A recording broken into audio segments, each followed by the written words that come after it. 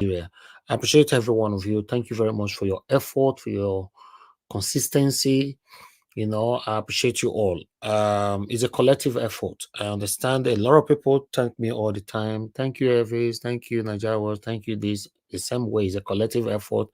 I cannot do it right. I cannot do it by myself. We can see now we already have about 200 people listening to us. So it's a collective effort. So we have to do this together to have a better country.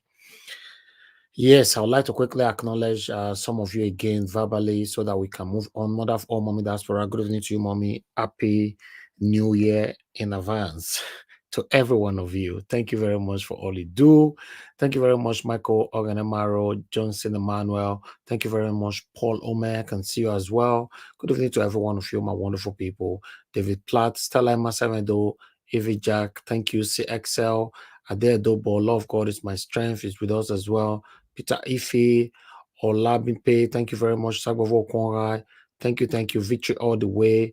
Thank you, my people. Madam Helen, we can see you right there. Olga, I can see you as well. Mavis, I'm going to say, Candia Label, I can see you as well. Amaka Fojebi, thank you very much, madam. Appreciate you. Appreciate every one of you. Thank you very much. Veronica Albano, Efuru, thank you. And God bless you now. I'd like to appreciate every one of you for all you are doing. Yes, hopefully by God's grace, fingers crossed, 2024 will be better, more in our lives and in Nigeria by the special grace of Almighty God. Yes, but we'll continue to try as long as we have life. We'll continue to try. Let's continue to do what is right. Let's continue to stand for what is right. Nobody is going to live forever. I appreciate every one of you, my people. As you can see, yeah, I wish we have a good news we can be bringing here concerning Nigeria. I would have been doing that. But unfortunately, we have 98% bad news of our country, to compare to the remaining 2% of a good news. And if you also look at the good news that is coming from Nigeria, that 2% is coming from individualism, not from the government. So the government is always there for negativism. So my people, I appreciate every one of you. So I would like us to move on from here. As you all can see, the title that we have for you today, we are hungry. Tinubu was in Lagos, as you can see on the left-hand side picture right there, with his convoy. Instead of people to be sharing him and be clapping for him, say our president and all that, but all of them were just telling him that we are hungry, and we are hungry. That's all. It's very, very shameful because at the end of the day, I talked about a review the other day.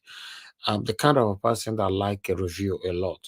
Give me feedback. Review me. What am I doing my job and all that, so that I can work on it to become a better person.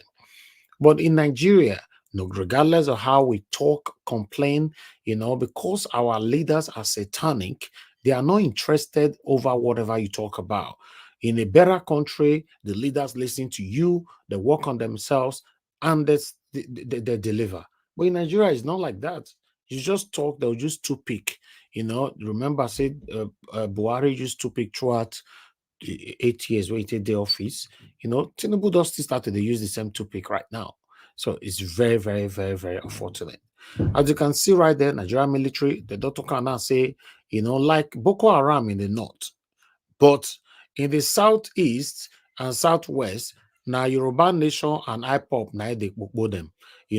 Say they give the rest of mind. But we're going to be taking on that article, then we'll take it from there. Then we also have I believe say some of us see the video how that they beat some labor those fake labor people for Benin, not be small, so we are also so we have Arambabi coming out to talk about that. So we're also going to listen to him to see what he's going to say. But unfortunately, that particular video, we cannot play it here. Many of them don't see him, it's too gory. So because of that, YouTube doesn't allow it. But we have them on our Niger Watch WhatsApp group. Thank you very much, my people. Doris Audion, Katia, Tony Ola, thanks for joining us. Saro Serere, thank you very much. Theodora, thank you very much. Good evening to you all. Sally Ede, thank you. You know, I appreciate every one of you. Sally, which of my brother are you talking about? Say where you see your brother bring come again. I'm not sure which of the brother. You know, be specific. You know, thank you very much, my wonderful people. I see all of you are right there. So, but before that, you know, there's this man who is saying support Tinubu. You know, the regret say why he support Tinubu and all that. This elderly man, more listen to this elderly man. Before I was also show now another elderly man where he can review Tinubu's 7 months in office. You know, so but listen to this first. President, I'm regretting, not happy with my president. I'm regretting for voting for my president and for voting for APC because this is not what we voted for. You know, we are not voting for. We not voted for suffering. We voted for peace, tranquility, and for to alleviate poverty. Let me tell you, if he and his planners are giving reduced fuel price, it will reach common man on the street rather than giving it to private sector who are already benefit. They are going to share this money, no doubt about it. What do we gain for the past 7 months we voted for President Tinubu in Milokan? I'm a Yoruba man. I regretted for voting for him because this is not what we bargained for. I'm also a retired director. I'm telling you, a retired director collecting 75,000 naira at federal. You have 5 children or 4 children. How will you cope? Nothing for retirees. We are still suffering. They are telling us that we should manage. We should manage. The first president said we should pay our person for 10 years. So until all Nigerians die finish before they can resuscitate us. Let's call spade a spade. This government is not doing well. Thank you. Okay. God. All right. Let me post out a link for those of you that want to join us today. I remember it's weekend. If now one person join us today, we'll close immediately. If one person finish their submission, that's what we do on weekend. The weekend, my proposed hours to spend here is maximum 2 hours. You know, but nevertheless, depend on the people that join us on the panel.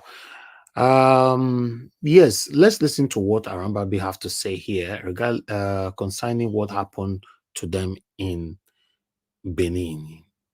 Let's take this. Thank you. The crisis in the Edo State Labour Party seemed to be taking another dimension after some national leaders of the party were manhandled. In the video that went viral, the men suspected to be members of the Labour Party ahead challenging the victims for coming to their state. The visitors are reported in the state, had reported in the state ahead of the convention scheduled for Saturday, that's December the 30th. Meanwhile, the spokesperson of the Papa-led group of the Labour Party, Mr. Bayomi Arabambe, has accused the Edo State Publicity Secretary, Mr. Sam Oropa, of spearheading the attack. Mr. Arabambe alleges that the leaders were beaten up and manhandled when they went to prepare for Saturday's event. He also accused Mr. Olumide Akpata, who is a contender in the race for the ticket, of not calling his men to order. Mr. Arabambe also promised to report the attack on the group leaders to the security agents. So that's what we're going to be discussing right now on the program. Well, those were the videos you saw, some of the things that happened in Edo State, which is the basis for our conversation. It's going to be 2 parts, a conversation as far as Edo Labour Party issues are concerned. I'm being joined right here in our Lagos studio by the man I did mention his name in my intro, Mr. Bayomi Arabambe of the Labour Party. Thank you so much for coming on the program. And thank you so much. Good evening, Nigeria Community of Citizens. Thank you for inviting me here. Joining us via Zoom, the chairman of Edo Labour Party, Mr. Kelly Ogbaloy. Mr. Ogbaloy, thank you so much for joining us.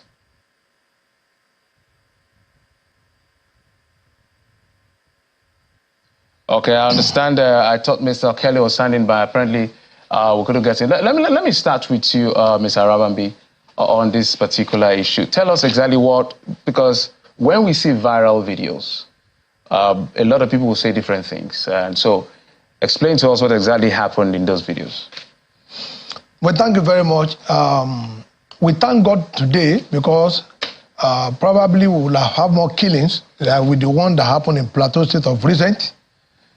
And today, we are somehow very shocked that we have two people who today will be calling themselves lawyers and who are supposed to know the law, but they deliberately choose to stand on it. I am making reference to the former NBA president who I am highly disappointed in, and Julius Aburi. Though I know that one, he has never attended court session ever since when I know him, but he also called himself a lawyer.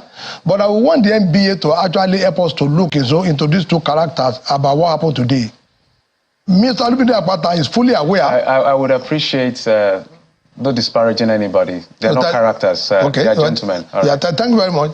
Mr. Olumide Akpata, as a former NBA president, ought to know that where there is a restraining order of a court, it has to be respected. There have been plenary of authorities by the Supreme Court that when an order of a court is made, you don't have a choice other than for you to obey that order, that judgment. Which order are you talking about here? There is a judgment of a FCTI court by Justice Manzu against Aburi and 3 others, restraining them from parading themselves as national officers. Okay, let's get this in proper context before we start shooting too fast. There were 2 issues concerning Aburi. Yes. I'm going to come to the issue of you mentioning Akpata because it's an allegation of his involvement or in anything. So let's take it in steps. There were 2 issues. Yes. First has to do with the suspension from the ward, which has been decided by the court. I think to the best of my knowledge, it goes to even Court of Appeal and setting aside that particular decision because it was when he was removed from the ward that Lamidi Apapa came to take over, saying that there shouldn't be any vacuum. No, that was not why we came. No, hold on. Okay. The premise of Lamidi Apapa taking over. No, that was not because of the suspension. What was the premise of the suspension? So because there are 2 cases, the issue of the ward and the issue of forgery of documents. No, we were not involved in that. Okay, which one? The forgery was what we reported to the police. And how do we come about that? Some of our candidate names were published by INEC. They've done their first publication. During the last publication, their names were removed. We went to INEC. They now gave us the affidavit in respect of those constituencies, governor, rep, and senate. It was that affidavit that we now took to the court in line with Evidence Act. The court replied that these were forged documents. We now reported to the police. It was the manager now, DIG Kokumo. He did an excellent job. The IG now was AIG operation. Then we reported the matter, and a forensic audit was done, and they found that Abure actually forged the document. It was who did the forensic? The police. Okay. With what the court wrote back to us, then we are cleared. Then we now approach the court because we know that from the evidence we are not protected because you alleges must prove. Now we have alleged forgery, and the court are written back to us that this document presented by Abure to change those names, they did not emanate from that court. And let me tell you what he did. He forged the signature of that judge. He presented his own TSA account and also the commissioner for oath. They were what he presented in line with substitution rule of the Electoral Act to the INEC that, this person has withdrawn and he has gone to court to do, affidavit of substitution. They were what we now took to court, and the court restrained him from parading himself pending determination of that matter before them. Has that matter been determined? No, it's in the Court of Appeal. So when he was restrained, it is normal, not like in Ondo State, when somebody is incapacitated, whether by reason of death or sickness. If I understand, you got this order when in the year? April. Until now, it's not been determined? It has not been determined. It's not a pre-election matter. When you have issue during election matter, normally court attend to most election matter. So that was why we now did what we call emergency NWC meeting. It was at that point Apapa came in because that was the most senior deputy. And let me tell you how he also came in. When we lost our national chairman in 2021, Alhaji Salam, he was the national secretary then. I seated there, moved his motion for ascension into national chairman in Benin, Edo State, And the National Secretary then... So because we don't have the luxury of time, yes. So what you're saying now, the premise of the Apapa group still moving on with the claim over the leadership of the party is because there is a court order. Of course, that has not been vacated. That has not been vacated, stopping Abure from parading himself. That's one step. Which is separate from the Court of Appeal judgment that favored Abure. Of course, that was we are not a party. He himself and some ward executive. Oga, in case you don't understand, that court or whatever court that you guys are talking about, you cannot demonstrate things like that in Benin City. That is just the bottom line of all these things. I'm going to stop that man right there. You know, where did this man not understand? Be say, you don't tell what they talk and say, I don't know be Lagos, I don't know be Lagos. Some people don't understand. They don't know what that means. You can't come to Edo State with this your fake chairman or no chairman. You can only do things like that in Lagos or Abuja. That's it. Or maybe other states. Not in Benin. When I see that video, I laugh. I say, God, wait till be this one. So, how are you beat elderly men like this? This is wrong. Regardless of what, it is wrong. If you ask my brother, hey, from the way they beat these people, hey, God. See, slap, they go from top to left to right. I was like, what did they happen? Many people, why on body they hot like this? They say the matter they court. Wait, now make court judge. You know why you use hand tear their hair? Now wow. I don't understand what did they happen for that Benin. But meanwhile, let me divert a little bit quickly.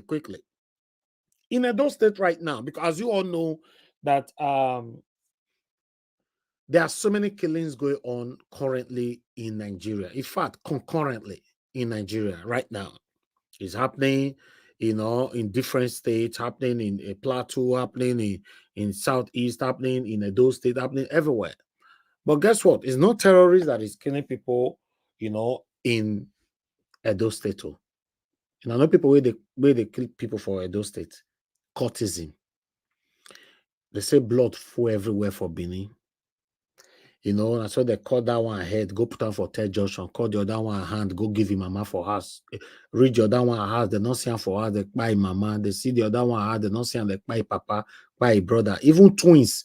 There was the one where they say they be twins. They reach out, they not see him, they see twin sister, they buy him and all that. It's very sad. It's very, very sad. We cannot continue like this. It's not nice.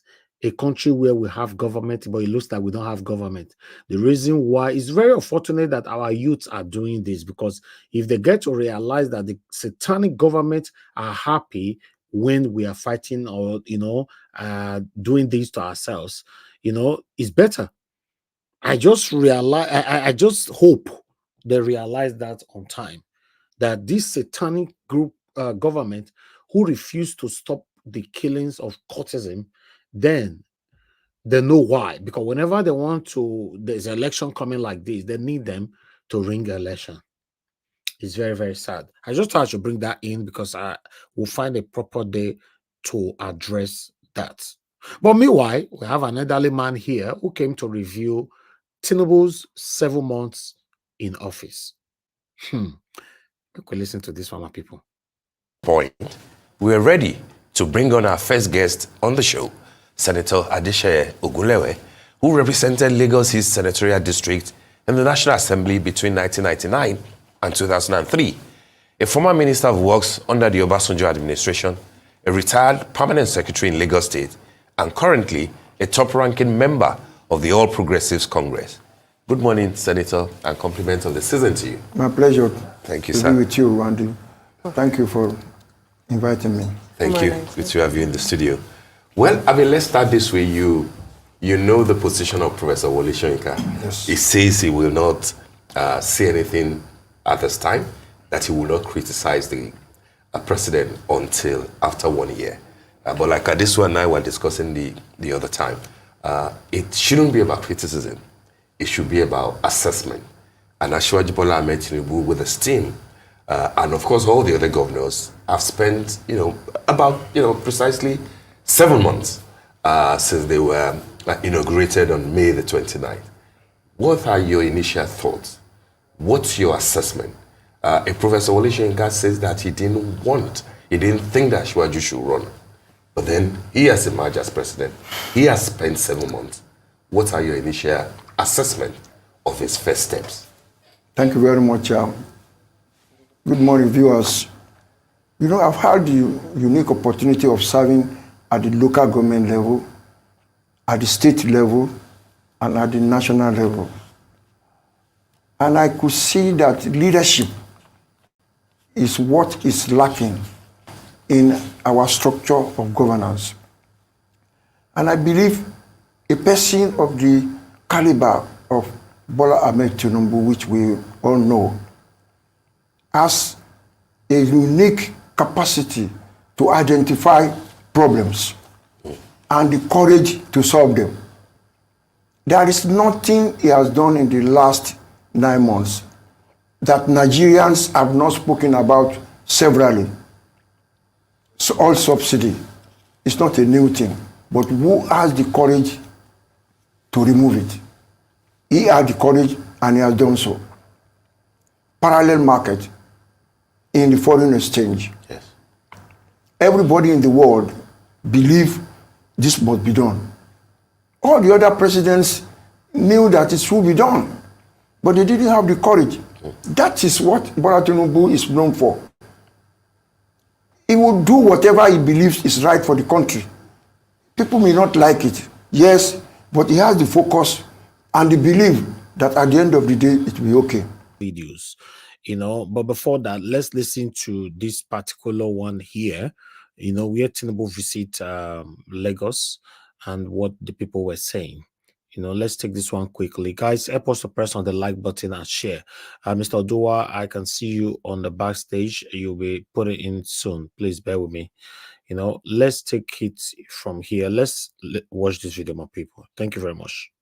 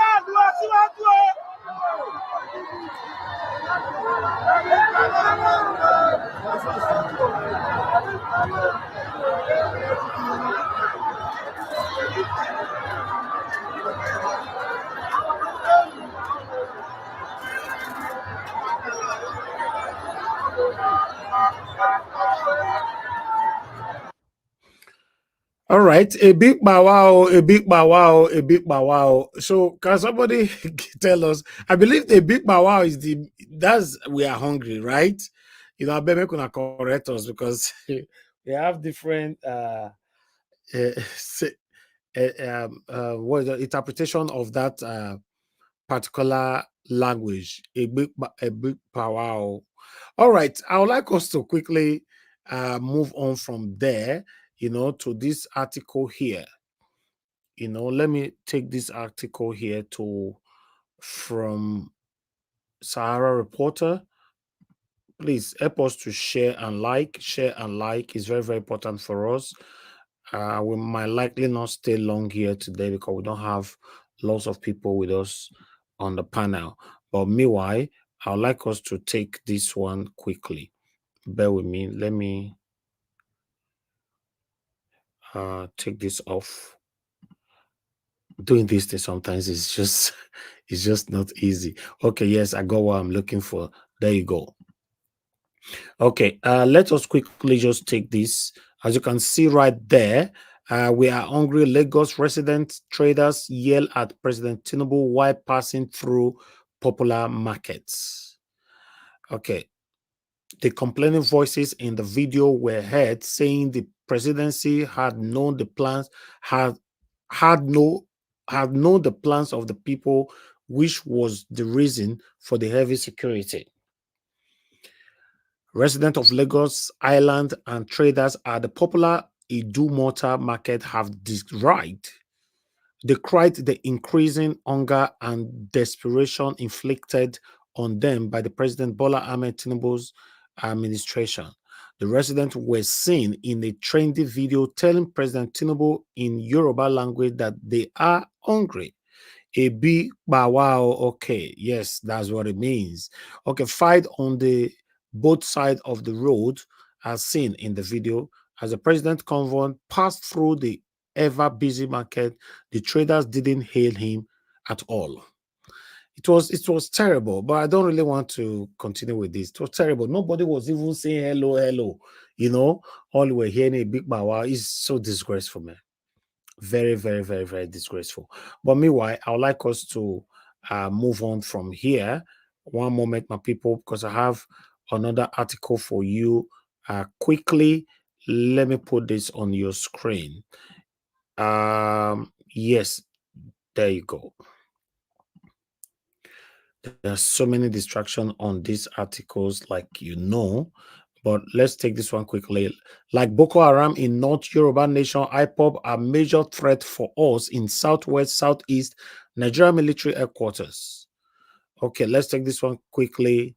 The Defense Headquarters, DHQ, Abuja has said it has recorded successes against terrorists, bandits, and other criminal suspects across the nation in the year 2023. Addressing newsmen during the end of year briefing on troops operational activities from January to December 2023 on behalf of the Chief of Defense Staff, CDS, General Christopher Musa, the Director of Defense Media Operation, DMO, Major General Edward Buba, stated that the major threat in the southeast, southwest was the secessionist agitations of the proscribed indigenous people of Biafra, IPOB, and the Yoruba nations, respectively. So I'll just leave that one right there. I'm not going to take all of them here, but the headline is there, and where it's coming from is Sahara Reporter, so that we can quickly move on to other stuff that we have for you here. So please bear with us, my people. Then we have this video that I would like you to quickly watch here from Chima, Chima Christian, regardless of the killings that is going on across Nigeria and the general situation of the country. So I'd like us to quickly listen to this, which is the last presentation that I have for you. Then we'll start talking.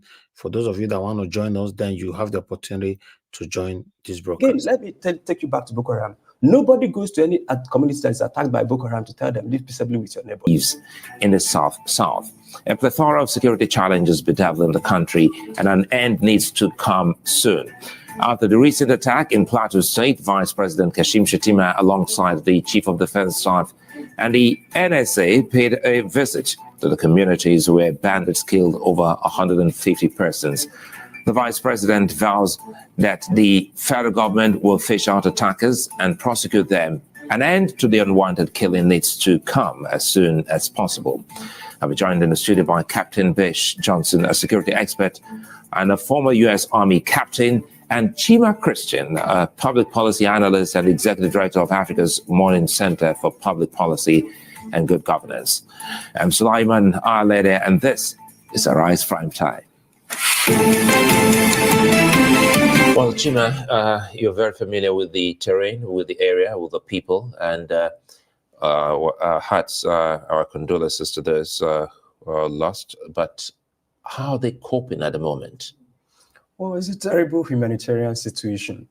And for instance, Mangu is close to Mangu local government area, received part of the attacks, is close to Bokos local government area, where this latest had the more number of people killed. In Mangu alone, where I had visited less than 2 months ago, I had gone to these communities, I've seen the level of destruction. In one of the IDP camps in Mangu, there's 4 IDP camps and 12 distribution centers. One of the IDP camps I visited had 4,000 households, close to 7,000 individuals in an IDP camp. And then one of the prominent politicians of this nation visited that local government and that state. And the particular IDP camp received 72 bags of rice. And 72 bags of rice were distributed to 4,000 households. And each household was getting a cup of rice. And then the day they were distributing a cup of rice, they had to bring in soldiers from helping to manage the distribution of a cup of rice. So you see that people are hungry, angry, and frustrated to the point that they are struggling and fighting each other over a cup of rice, not for one individual, but for one household. This is just to paint a picture of the humanitarian disaster that is happening on that scale. Move away from the humanitarian disaster, and my point is that what I've seen, because I've spent 8 months studying the insecurity in the Middle Belt, and what we've seen is that the insecurity in the Middle Belt is not what is reported. What I thought while going into the Middle Belt was that, oh, there is a farmer-header clash, and I didn't see one. I've been to Nasarawa, I've been to Benue, I've been to Plateau, I've not been to Southern Kaduna. I limited my thing to Northern Kaduna, where I just gathered secondary materials. But then what you find in Southern Kaduna is not going to be different from what you find in the 3 states I've talked to you about. What is happening is an act of terror. And I'll give you this. I'll refer you to Nigeria's laws, Terrorism Prevention and Prohibition Act of 2022. If you go to section 3, subsection C, so let's just read so that you see what I'm saying. The law says that an act of terror is an act committed by, let's see, in this act of terrorism means an act willfully performed with the intention of furthering an ideology, whether political, religious, racial, or ethnic, in which, I'll now jump to section 3C, subsection 3C, in which seriously intimidates a population. What you're reporting intimidates a population. That's number 1. Then D, which seriously destabilizes or destroys the fundamental political, constitutional, economic, or social structures of a country or international organization. What you are reporting also contravenes this act. D, let's go to F, which violates the provisions of any international treaty or resolution to which Nigeria is a party or subject to the provisions of section 12 of the Constitution. Then G, I'll read GII and IV and I'll end with that. GI, which causes or involves or it results in I, attack on a person's life in the form of grievous bodily harm or death. Now go to III, destruction of a facility including a private property which may likely endanger human life or result in major economic loss. And then V, the people who are engaged in the manufacture, possession, acquisition, transfer, supply, or use of weapons. Every other thing that is captured by this law as terrorism is what we are reporting. Why do we keep calling it farmer-header crisis? Let me bring in Bish here, because the response time, they say, is almost totally absent. That's it. So I'll come back to the response time. Let me also try to be establishing the base of the discussion. Usually ask yourself, what happens to these communities after they've been attacked? Usually a particular community is attacked like 3 or 4 times over a 1-year period, and the people in that community feel so unsafe, they move to the neighboring community or to an IDP camp. And you would expect that those communities will remain empty. No, they won't. People come in there and settle there. As I'm speaking with you, go to Moon Council Ward in Kwande local government area of Benue State. As I'm speaking to you, you have almost 38 communities in Mangu local government alone that have been repossessed by people. And these are places where you have some places. You know that Plateau, for instance, used to be a mining site when Nigeria was big on iron mining and all of those ore minings. These people are taking over those strategic places, and they are taking over bodies of water, and they settle there. And so it is not as if they attack and people can move back to their communities. When people try to move back to their communities, the attacks resume and they run away. So people are living in their houses now. And then if you go back to the So houses, it's a case of attack, sack, and replace. And then if you move a bit further to see the modality and in the upcoming census, NPC is not going to be accounting those demolished houses. NPC is not going to be counting them. NPC is going to be instead counting new settlements close to those demolished houses. So there is a serious problem you have on your hands. It's beyond what is being painted by the media. Let's still stay on the cause of the problem. And you find a community who they will tell you they are coming, and they come droves, in some cases 250 people. And then the community has like 20 or 30 vigilante services against who have pump action rifles, who you know that the effective range of a good pump action, depending on the bullets you're using, is 30 meters. And these guys have 400-meter weapon that they can fire at you from 400 meters away, and they aim you and they get you. Sometimes they have surface-to-air missiles. Sometimes they have weapons that can fire at operative range of 800 meters. Sometimes they come with 50-meter caliber weapons. And the military-grade assault rifles they are coming with is superior to what our Nigerian army has. This is not your regular pastoralists. This is not them. This is a full-fledged terrorist organization. And when you hear the vice president telling people to live in peace, to embrace peace, no, you are embracing deaths. So what you're telling them is to sit in one of the people I interviewed, I can still see their faces, really. I've been to these places, I've seen shallow graves, I've talked to kids, I've seen people who had different kinds of things. The pictures are all over my laptop here. I can show you this after the program. If you see what is really happening, one of the people I talked to, I said, why are you staying in this community? You know that they will come back. He said, life in the IDP camp is death. Life in the community is death. I don't know whether they are coming or not, but I can't stay either ways. So they are waiting to be killed. It's just like dying instrumentally. This is what is really going on. And you are telling them to embrace peace because the government is seeing this as farmer header class. So they would advise you to live peaceably. That's why we are telling the government, begin the process to officially gazette these people. Again, let me take you back to Boko Haram. Nobody goes to any community that is attacked by Boko Haram to tell them, live peaceably with your neighbors, because they've been officially gazetted. And Nigerian military knows what they are dealing with, terrorists. But now when you see them as, two fighting, it becomes an issue of trying to separate the two guys that are fighting. No, two guys are not fighting. One person has an agenda, ideological agenda, political agenda, religious agenda, and they are pursuing it. And then if you ask the communities, what do you hear when they come? They start chanting religious chants before they attack. And in many of the cases, you ask them yourselves, especially when they have time to attack, sometimes they cordon off the security issue, they cordon off the community and start slaughtering with knives. And why are they not killing with the weapons they have? Why are they slaughtering with knives? So there are a lot of issues that you see on display here that you would see that indeed the federal government is doing Plateau people, Benue people, and indeed all of those people. And I hear my elder brother talking about, these are not border communities. Plateau is not a border, Benue, Kaduna. So these they move up and down. So you talk. We really don't have much time. But again, one other thing is that Bish, if he's saying that these are people who have come to attack these communities, that they are not farmers, they're not herders. If he's been able to glean this or investigate that, what's difficult for the NSA and his team to unearth? So why are we trying to paper over crack? Absolutely nothing. They have more resources at their disposal to conduct even better research than he did. Yes. I have alluded to the fact that I don't believe that it's farmer herders clashes, because if it is, we ought to have solved it, because the answer is not in the sky, it's here. We don't need to reinvent anything to solve the problem. I said it that it's much more deeper than that. All right. Thank you very much, my people. I appreciate every one of you right there. That is all that I have for you guys today on this presentation. We're going to start talking right now. For those of you that want to call in, we appreciate you call in now in case you have something to say. If not, I'll move on to the panel so that we can start talking. Yes, I'm going to post out the link again for those of you that want to join us. This is the last time I'll post the link. Like I said, I don't want us to spend more time here today.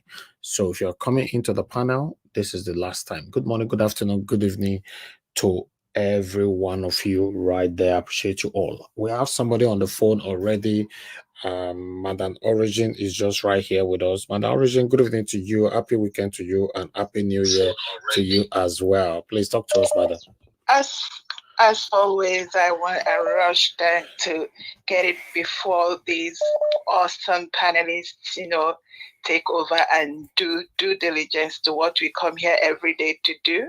Mr. Niger Watch, God bless you. God bless you. God bless you. Amen. This is Madam Origin, Thank the you. cheerleader for all the youths. Exactly. All those ones, the strong, the brave, the few, the faithful. I know they say 75%, but I don't believe that those 75% will be able to do this. There is a few, whether they are 1,000 or 10,000 or 1 million. These are the people I come here for every day. I know also there are some that are sold out. There is a quote that said, the tragedy of our time is that those who believe in and are rewarded by dishonesty and they are full of passionate conviction, and they go to great lengths to defend dishonesty. We see it here every day. A few of them filter in here, and so long as our honorable great leader and the man that holds this candle allows them, we are going to bear and endure. That is the same way we've been enduring the evil going on in the vast nation called Nigeria. I greet everyone. I greet my youth, the one I tell every day. So long as you wake up every morning and declare, I will never be like my current elders. You see windows of ideas will flood in, and you will take a new template, because the template they're using can never do the needful. What we needs to be done in this nation to bring it to the limelight, it is not in the hand of these people. I speak on one of the is it video or clip you showed about the security apparatus talking about IPOB and the Yoruba nation as a secessionist. Pardon my English. It was English article. Boro. Article. Yeah, it's an article. Okay, and he was talking about IPOB by Yoruba nations, as their problem. I beg to differ, General Buba. All the security apparatus in Nigeria, all, I say all, including INEC, the judiciary system, some governors, you all are the mercenaries that are working for the government to bring unimaginable hardship to the people of Niger. I decide to be calling Niger now because all that they have told us have been lies, all manner of lies. The people inside Nigeria are so confused, and they are so, thank God there was a comment that Chima made. He said the guy was like going to the IDP camp and staying at home is all that. That is what you, General Buba, has offered the people for 56 years. The template you people have is that: to kill, steal, destroy, disinherit the people of their God-given rights. The right to vote, right to exist, right to enjoy the wealth of their nation is taken from them by you all. You could have included Mr. Niger Watch, who is working day and night. One time he helped to save his people from the evil you people concoct. Let's say, for example, Plateau State had, an agitation group that protected these 200 and something, which you people lie that they are 200.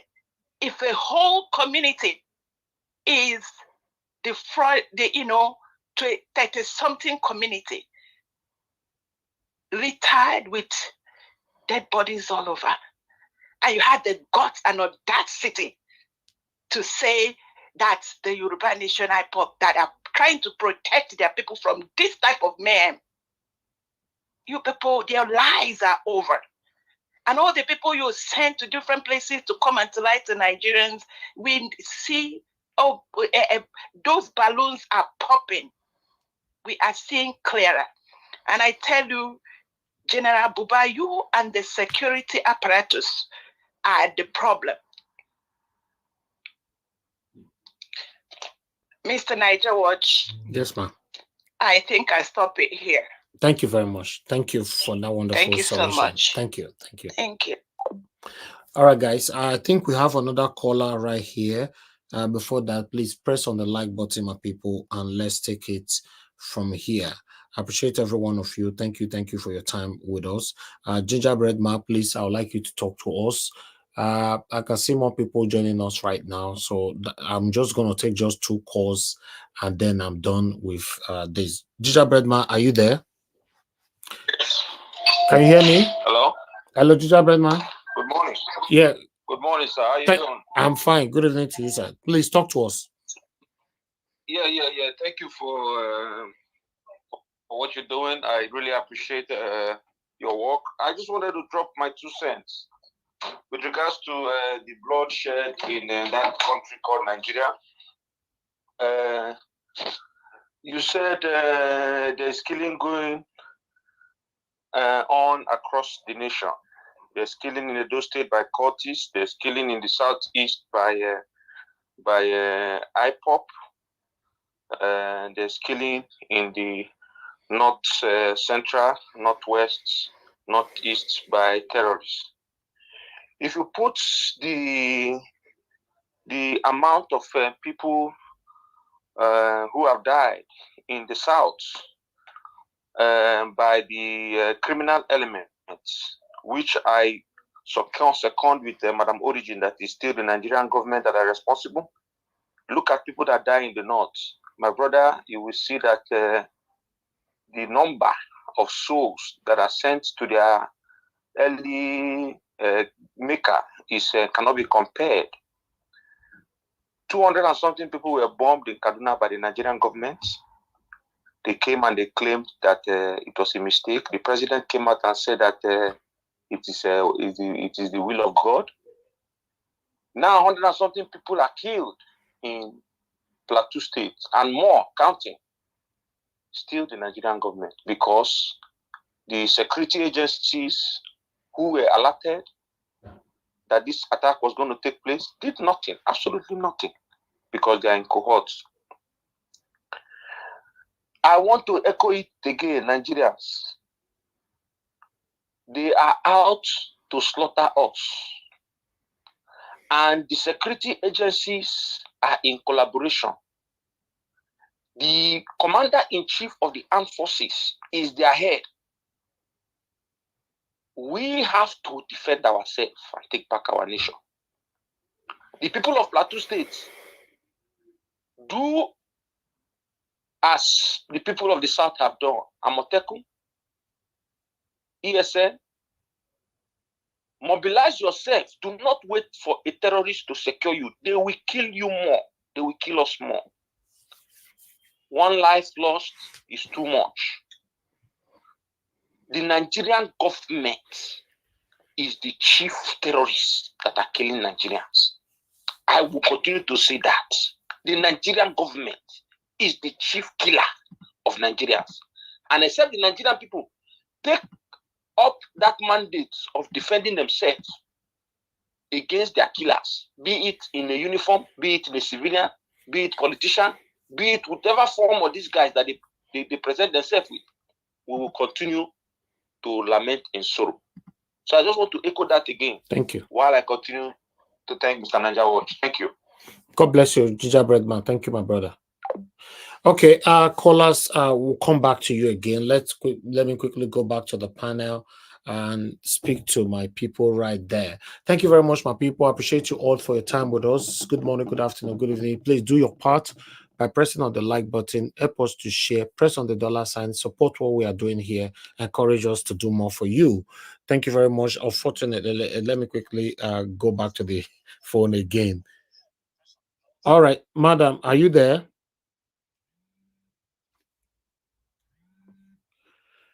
Hello, thank you very much, madam, for calling in. Please talk to us. Good evening to you.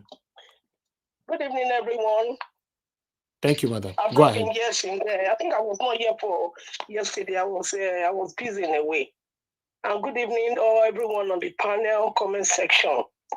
Thank you for all of us to be here again, and I pray today will be a wonderful day, like the way I enjoyed Friday. It was Thursday. It was very beautiful. Even yesterday was lovely. I catch it around 8 o'clock when I came in. Yeah, we are here again, Nigeria. Nigerians, we are here again. We will continue to talk. As long as you continue to come here, I will continue to come here. I will not sleep. I will not sit. I will put my own 2-minute comment on Nigeria issue. I saw, first of all, let me start with Mr. Tulumbu. Mr. Tulumbu going to his house in Lagos. Look at the entourage. Look at all the cars that this man.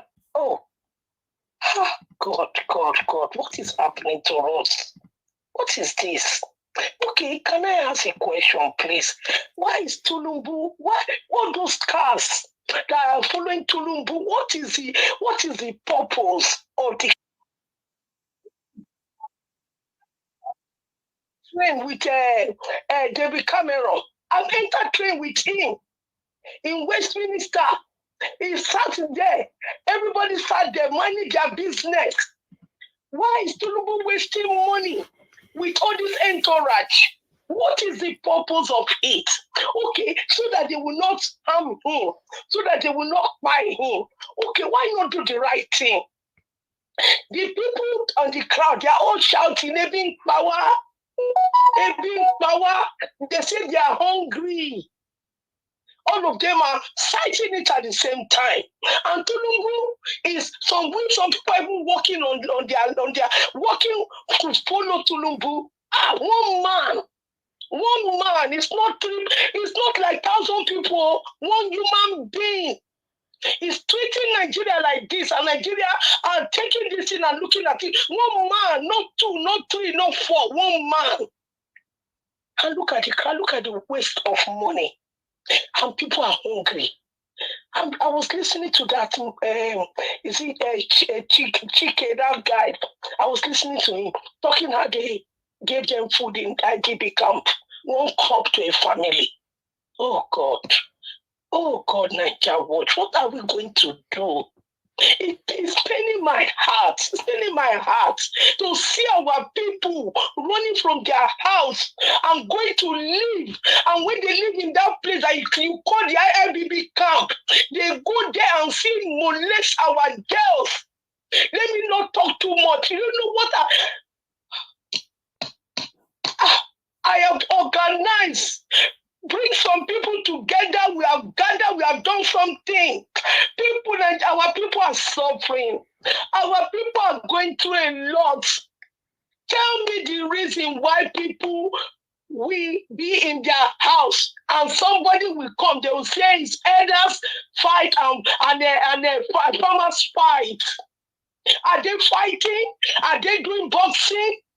Someone come with something that is bigger than someone and you say it's a fight. What are we going to do? How are we going to help ourselves? I don't know. If I have the means, I will say, okay, I will do this, I will do that. I don't know. People are buying every day, buying them every day. Every day we can't. Do they want to drive these people away from their land? Do they want to finish these people so that we don't hear about them again? What is Tulumbu talking about? What is Chetima is the head of these people? He should go and beg them that we are begging to leave these people alone. What are we going to do, Nigerians? Please, I'm calling all of you. I don't know what to do anymore. I don't know what to say anymore. It is heartbreaking every day. What kind of a country is this? Nigerians, what are we going to do? How are we going to help ourselves? How are we going to make Nigerians in Nigeria to know that we are in big trouble? Please, let's think of something.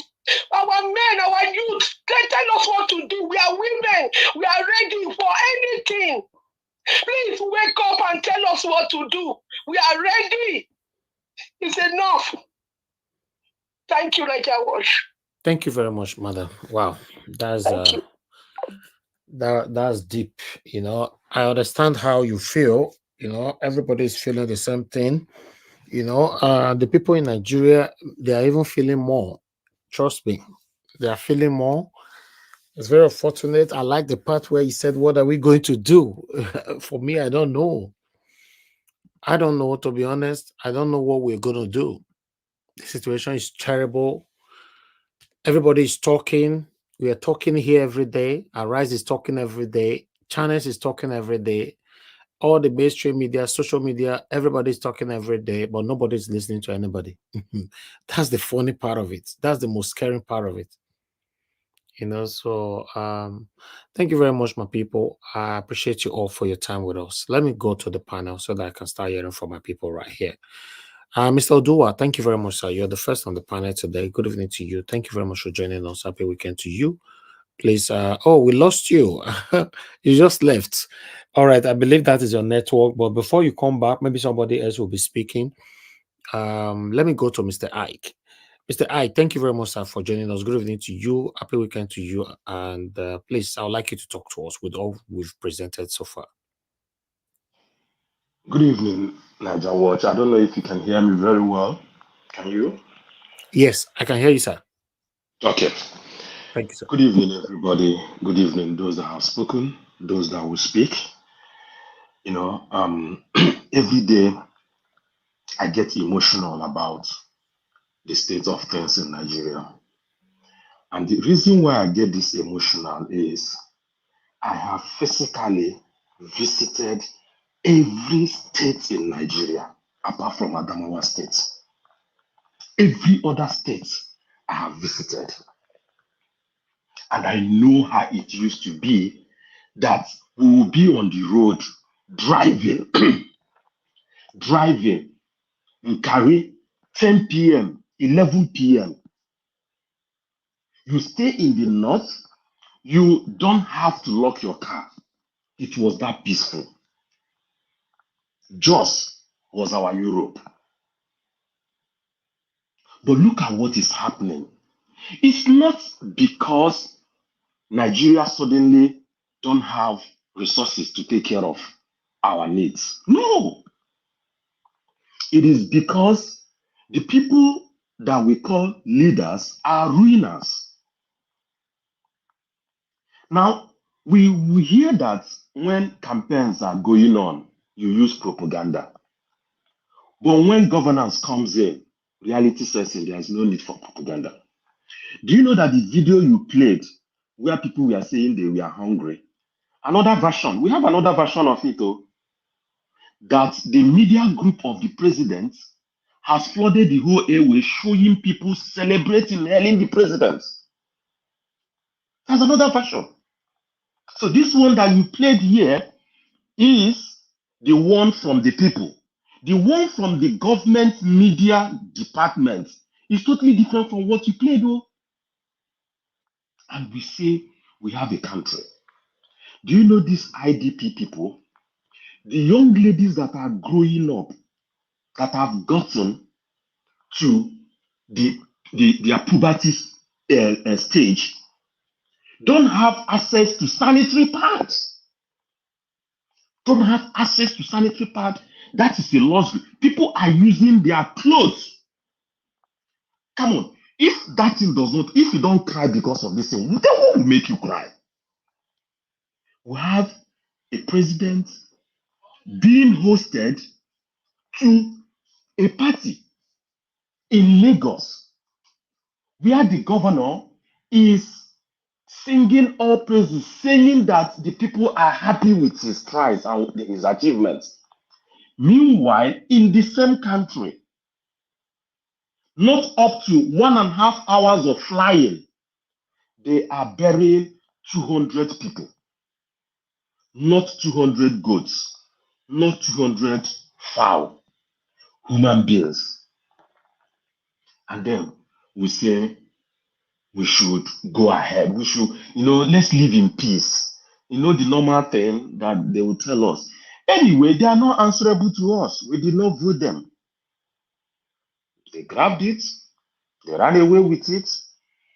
Whoever they gave money to grab it and so on, maybe is the person they will be answerable to. And even at this stage now, they are no more answerable to those people because they have paid for the services. Even if anybody from INEC comes out now to say, oh, we were bribed, this was not the real result, the person will be eliminated the next day because as far as they are concerned, they've paid for the services you rendered. We got to do something. We can't continue to yell. We can't continue to, if there are groups, pressure groups that could, keep bringing this thing to the consciousness of our people. This is punishment. This is bad. This is a country where every day something terrible happens that will make us forget the previous ones. Is anybody talking about Fubara again? No way. Nobody's talking about that one. Is anybody talking about the mistaken bomb attack in Kaduna? No way. Nobody's talking about that. These people will write letter and say they want to come, and they will come. What does that tell you? You don't have a government. You don't have a government. And then maybe in the next 1 or 2 days now, God forbid, another one happens.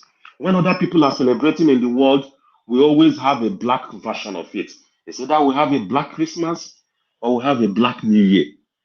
Anytime there is reason for people to celebrate, some people want to make sure that we mourn. And the government feigns ignorance. Are you saying the Yoruba nation and then the IPOB are the reason where there is instability in Nigeria from what the military man is saying?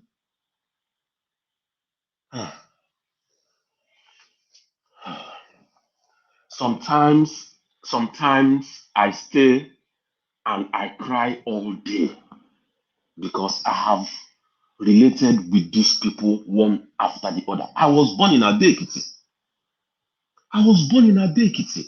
I know how much time I spent in the north. Good people there. But now everything has been destroyed. And it is not like you have control over every action of another person. But why celebrate? Why celebrate on the other side of the nation as if what happens on the other side does not affect you? Thank you, Mr. Najawoch.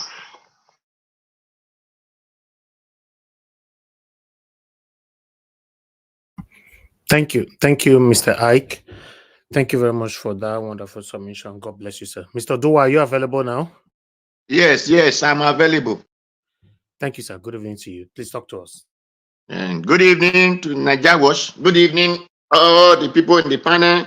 Good evening, Nigerians, everybody all over the world. Please, I will have asked if anybody can be taking this media to these people in camp, refugee in Nigeria, the people that they make their own refugee in their own country and even in their own state. If this kind of message can be going to them, I will be very happy. Because what our brother just make so a comment that he have visited all these things, it just were peaceful and these things. We love that, and it was what we heard, that it was really how the country was.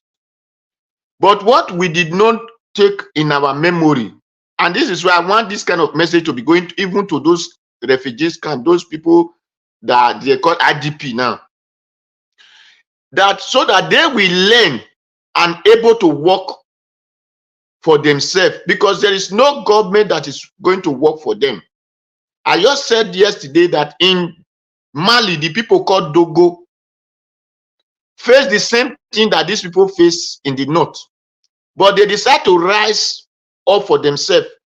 If every house in that villages have barrel, even we know that these people might have machine gun, have this one. If every house is have barrel, they will be able to collect those machine gun from them. Because if these people come and the whole villagers came out with their barrel, they will be able to take 1 or 2 down out of these people. And No, that's what their you gun. are suggesting, sir, is is not allowed here. I'm sorry. Okay, very sorry. It's not allowed. Thank Okay, you. I'm sorry for this thing. So, but this is how the people of Dogo are defending their land now today. That they are restricting. These people are now running away from the Dogos people in Mali, because I was told in this Italy that the Malian people are afraid of them. This Fulani guy said that Malian people are afraid of them because the way they are dealing with the Malians. So that was why I take it upon myself. Oh, this is the reason that you people are dealing with Nigeria like that. That the Nigerians should not be afraid of you people that are foreign now came to the land. What I want, the reason I said this message to go to those people, our brothers, those are our Hausa brothers that is in the IDP camp, is that this is how Usman Danfodio took over their kings. They came friendly. They start trading business with them. Then those people were happy. Suddenly they start bringing this, what they call religion, to them. Start teaching them that this is how God says, this is how God did not say. Then before you know, those people started buying to that idea. This is how those people became Muslim that they are today. Then after they have now know that these people, they have brainwashed their brain, they started saying their king are evil, that this, before you know, they eliminate all their kings and make their own king, which is now known as Emir, over those Hausa people. Then while the other side of the British and the Portuguese came to our side, now telling us that where they have the way is Christianity. Just forget whatever people are doing to you. Don't talk. And which these our people are now used to these two message. That way they are taking your hand, taking your leg, don't worry, just let God leave them. My brothers and sisters in the north, there is no God who said, let them take your hand on your leg. Fight for your land. Because the other day that these people said, they did not finish, Usman Danfodio did not finish the fight. That they are going to take their power to the water of the South, which their children, Usman Danfodio told the children to complete the missions, and is what they are doing. So they are eliminating each villages to occupy with the new people, so that they can be much in the land to take their power to the river, to the sea of the South.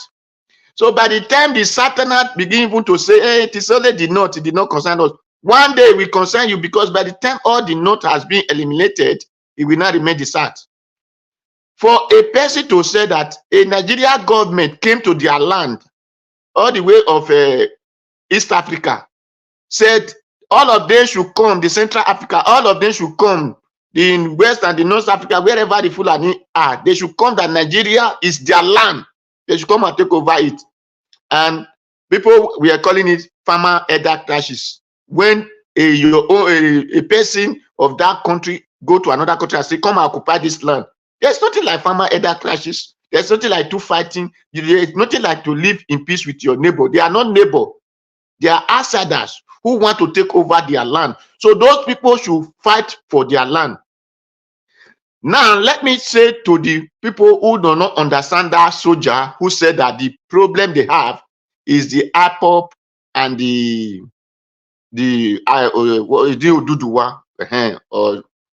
problem they have is those group.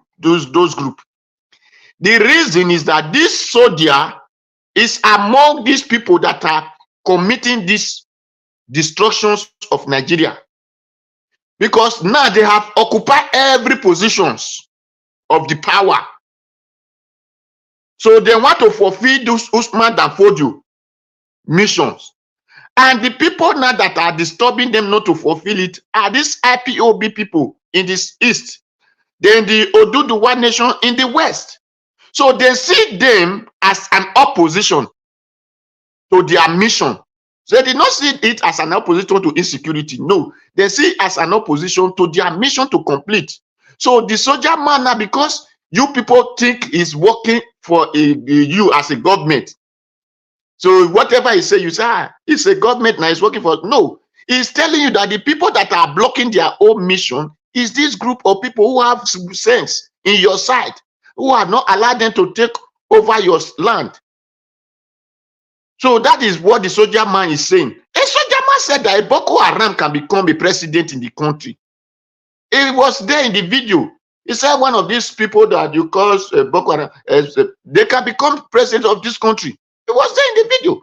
And when they said, okay, the Boko Haram soldier take them, if any country arrest insurgency, what do they do to them?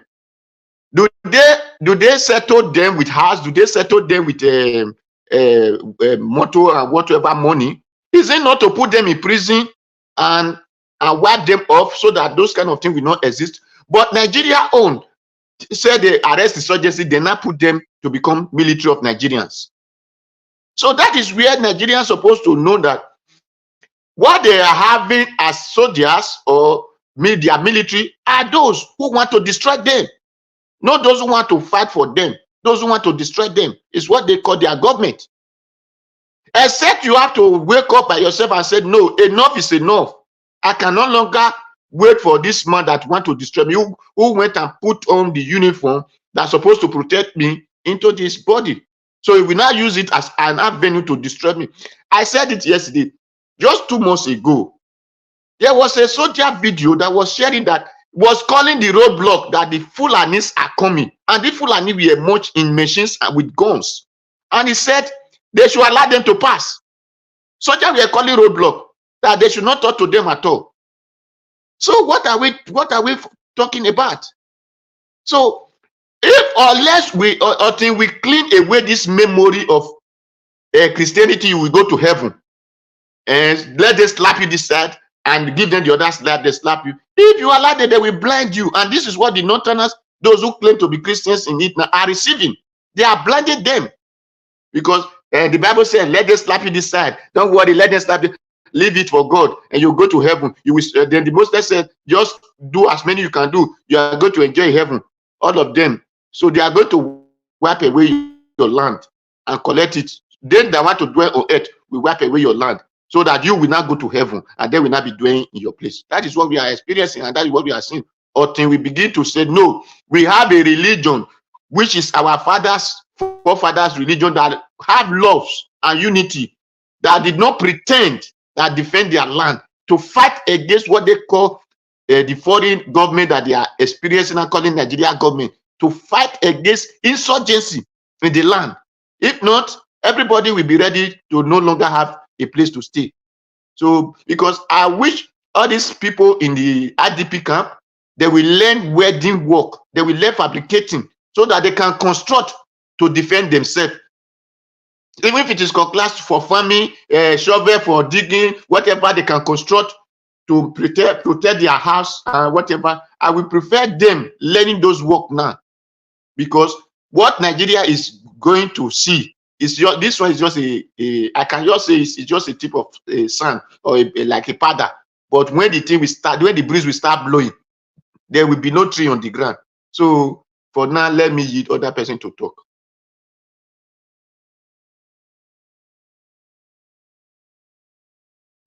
All right, Mr. Dua, thank you very much for your submission. God bless you all. I appreciate every one of you right there. Please continue to press on the like button. We still have a few people here before we go on the final submission. Let me go to Maxwell. Vine Maxwell, thank you very much, sir, for joining us today. Good evening to you. How are you doing, sir? Good evening, are you there? Watch. Yes, Okay. please. I'm here. Okay, thank you, sir. Thank Thank you. you. Please talk to us. Yeah, thank you so much for having me. I am using an earpiece. I don't know if I'm coming out clear. You are very good. You are good. Thank you. God bless you, my brother, for the kind of work that you are doing for, to bring sanity in that country that has failed the Nigerian people. I say good evening to every panelist that is here and those that are listening to us. Mommy Diaspora, I salute you. Irene Finest, I salute you in the comment section. Please, my people, I would like to start my submission by telling you people that Nigeria has failed. Nigeria has failed the Nigerian people. There is no way a sovereign state will allow infiltrators from other nations come into a sovereign state, massacre people, citizens, indigenous people of the land, and go free. In Ghana here, it cannot happen. In Ghana, it cannot happen. They tried our pause here in a place they call Ashanti region in Agogo. They tried it, and my president, if there is, yes, we are suffering in Ghana, we are bankrupt, we are poor, but if there is nothing my president, Nana Addo Dankwa Akufo-Addo, did by establishing an Operation Cow Leg that threw these people away after maiming and killing, raping, even aged mothers, our mothers, throwing them out, slaughtering their cattle, and so on and so forth. If there is nothing that man did for Ghana, that alone is good for me to thank him for what he has done. And that is what Nigeria has failed to do to their own people. As for this man, I don't know who it is, but I saw here Nigeria military headquarters. The article, that man, I do not know whether that man is in the same military that I also served. Why was these things that is happening in Nigeria today not happen when the military was there? Where were the terrorists? Where were these invaders that are coming in to kill Nigerian people, displace them of their ancestral land, take over the land when the military were there? This is a failure of government. And in the words of my former Chief of Army Staff, retired Lieutenant General T.Y. Danjuma, they are colluding. We went to Liberia, Niger Watch, to fight. I spent 3 years, 8 months in Liberia. I am not conversant with the terrain, but we fought successfully and established a democracy in Liberia that the Liberian people are enjoying today. We had casualties. We had KIAs, kill in action. We had missing in action, MIAs. We had casualties. If you go to Yaba Military Hospital today, Nigeria, you will still see some of the casualties of that war, and Syria alone as well. We were not conversant with the terrain, but we performed. Why is it that in Nigeria, where you know the terrain very well, you are properly equipped, you cannot fight, you cannot defend the people, you allow these invaders to come in and start killing people? It is unheard of. For this man to say, what is the ideology of Boko Haram? Boko Haram wants to establish a Sharia nation, a Sharia country. They have succeeded in establishing it in 12 states in the northern Nigeria. And they want to extend it to Middle Belt and to South, which is going to be impossible. But it is going to be impossible, Niger Watch, if the Middle Beltans, the Southwest, Southeast, and South come together to fight this big elephant that is coming to Iran. It is a pure land grabbing and ethnic cleansing. That is what is going on. You saw what happened in the last administration in a House of Representatives. when Benue indigenes that are in the diaspora sent a petition to the House of Representatives to debate that their land has been taken over, that petition was thrown away. It was never heard in that House of Representatives. Today, we are talking of Plateau State. As I was looking at today, WOIN or WION is an Indian media platform on social media. They are talking of 200 people killed in Plateau. And the one that touched me was a woman that was slaughtered, lying down on the ground, and the son backed at her back, while she is also dead in a pool of blood, in her own pool of blood, was calling the mother, trying to wake the mother up. But the mother can no longer rise to back adequately the son. That is what is going on. That is what the government has put Nigerians into. IPOB, if there is justice in Nigeria, if there is equity, if there is fairness, you will not see people like Mazen Nnamdi Kanu, IPOB coming out.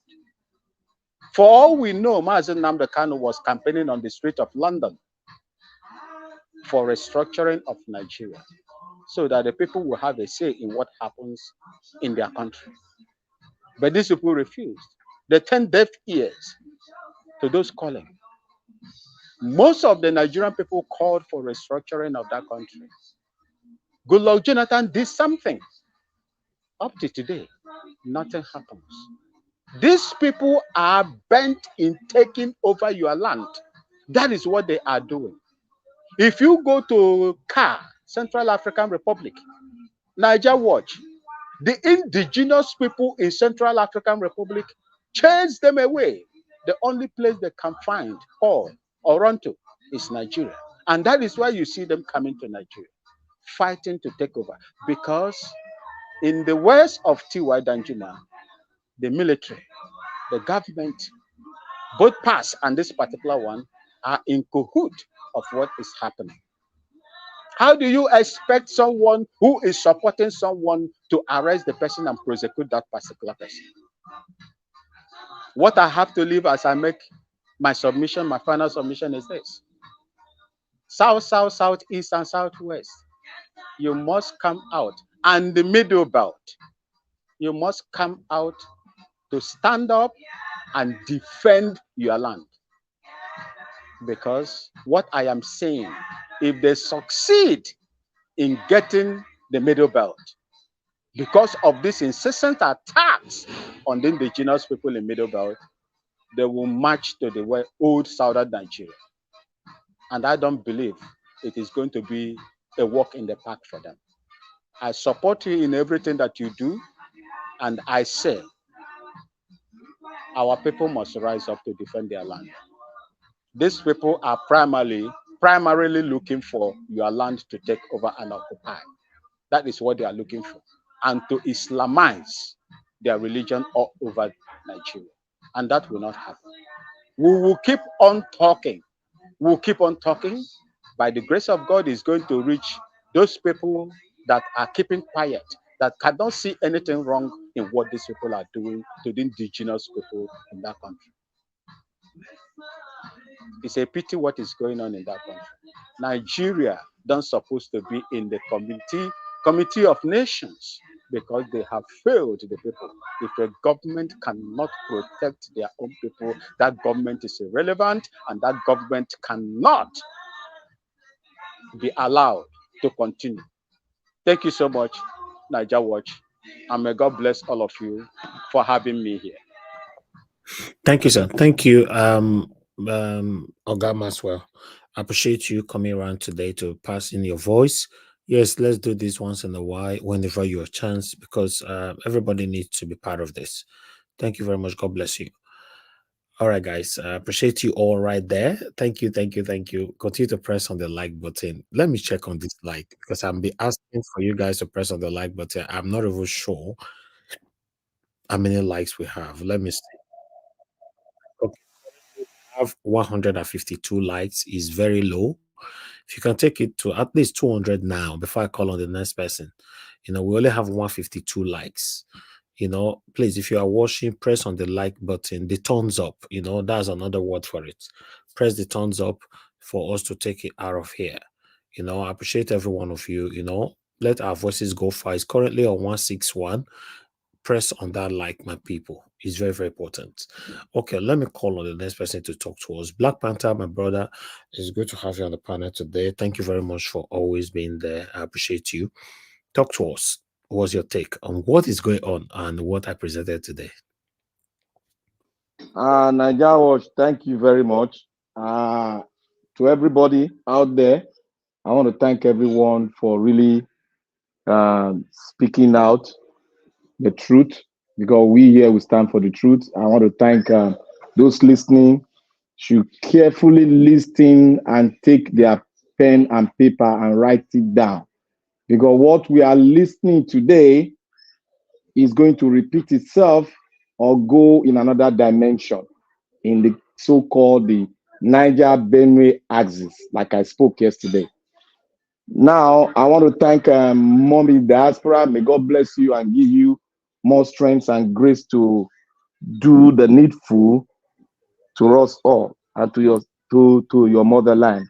Thank you very much, man. God bless you. You presented something concerning Tinubu, moving. I think I have watched that video before, though I didn't see the video. You were reading it anyway. But I watched the video and I laughed. And I watched a video in on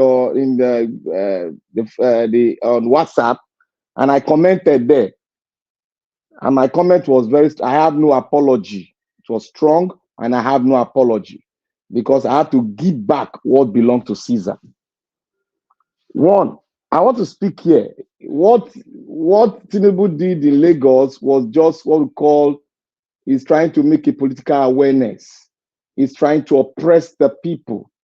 The hungry people is trying to show and intimidate them with all the peripherals of soldiers carrying. Can you imagine a president carrying a battalion, following himself with all the military heads, following himself to where? Where are they going to? They are not going to for any meeting or any congregation or any seminar. They are just driving around Lagos, and finally they end up in Bodilon. That is what they are doing.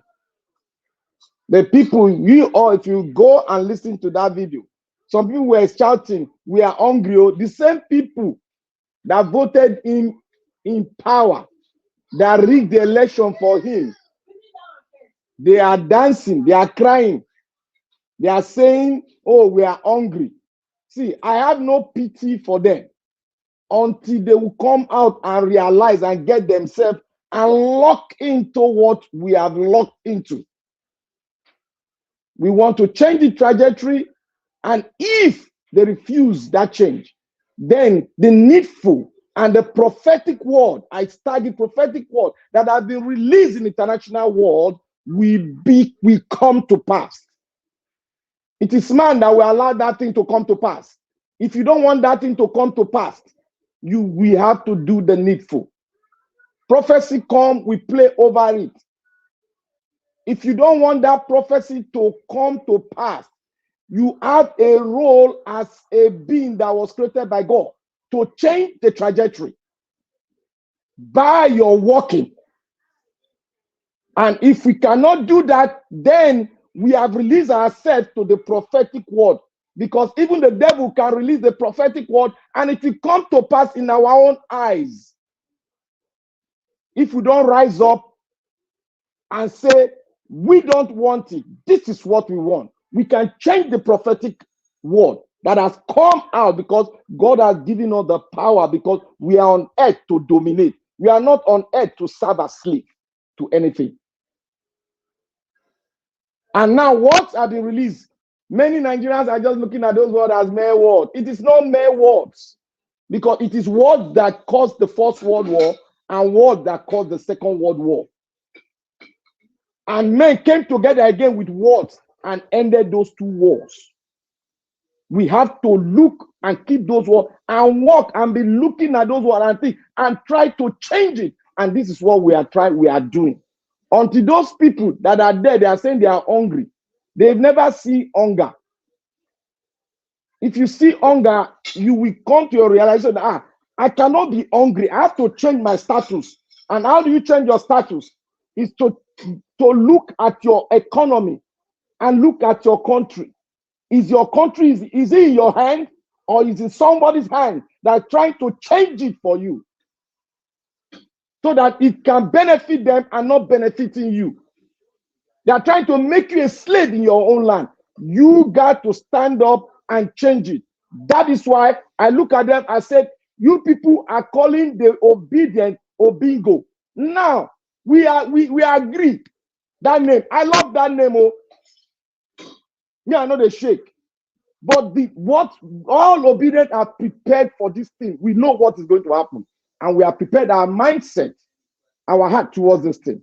Now, it is left for us to tell them, and we have been telling them, come into that cloud of the progressive, the mighty men of valor that want to change this thing. We are sitting down here, we are dialoguing. And that is how a formidable thing is formed and a great country is formed. And I thank Nigeria for giving us this platform so that we can discuss, so that people out there will hear us and look at what we are saying and see if we have sense in what we are saying.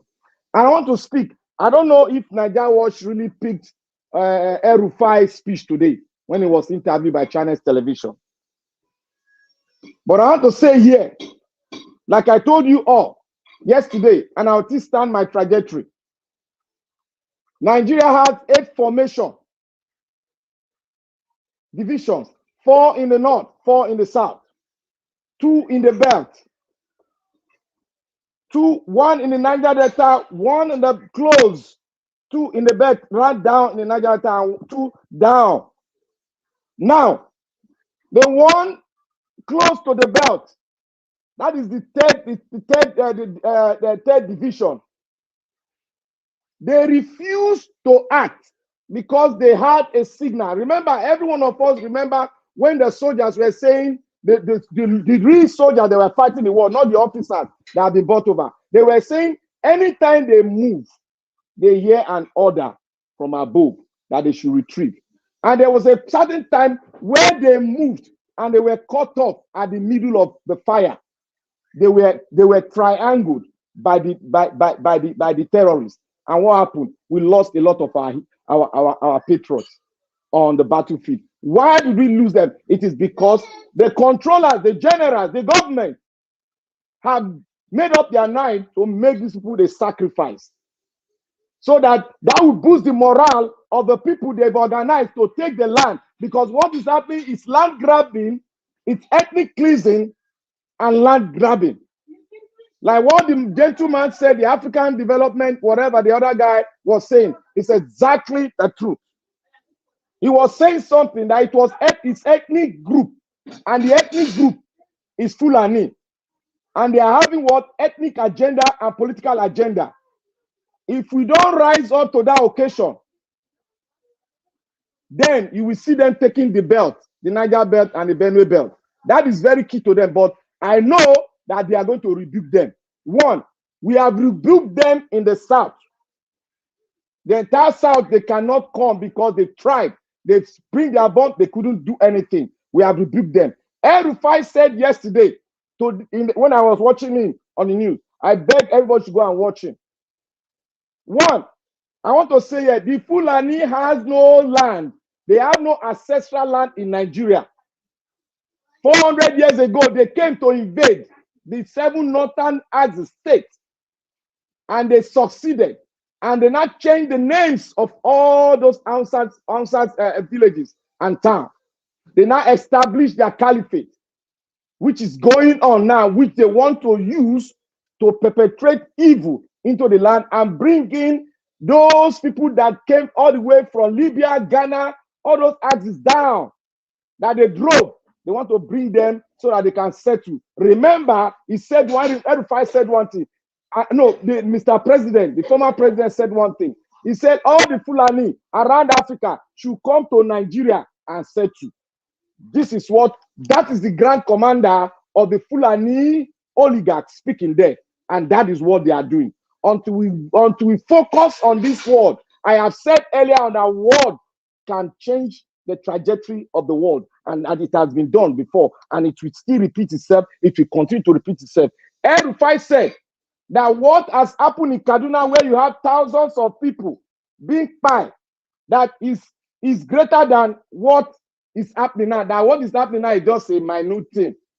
It's just a minute thing that the Fulanis that we have, there are different type of Fulanis. There are different type of Fulani. I want to tell every Nigerian, Fulanis are Fulanis, and they have one destiny, and that destiny is a conquest destiny, and we are going to truncate that destiny in Nigeria. Nigeria is very accommodative. Nigeria in the whole of Africa, Nigeria is the most accommodative country I've ever seen, because God has blessed us and made us the big brother of Africa. We cannot run away from it. That is who we are, and that is why they want to take advantage of who we are. But we are going to fight back, because Nigerians are warriors. We all came from a land, and we came from a land of warriors, and we are going to fight back. We are going to continue to educate our people, because that man called Rufai, the entire Niger belt, Benue belt, are going to teach him a lesson of his life, because he's not going to see what they have proposed, nor see the destiny which they are driving to. He's not going to see it. He's not going to see it. We are going to match them with words. Why words? And hand by hand, we will match them tooth by tooth. So my brothers in the Benue, in the Middle Belt, in the South, in the Southwest, we have gathered ourselves with Ameteku. In the Southeast, they have gathered themselves with IPOB. Yes, I am standing here to announce it, to say it. The Yorubas have done theirs. The South, they can't even go to the South. Now, the Middle Belt, you have to come together. Benue State have started it. You have to go in line with Benue State, so that you can form a formidable force, regardless of what you are holding. It doesn't matter. Intel will make you go out and fight for those people, wherever they are. We can do it. Our forefathers have done it. We can do it again. We have to rise up. This is the only course we have now for the future. If we don't do it, our children coming up, they are not going to have a land to see. Rather, they'll be slaves in their own land. Their history, they are trying to write away our history. It can never be written off. So therefore, we are with you. Our brothers in the Benue Isis, the Jaws, the Benue, we are with you in spirit, in strength, and in prayers. We are with you. You people should come together and do this. Rufai is saying that the fight we have in the Taraba and the Jaws is just minute. That there are different Fulanis. Oh, that Kaduna, thousands of people were killed. What was done is just hundreds and hundreds. Oh, so you have different Fulanis.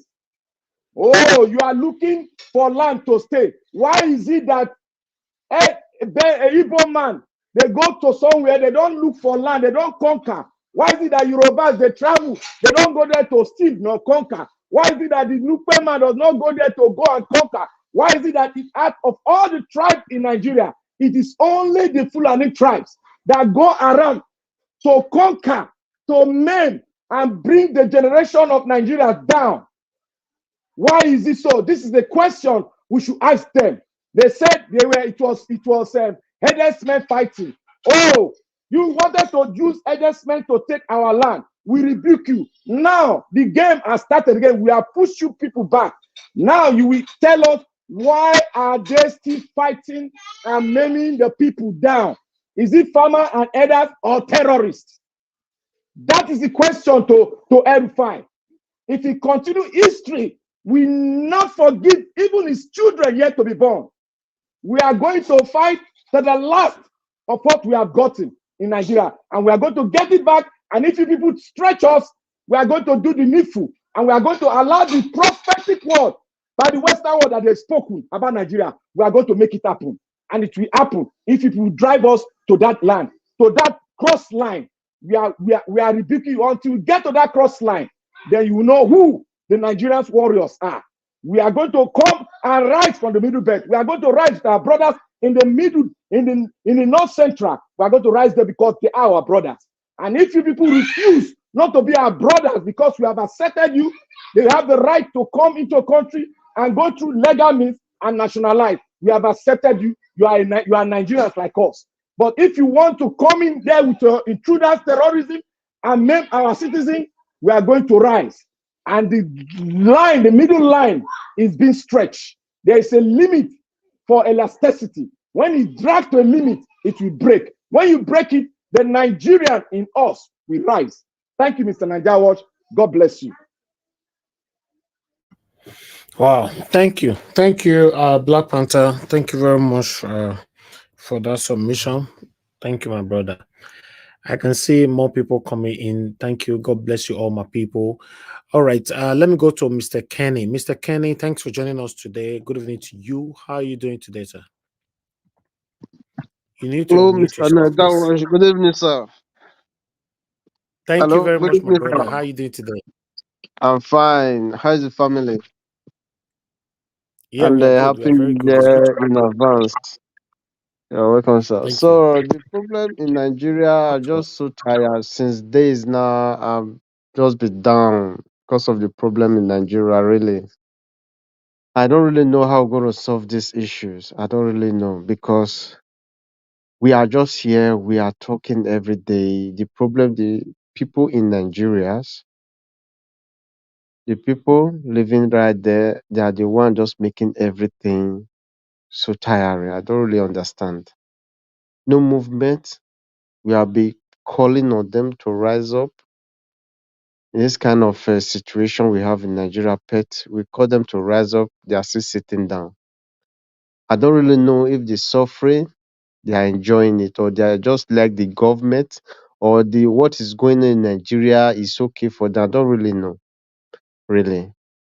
Cause me here, I'm here every day, just be thinking about them, watching news, listening to news, everything that is going on. I just so tired, really. I'm so tired.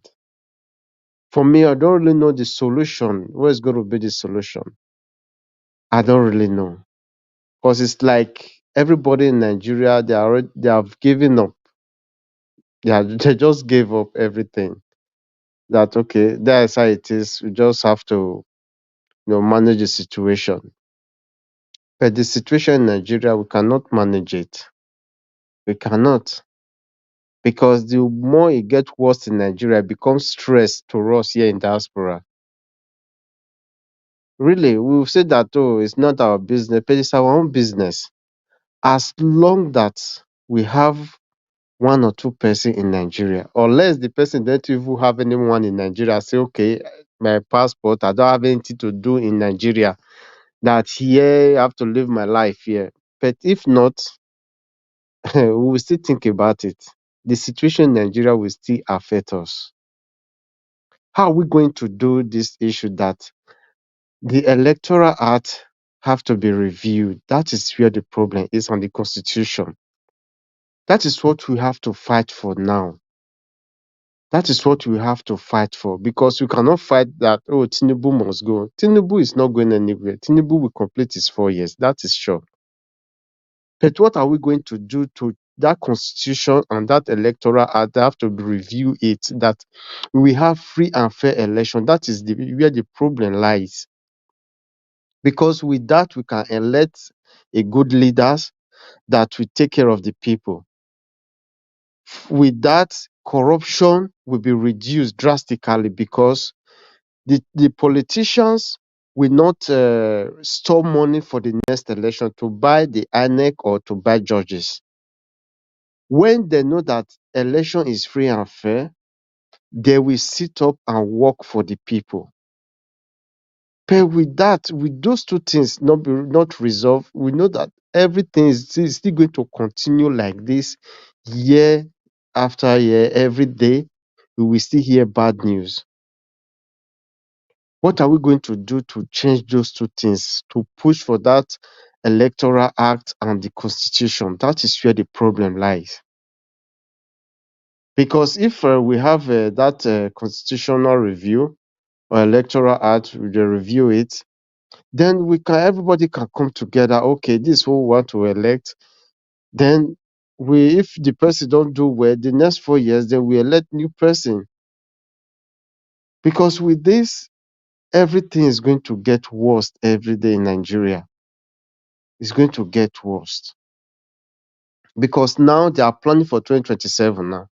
They are accumulating money. They are accumulating money. That is what they know. That is what they know.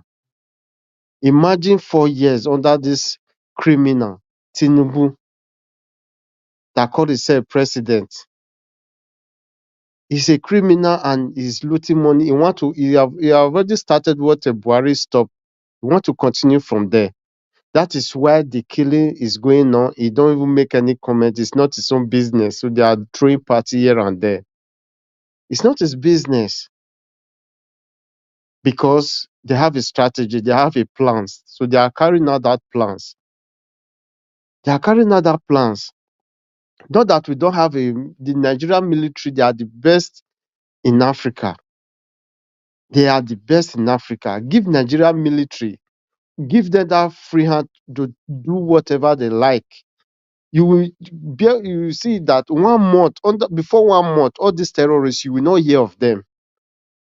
If all these leaders, their hands, they are not involved in this criminality that is going on, these terrorists.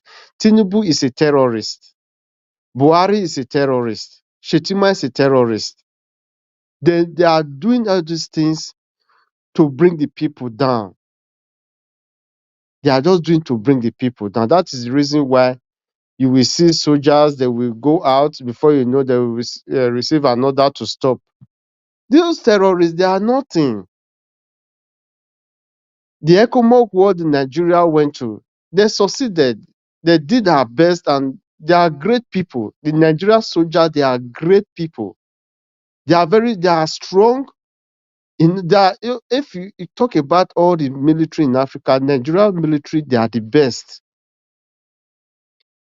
Give Nigerian soldier 1 month, you will not hear of these terrorists. 1 month. If all these presidents, all these leaders, their hand is not involved, 1 month, you will not hear of them.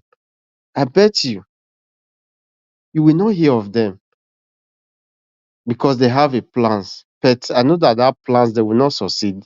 Not in Nigeria. Because the Nigeria does not belong to the Fulanis, not belong to all these criminal politicians. Nigeria belongs to everybody, and everybody has his own right to his or her own land. The Southeast have its own right to its own land. The Southwest, the South, the Northeast, the North Central, they have the right to their own land. Nobody from outside, no Fulani can come and say want to conquer. We are not in the year 1940. Never. This is 2023. We want to enter 2024 by next week. So things are changing. Nigeria kept quiet doesn't mean that we don't know what we are doing. We know what we are doing. If they provoke us, Nigeria will be on fire. Really, Nigeria will be on fire. We have been keeping quiet for so long. That doesn't mean that we don't know what we are doing. We know what we are doing. We know what we are doing. Unless they don't like themselves, we know that if they push us so far, it's going to be terrible in Nigeria. It's going to be terrible. Those people crying that they are hungry, this is not the time for them to cry that they are hungry. They have to do the needful to come out and protest. Protest against the what is it called? The Electoral Act. Protest against the bad governance in Nigeria. Protest against the constitutional review.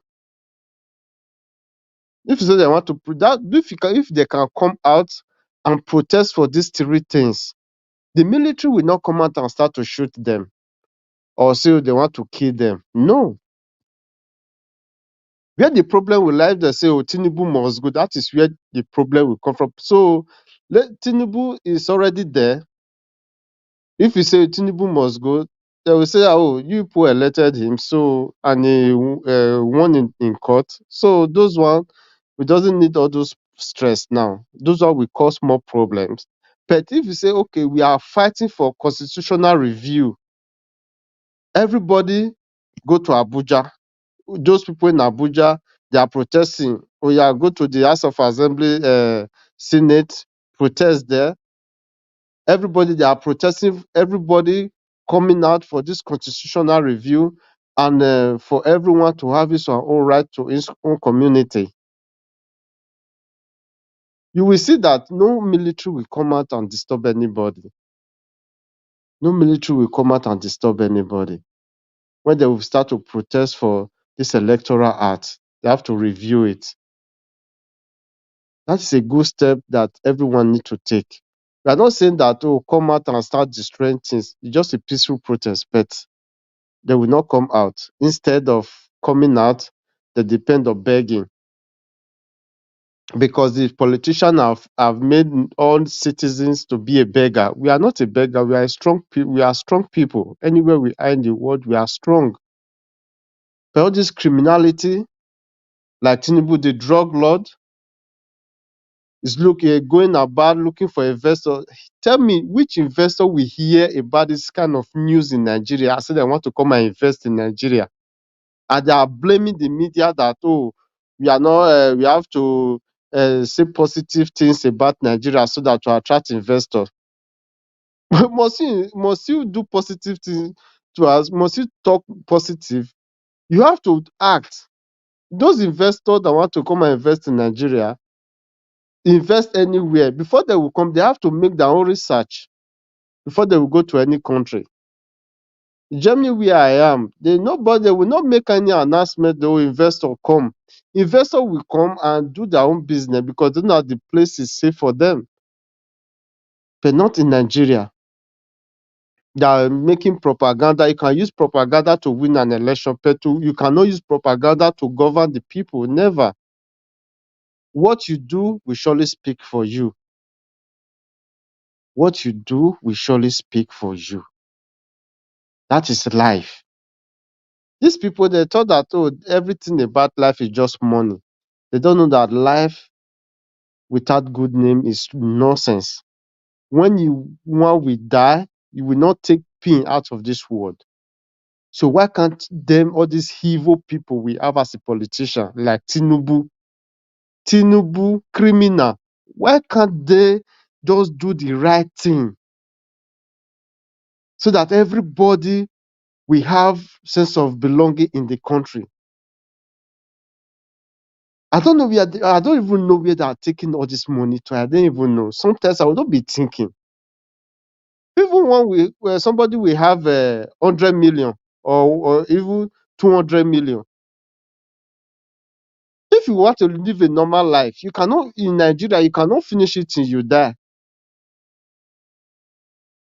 If you have your own apartment in Nigeria, what you are just doing is just food, with good security, with everything is stable, what are you going to use it for? But all these greedy people, they just want to live above everybody in Nigeria. They want to know everybody will just come down, be begging them for money. That is what they just want. That is why you will see that corruption is in the highest order in Nigeria. Because they want to live above everybody. When they know that money cannot buy health. When death will come, money cannot save these evil politicians. Money cannot save them. When sickness will come, their billions will not save them. And we are going to rejoice over their deaths. We are going to rejoice over these evil politicians. We are going to rejoice over their deaths. The people will rejoice over their deaths. And with the people that are suffering, we are going to live long and see, we are going to see our 90s and celebrate our 100. All these politicians, they will not see their 80. Never. All these evil politicians, they will not see their 80s. When I was in Nigeria 2015, Nigeria happened to me. I lost two of my brothers. One was 40 years, the other one was 46 years. I lost two of them. The 40 years, his wife was just 1 month pregnant when he died. The second one, he died in a motor accident. I know what we passed, what I went through in Nigeria, even my family. My dad is on drugs every day. I know how much I spend on drugs for my dad every day. 50,000 every month, every day. The drugs was not expensive like that because of all this dollar increase. Everything went up. They are only my dad for years. They have not paid. But all those things, God Almighty will surely judge them. We shall rejoice over their death. My dad is almost 90 years now. All these evil politicians, they will never ever see their 80. Never. And they are going to die a miserable death for all what they have done to Nigerians. What they have done to Nigerians. Every day I'm crying here. What am I going to do? I am crying every day thinking about Nigeria because it's my country. I have no other country apart from Nigeria. I'm here diaspora. I'm a foreigner here. Even though I have German passport, children that are here, but we all are foreigner. Me, myself, and children, even though we have the German passport, we are foreigners in Germany. Nigeria is my home. Nigeria is my own country, and Edo State, Benin City is my home. It's my hometown. I'm not living here forever.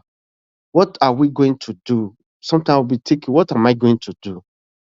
To see that Nigeria works for everybody. To just live a normal life. That is what we need as a human being. That is what we need as a human being. Just live a normal life. Eat your food, take care of your children. That's all. Because everything is vanity in this earth. You have 50 rooms, you have a duplex, you have duplex, you have 4 flats, you have everything, but you are going to sleep in one room. All these politicians, they are looting money since 1960, be looting money. Abacha loot and loot, still yet Abacha money is still coming to Nigeria. The Abacha, he died. Where about the money? Where about the billions? I don't even know for all these evil politicians, they normally think about all these things. And at the end, when they die, the children of these evil politicians will be selling the properties that they have destroyed life to acquire. You will be selling the property very cheap, at a cheaper price, because they don't know the value. Because their father doesn't struggle for it to acquire those properties. If their parents struggle for it, they will know the value that before my father acquired this property, he struggled for it. So I have to make use of this property so that everything will be normal. Never, they will never do it. You will see all those politicians now when they die, their children be selling their properties at a cheaper price. At a cheaper price. Look at killing going on in Nigeria, killings in Benue, in Plateau, Jos, everywhere killing, in Kaduna, everywhere killing, and no part of Nigeria there's no killing. No part in Nigeria there's no killing. Just that the media, they will not show all those things. No day that there's no killing in Nigeria. Is it supposed to be so? Is that how we're going to live our life as a Nigerians? When are you going to rise up? When? When are we going to rise up? We in diaspora, we will be talking and talking, The people in Nigeria, they keep on sleeping, snoring, doing nothing. When you will say give away, when you will come online, say you want to do give away, you see more than 1,000 people, 2,000 begging for money because the Nigeria politicians, they have done something bad to us that we cannot even work for ourselves. Instead of us to work for ourselves, we depend on begging, and that life is not supposed to be so. We don't like that kind of life. We don't depend on anybody. We depend on our strength and we depend on God. We depend on our own ability to do something reasonable for ourselves so that we can earn good living. But these politicians, they want to destroy our lives. It shall never be well with them. Every day I'm cursing them, laying curse on them. Every day I'm laying curse on them. It can never be well with them. Never. With them are their children. Those children that are protecting, they want their own children to live the best life. They want their own children to live the best life in Nigeria. They will send their children abroad, and their father will stay in Nigeria, be looting the wealth, the wealth of the people, be sponsoring their children in abroad, buy houses in abroad for their children to live well in abroad. That was the reason why I tackled one the other day. I told him that your father is a criminal. Your father destroyed your father destroyed Nigeria, and you are here. You are enjoying the light, enjoying the good road here in Germany. But your father, they are destroying the country. I spoke to him that day. I insulted him and his father. And that is what I will continue to do with all those politicians. Today, each time I see them, that is what I will do to them. So that they will pass the message to their father, to their evil father. I know that one day, things will not remain like this. There must be a change, drastically change in Nigeria. Surely, no matter how long it will take, but we are going to fight it and make sure that, yes, that change we are looking for. Everybody in Nigeria live a reasonable life. Not this kind of life we are living. Not this kind of life. You will send money home. The money we send home, it will not be even enough for them to eat or to take care of themselves. That is kind of life we want to live. Never. I know that these politicians, they are just playing pets. We are going to take our country no matter what. No matter what. Things will surely change in our lifetime. I myself, I will experience this good Nigeria. I will experience it. I will live in that country and relax and cross my legs and put toothpick in my mouth and say, I thank God. That is my plan, and I know that God will surely do it. God will surely do it. Tinubu will not spend 4 years. Tinubu will not spend 4 years. Although that, yes, he's there that I want to spend 4 years. But I know that God Almighty will not allow him to spend that 4 years because the suffering of the people is just too much.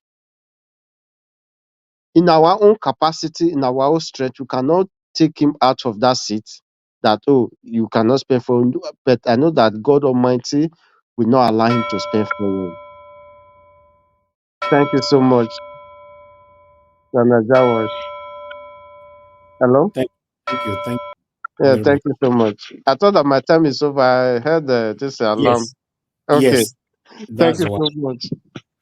Yeah. Thank you, Mr. Kenny. I appreciate you. Thanks for your wonderful submission. I will say I set my sympathy for your loss in Nigeria due to the situation of the country.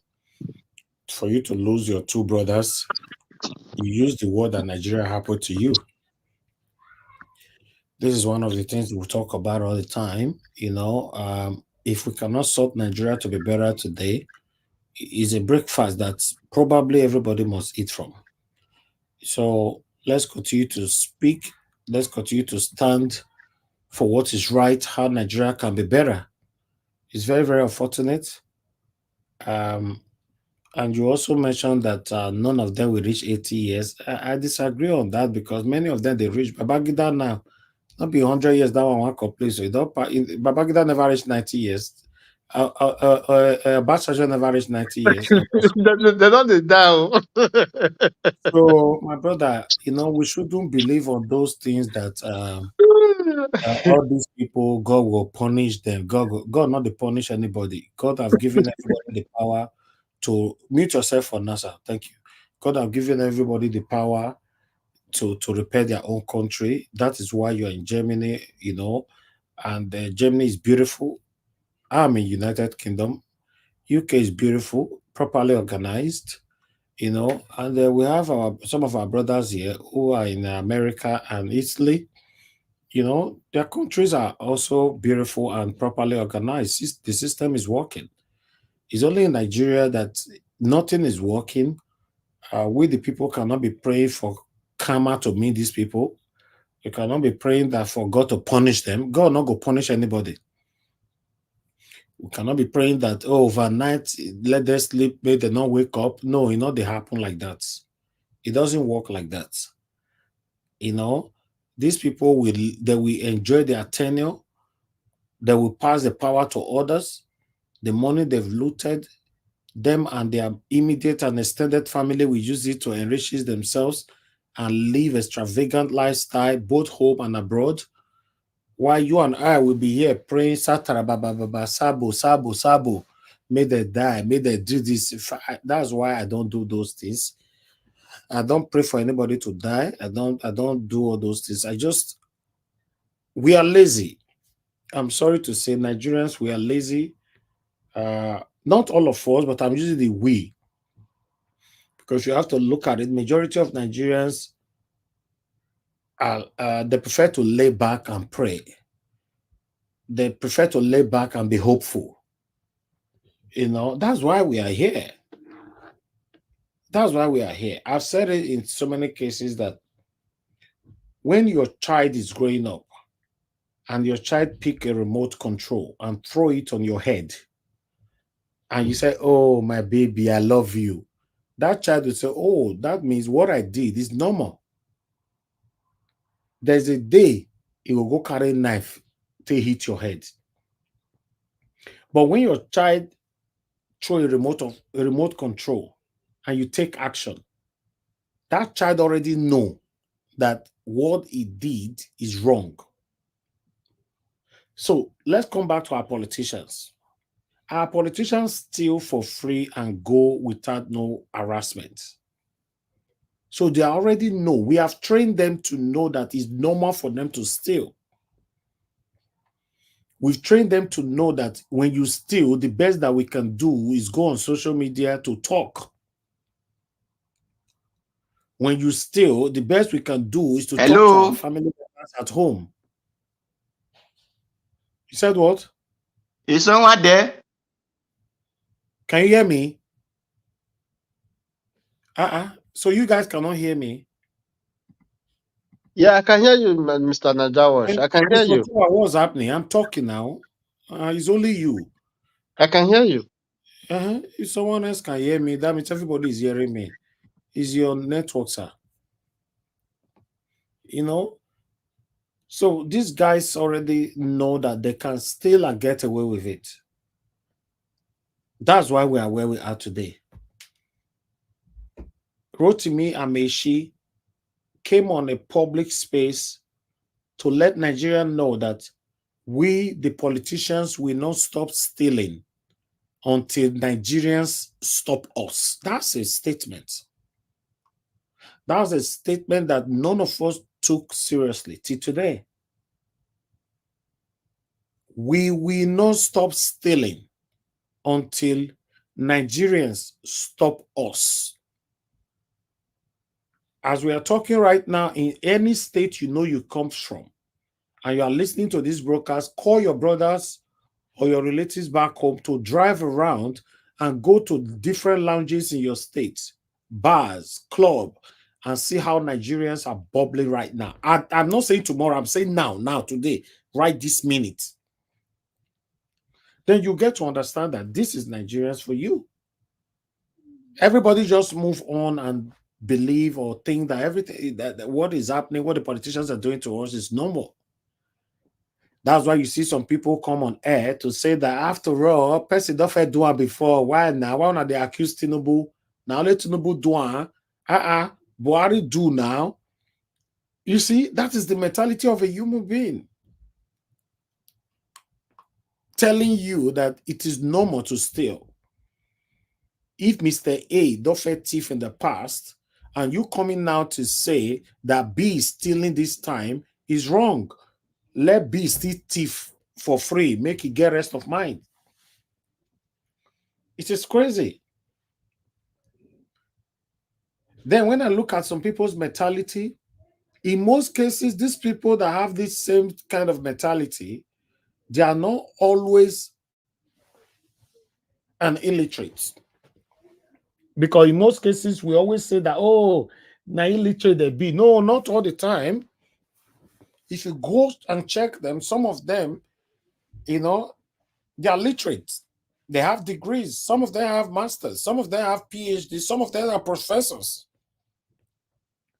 Then you begin to ask yourself that, oh, what is happening? That is why we are where we are today. It's just like me running this media. I do something wrong today, and you people say it's normal. Tomorrow I do another thing, you people say it's normal. Without you not knowing that you are building me more for corruption. I've said it so many times on this platform. Any of you following me and you said you love me, the best way you can show to me you love me is when I'm doing something wrong and you call me back. You cannot say you love me and I'm doing something wrong.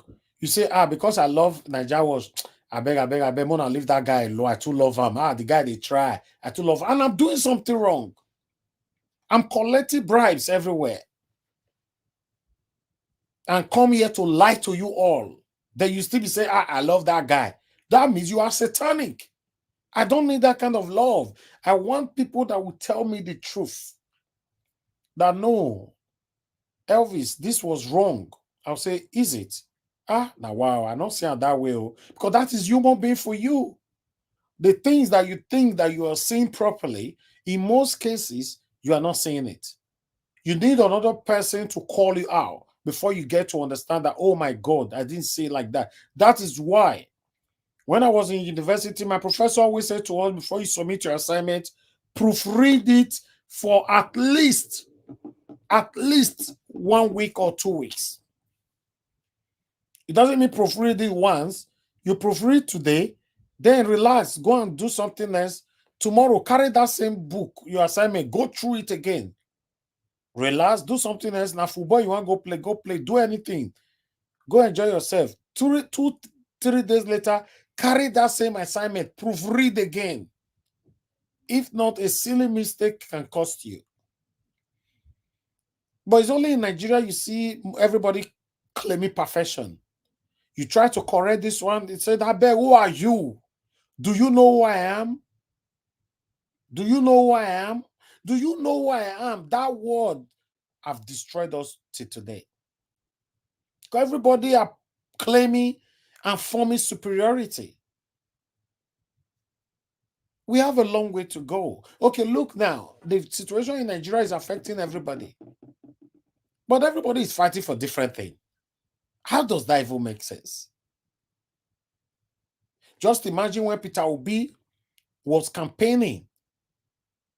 During the time Peter Obi was campaigning, we were seeing the IPOB people coming out that they need Biafra. Right? We need Biafra. We need Biafra. During the time Peter Obi was campaigning. If I say now, if I talk and I say, what you guys were doing then is part of the reason why these people decided that never, ever Peter Obi become a president. Do you know why? Now ask yourself, during the time of the campaign, did you hear anything kidnapping? Did you hear anything? Terrorist attack, bombing, or anything? Oh, okay. You know where I'm going now.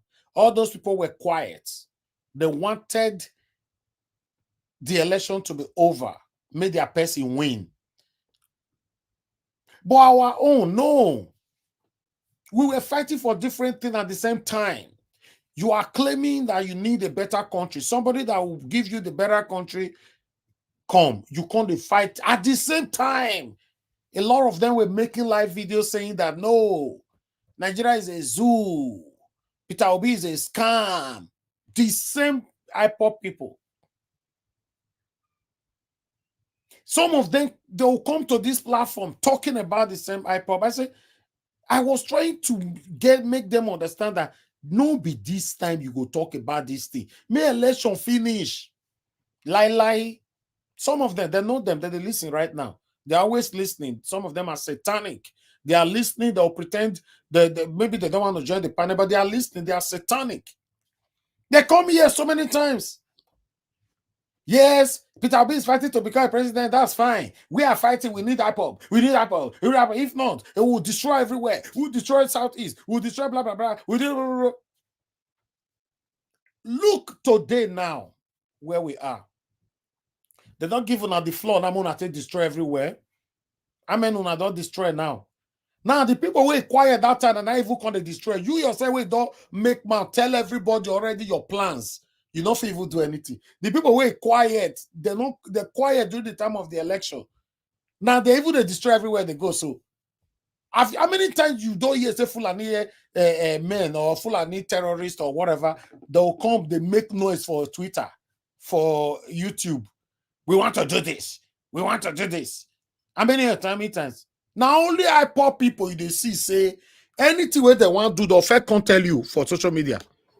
The fair can't threaten you for social media. That's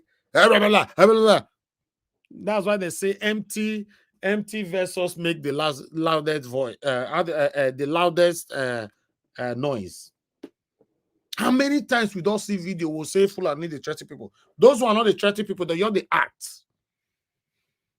This is one of the things that Oraka was talking about the other day, that he's praying to see a day where the IPOB people will keep their plans to themselves and just execute it. No, never. How can you be clamoring for something different while Peter Obi was about to become a president? Normally, may you think on yourself. If we want to be truthful to ourselves, my people, think on yourself. If your person will say one can rent house for your house, una they follow agreement and everything. Say okay, follow this agreement, the terms and conditions for you to rent this flat and all that. Then you can't hear you picking, they tell another child for your compound, say, when we move into this house, we want to destroy everywhere, or like everywhere we want to destroy. If you hear those kind of things, you will still give that your flat to that tenant. Not true. You will see. This is what I saw. They try stop some of the for the country, say maybe I don't know what they talk. There's some people grow for nothing, they don't get sense. They'll say maybe we don't know what they talk. Not everybody that is old that have sense. Some people that is young, they have sense more than old people. Everybody were clamoring for the same thing. Peter Obi was dumbfounded. The man don't know what he want to talk again. Peter Obi will go to some space. You see people come, they ask her, when you become a president, what are you going to do to the IPOB? Some kind of question you don't supposed to ask. Even though you know what this man can do, there are some questions you don't supposed to ask this man in public. Then they'll come put this man in a constrained situation. The man will come the blab. He go come they think, if I talk and go this side now, the IPOB people feel not happy. If I talk and go this side now, the Nigeria people, when me want to become the president, they feel not still happy. Because say, hey God, which kind of wahala be this? Why this person call they ask this kind of question? Because they don't get sense. Common sense, they.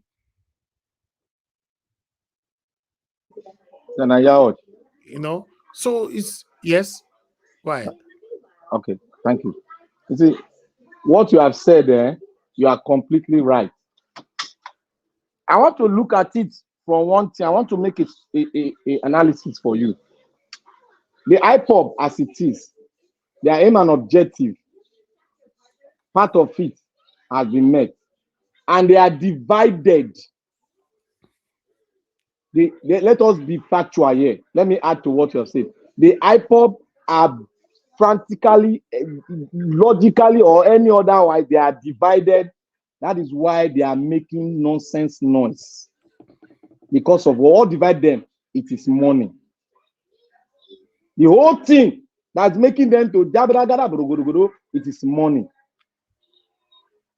So what I am looking at, I don't know if you are seeing it. They have succeeded in diverting the attention of the Nigerian military to somewhere, I don't know, but I know they've succeeded. That is why you see the military, they have calmed down. They are just talking jargons. They are calmed down.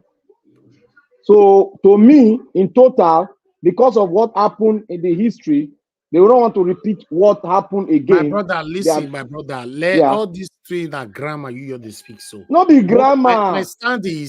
My stand is, was it proper for you to be clamoring for Biafra at the same time Peter Obi want to become a president of Nigeria? There are some IPOB group that supported Peter Obi. Yes, that's what I'm saying. saying. I know some of them. Anyway, anybody that was clamoring for Biafra, let's say it is. Don't put water. That is why I said it is divided. Some are saying Peter Obi should get away. We want Biafra. Why some are saying let's that's give what I'm him saying. chance. Then why by the way, people that is clamoring right now for separation, why are they clamoring, my brother? Please tell me in one sentence. Okay, you know why they are clamoring? Because they have not been given their space to excel. Because the country is in a not sovereign working. state. Because yes, the country is they have not working. been given their space to excel. Not about even space, when they are because the country is contributing. not working. It's not working. Okay, they have fine. tried. Okay, fine. Now you find somebody you and I know that if maybe they allowed him to sit there, Nigeria would have worked. Or you don't know, say Nigeria for work if Peter Obi win, if they allow him take a position. Okay, Mr. Najawat, you see, all these things what they do, all of us know. We were gambling and hoping. They are not part of the gambling. They are not hoping. Their hope has been dashed. They have run their conclusion. And some of them, yeah, they've run their conclusion, but some of them still have hope. So those that have run their conclusion, they don't give a damn. They said the system will finally fail, and which we have come to the conclusion, it is glaring to our eyes now. Let me reply. Uncle Ben, you said, Mr. Elvis, while I agree with you, I don't think it would have made any difference. The North and by extension, some Yorubas don't want Igbos in power. You and I know that, and I've said that so many times here. But these people will never want Igbo in power, most especially for the first time in decades in Nigeria. Somebody from Igbo run for presidency and he won it. But the same time, some Igbo people were clamoring for Biafra on different spaces. Peter Obi, how will you give us our Biafra? How will you? Then you are telling Nigerians or the so-called cabals, elites, that if this man enter, the first thing we want to divide this country. You don't say people, you don't see what people they tell them. Why can't we just exercise patience? I'm not against what you were asking for, but you'd have just at least for some time, just quiet for some time. Make this man enter. See whether the change that we all are clamoring for will come. When I say no, no pass. Anybody that comment rubbish for there, admins block them on earth and in heaven. Like I've said before, I'm not on this platform to have multitude around me. I'm on this platform every day to speak the truth and facts. If not only one person I feel get, where you go join my panel, I'm good to go. I will do the remaining monologue by myself. Then I'll end the show. I'm not here to put smile on your face. Then I'm satanic. I'm not a satanic person. I'm a straightforward person. That is how I was born, and that is what I remain. Peter Obi can never come at it tomorrow now, but I know between me and God, Peter Obi don't discuss this thing for inside a living room with people where he trust, say, Abba, these people, what did they do me? How do they ask me all these questions for public? Kai, person where he trust. Everybody have people who trust. He will say, all these questions they were asking me in public, I don't know what I want to talk again. I was tired. Now, not to say most times where Peter Obi want to answer that question, they talk say, the Biafra, when you give them what they have, when the country is good, you will not see that they will not be clamoring that much anymore, blah, blah, blah. And if a child is crying, blah, blah, blah. If agitation is going on, blah, blah, blah. Even in my house, me and my children, my wife, we agitate. Even this, Peter Obi say they talk, you don't know what you want to talk. But these people say, like they want me, you go straight to the point. Make it talk and say, if I enter, don't worry, when I become a president of the Federal Republic of Nigeria, the first thing I'll give you people Biafra. Then for the clap, Abi. Common sense is not common. Common sense is not common. Mr. Naija Watch. Go ahead. I want to gestapo this thing. You know that this thing has happened before. This thing has happened, but it's not in this particular dimension. It happened during Abiola time.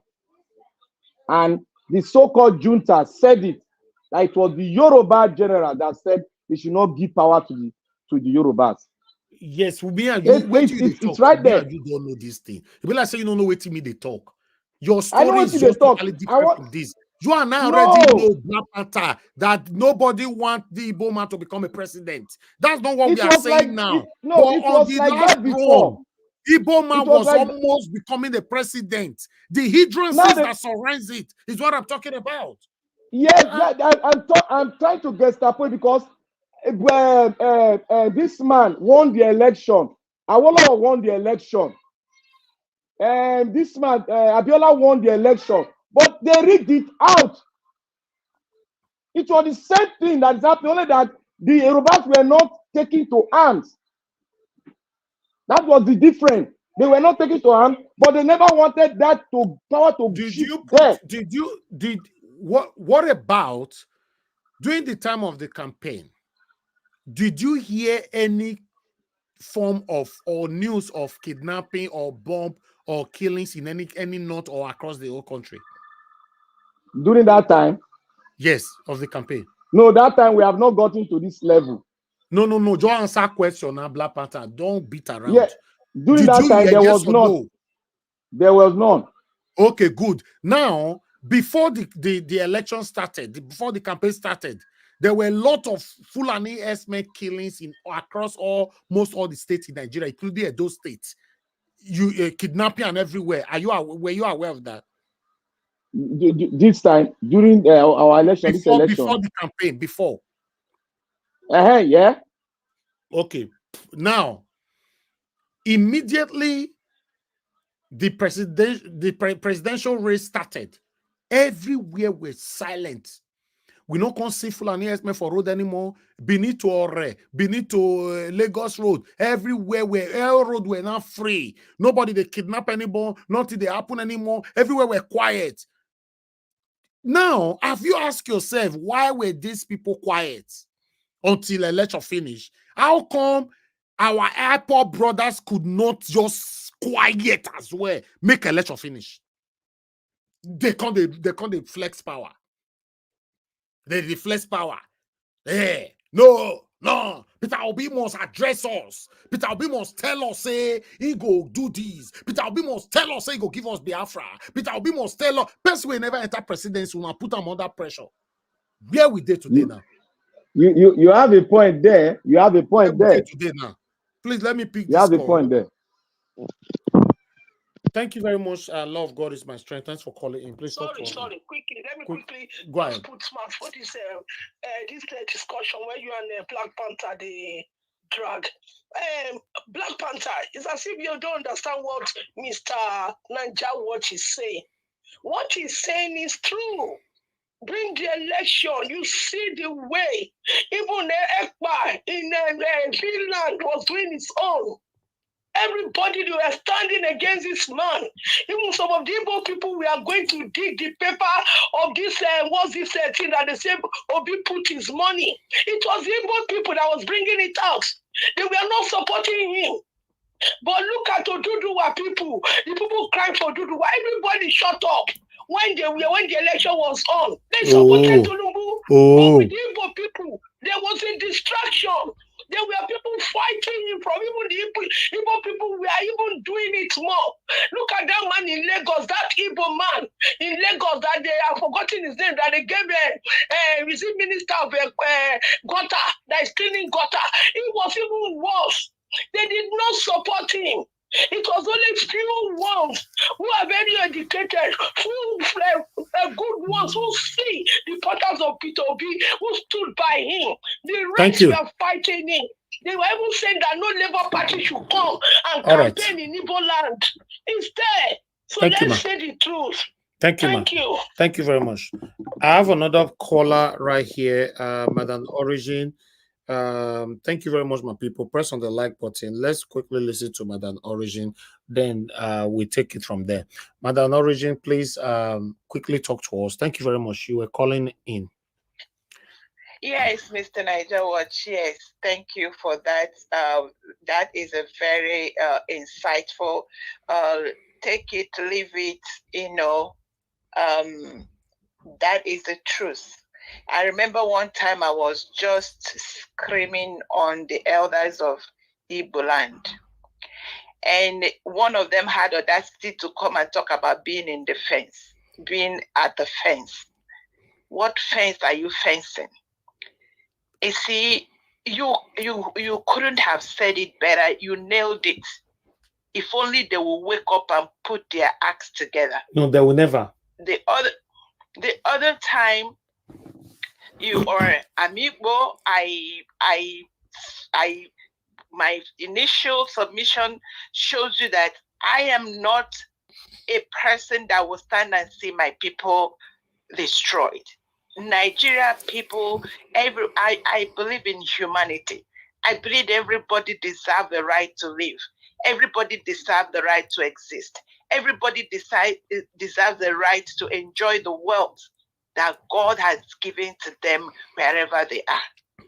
So, but when you now look at the people that have refused, for example, look at River State.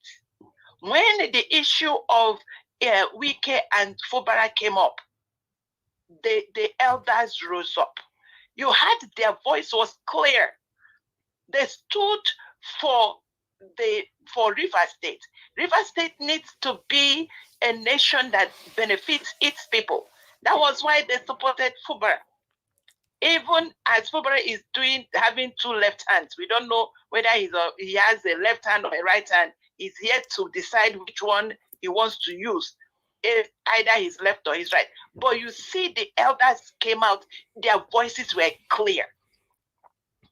I am yet to pick up one Igbo man that stands and say, "This is where we stand." That is their problem. That is what is eating them up. Until they decide to wake up. The only man I can stand, this is me. I don't care who is there. The only man I heard his voice, and I believe that is why they are still holding it. It's Nnamdi Kanu. He spoke for humanity when he spoke for the people in the north, that it is not right for them to be destroyed, that to be mopped out. And he said, if you're not going to take this thing, Okay. now let my people go. So I stand with the fact that let these people go and get there. Let them go and wake up and grow up. Thank you so much. Thank you very much, man. God bless you. Thank you. What I'm saying here is that, you see what Madam Origin just said? I agree with her 100%. Know when to stop. Anything you're doing in life, just know when to stop. During the time of the campaign, I talk for this platform so many times, try to, even on a private chat, I go to write some people within my panel. They tell them, say, oh God, please, not be this time for this kind of conversation. Because no one talk I'm on air. Lie. No, we are the IPOB. We are the this. We are the that. They your small room for America or anywhere, they make noise. You want to destroy Nigeria, you want to do this, you want to do that. You cannot know when to be quiet for some time, especially when there's big fish. Just imagine, say Peter Obi, the alarm make it become president today. I felt talk 70% of the people that were clamoring for Biafra would have withdrawn their interest and start supporting a better Nigeria. Not be joke. Why are we clamoring for separation anyway? Is it not because of the dilapidation of the country?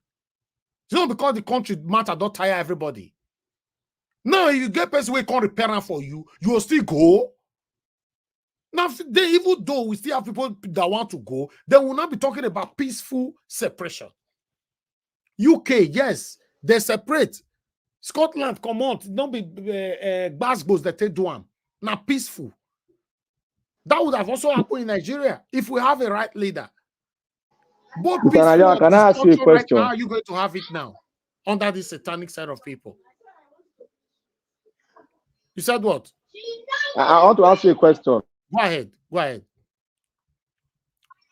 Now, let's say as I'm just picturing something. I want you to just answer that question. Now, assuming IPOB did according to what we are saying here, because we all know, I agree with you.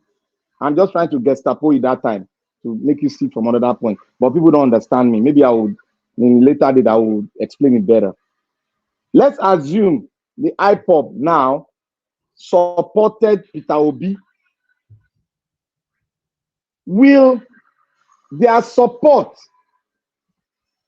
change the trajectory of the agreement between the Yorubas and the Fulani, and how the INEC, what they did and rigged the election? We did have changed the trajectory. Before you finish your statement, I already get the answer for you. I'm only waiting for you to finish.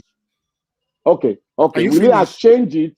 No. Will it have changed it because of some factors? Because assuming it will not be able to change it, we need not have brought the uprising to a level where we will not be able to control it. So your question over, me, I don't, the answer don't. It's two. My question is two-faced, two-state question. That's what I'm saying. The answer don't deal with me. Tele. You don't finish. I don't finish. So you go answer on two questions, because the last one and the first one. It's a straightforward answer, my brother. Nobody is asking the IPOB to support Peter Obi. So where you are coming from, totally different from what we're talking about here. Nobody is asking anybody to support Peter Obi. What we were asking for at that particular time of the campaign, stay silent with a capital letter. Simple. Let the election move on. The campaign moves on. Stay silent. The same way Fulani people stay silent. The same way Oduduwa stay silent. Just be silent. Simple. Nobody asks them to support. Don't support anybody. Stay silent. Don't come up to be saying or threatening. Who asks for support? Just let Peter Obi enter. Let him become the president first. Then you can come back and clamor for what you want. Simple. Simple. If they talk about saying, maybe I will say that if they support Peter Obi, with this that happen. That nobody asked them to support Peter Obi or support Tinubu. Obviously, we know, everybody know why they are clamoring to leave the country. Because they have the chances they've requested for never ever be given to them. But for the first time, in my time, I don't know whether it happened before. For the first time in my time, I see Igbo man. He not just only win by mistake, he win flawlessly. The same time we were not demanding for everything. Is that not enough for these same people to go and sit in one corner to say, this election to start with, Mahmoud, you go off that beavers, I beg, you go off them. You offer off them first. Then two, carry this thing, go judiciary, do one wuru over their dead body. These people will never take power. Their plan too much. Their plan too much. This is what they decided on your behalf, in case you're not aware. This is what they decided on your behalf in their secret meeting. Say lie. No, see, if this man win, if this man win, even upon that, as FFK come out rich, come they bombard Peter Obi, they tag on with the lamentation of the IPOB people and everywhere. For this platform, say, God, I want to tell these people now, say, make everybody just silent for now. Oraka come out that they say, he saying they pray, they wait for the day where IPOB go yote, they go silent on their plans, and then we go see their action. Must you come on social media? Then we've decided, yes, all the Southeast, everybody must go down. Everybody must go. You offer contact first. Must you say it first? Your people are they are in pains in Southeast because I don't understand. I don't understand. Sometimes they say our brain, and they tell they get what we want get for life. Brain. If you don't use the brain, God. If I talk and I say your person was almost because you say no, Peter Obi was not contested to become an Igbo president, or contested to become a Nigerian president, but he's an Igbo man. You can't take that away from him. Peter Obi is an Igbo man. He's a proud Igbo man, not be a Do man. Yes, I know he was contested to become a president of the Federal Republic of Nigeria, but he's an Igbo man. The same Igbo man, they don't want me to become president for Nigeria, so. And it was close. Yeah? So it's sad, man. Dr. Ozayin said, Mr. Najawash, many Igbo people couldn't support Peter Obi because of money. You see? You see? Now, the day now I go bring the full episode, come here now. Can't talk about Igbo elders who failed Mr. Peter Obi woefully. Una come here, come they insult us for this channel here. Cowards. People who now go beat, una if you beat them. People who now go deal with, una if you deal with them. Una come here, come they type with your computer. Go and fight your what do they call their elders? Go and fight them. Now they cause the problem when they so because they don't like you. Is the Niger watch? Make I answer that person when I write that letter to you. He said many Igbo people no support Peter Obi because of money. Let me tell her, Igbo gave Peter Obi the total vote from the East. So make you go check the vote. Make you go check the demographic before he come out to talk. Because that person who talks to, he might be one of the factions of the IPOB. All right. Mr. Kenny, you wanted to say something. Go ahead quickly. Okay, please, I want to take that word back. If I say that I'm praying for all these politicians to die, I take that word back because I don't have charge on anyone's life, you know. So maybe I say correct. I No, don't you mean. didn't say you are praying for them to die. You said you prayed they will not reach 80 years. You Yeah, said none of okay. them will reach 80 Yeah, years. yeah, that's what I'm saying. That as far as they are taking someone's life in Nigeria, that God Almighty, those people that they took their life, we also fight back at them. And if you see Okay, that's fine. just politicians now, only Babangida, what do you call her, Obasanjo, Buhari, and which other one again? Say don't pass 80 for the Okay. politicians. Thank you so much. No wahala, no wahala. I understand. You know, that's fine. You know, what I was trying to say is that no kind of prayers that can work with Yeah. these people, except Nigerians, will come together. That make me enter this IPOB and every other thing. That everybody must come together to work together. There is time for everything. There is time to cease fire. Make we get what we want get. You must say no, never. Now not go ever cease fire. Yeah. You know, all those one are talk side talk. You say waiting. I say all of them just they talk. We need action now. You know, no action, my brother, and I'm out almost everybody day. I'm telling you, you not get where would they go. We're in big trouble in Nigeria. I'm telling you, because we are divided. We are divided. So it's painful. You see, the insult way they go insult me today now for my no, they're going not be a small thing, no. No, so that's why we are not going anywhere. Because the energy you spend in fighting the people that is, trying everything possible for us to have Mr. a better Naija life. Watch, let me say one thing. Let me tell you one thing.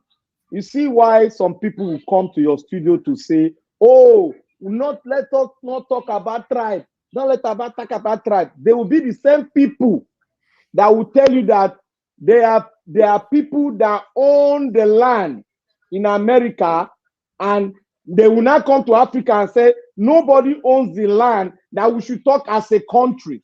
That's why I said I followed Sister Rita's word.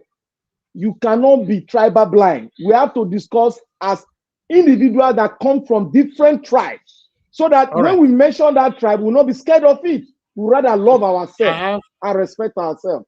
I have somebody on the phone. Please hold on. Thank you, Madam Origi. You're calling back again.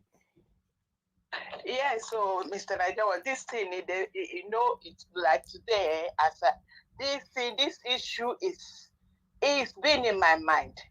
I've been vexing over this for only God knows how long. These Igbo elders and all of them, a lot of them are saboteurs. Must you be the one to speak against your brother?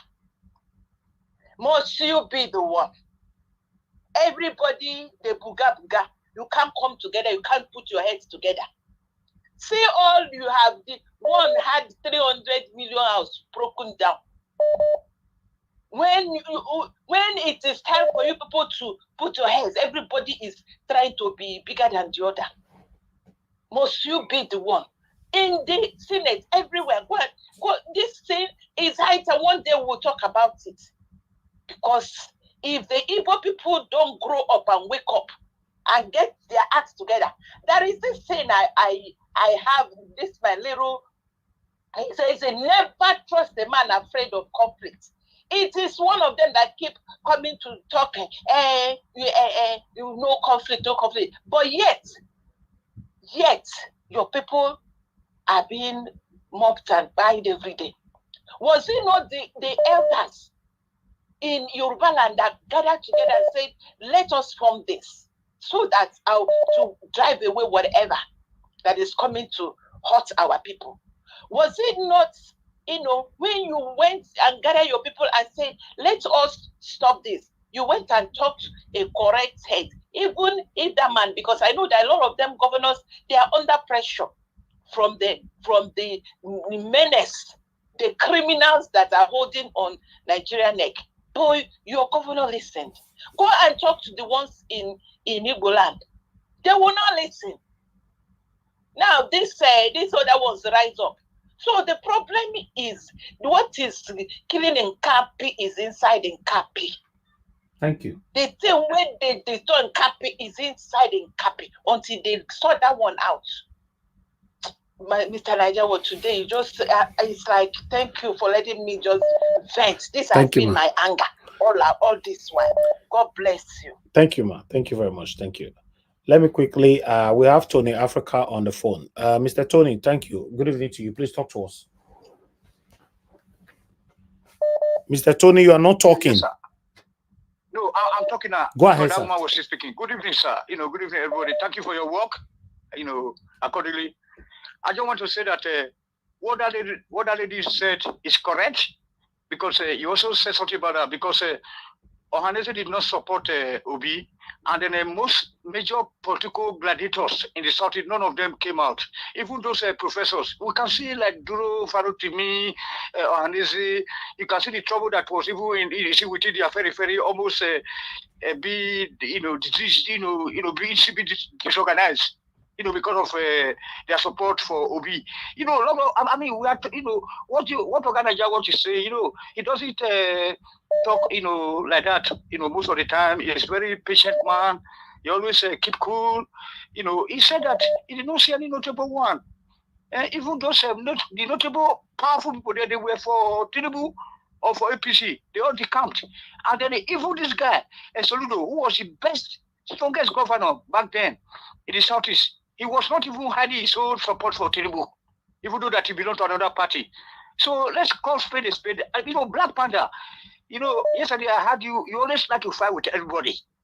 And then today now you say that, okay, this country can never work because there's no constitution, no institutions. We will agree on that. Tomorrow you say, okay, yes, we are going to take that country back. That once we are watching the courts. Which court? Do you have a court in a society where there is no government? Okay, if you say you have a government, you don't have a military, then and then we are not asking people to go out where the military are even afraid of these people. So we cannot say that we don't know exactly what is happening. That country is gone. There's nothing working out of 100 items or institutions, whether a social welfare office, because there was one school for those people that grew up in Benin, Lawan Street, there was a place for schools for social work, and also in Eleyele, in Ibadan, where people that all those people know they feel they speak, those deaf and dumb, then they get one car, they carry them. For Ibadan, for Benin, everywhere. That's what we know the government is working. So your government is working, and then the whole road is just. Today now there was a protest here in Germany against some foreigners, but they did not fight. The police will be in the front. Farmers, everybody, they come with their tractor, they will just be playing music. And then they say that the reason why we don't want so many foreigners is because we are playing German music because we are German. We are eating German food, just peacefully. So, but there's no system in the country, no police. We say, there's nothing we can do about this country. I'm very sorry because it's very difficult. Because if only the country will work, the way you don't fight risk, the way you don't use cool head, take thought to everybody risk. If you don't see the one institution they work, can you just imagine that people will go to a place, you will call a distress call, and then it will take 2 days for people to come to that place. Where are the police stations? What happened to the military? What happened to the other one? What happened to the civil defense? Even the Boy Scout. I was a Boy Scout now, I'm a Boy Scout. Nothing did happen, please. So that's why we're looking for a way out. I don't want to talk of separation. I don't want to come equally today. I don't want to spark off any trouble here at all. Thank you. Nothing is working. Thank you, sir. If you say what did they work, we'll say let us, okay, at least police they work now. Or there are state prosecution. All right. These judges that judge. Thank you, Mr. Tony. They're supposed to be under, the watch of a certain organization that is purely neutral. Thank you, sir. Thank you very much, Mr. Tony. God bless you, sir. Thank you. Can I reply him? No, not yet, please. Hello, good I evening. got to reply this man. Please, hold on now.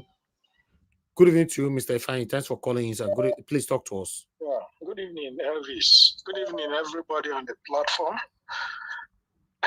This topic today just actually touched me because what happened even before immediately P2B declared to become the president, a lot of these people, I'm sorry to mention names, this Ekweremadu that is having issue now openly came out in an interview and said that Igbos should not go and waste their votes on P2B because he will not win. Umar, he said the same thing. Chimaro Kennamani in Enugu here said the same thing. So these elders, we have lost confidence in them. If you watch, people brought out themselves to vote for Peter, despite all the running around some of these elders did. Even people like Bonny State Governor, then this current minister, tried all his best to make sure that Peter does not even campaign in Bonny State. But all these things. So our elders, we have lost confidence in them because none of them spoke for Peter. It was the general masses of the Igbo people that actually came out and made sure that Peter got all the votes in the East. If it is for these some of these elders, they would have sold all those votes to the highest bidders. So Elvis is a very serious matter here. And some of these things these elders are doing here is what is keeping Igbos down. That is what is keeping Nnamdi Kanu in jail.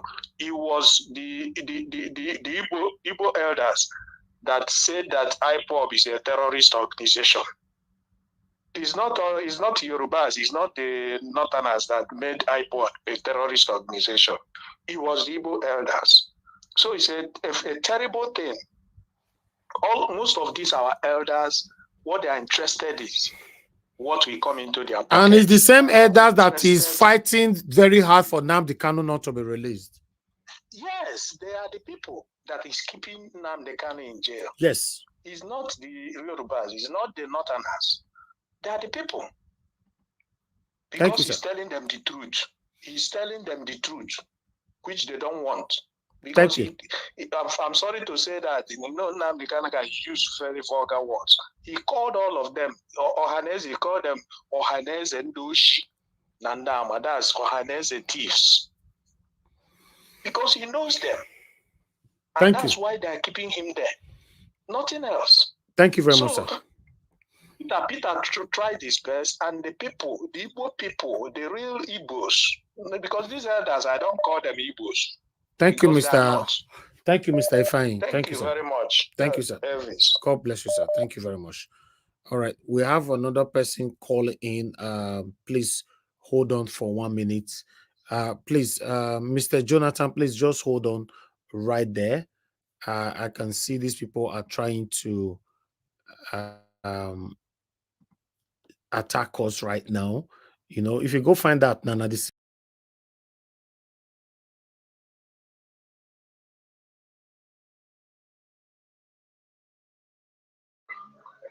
I think they've attacked you now. Can somebody hear me?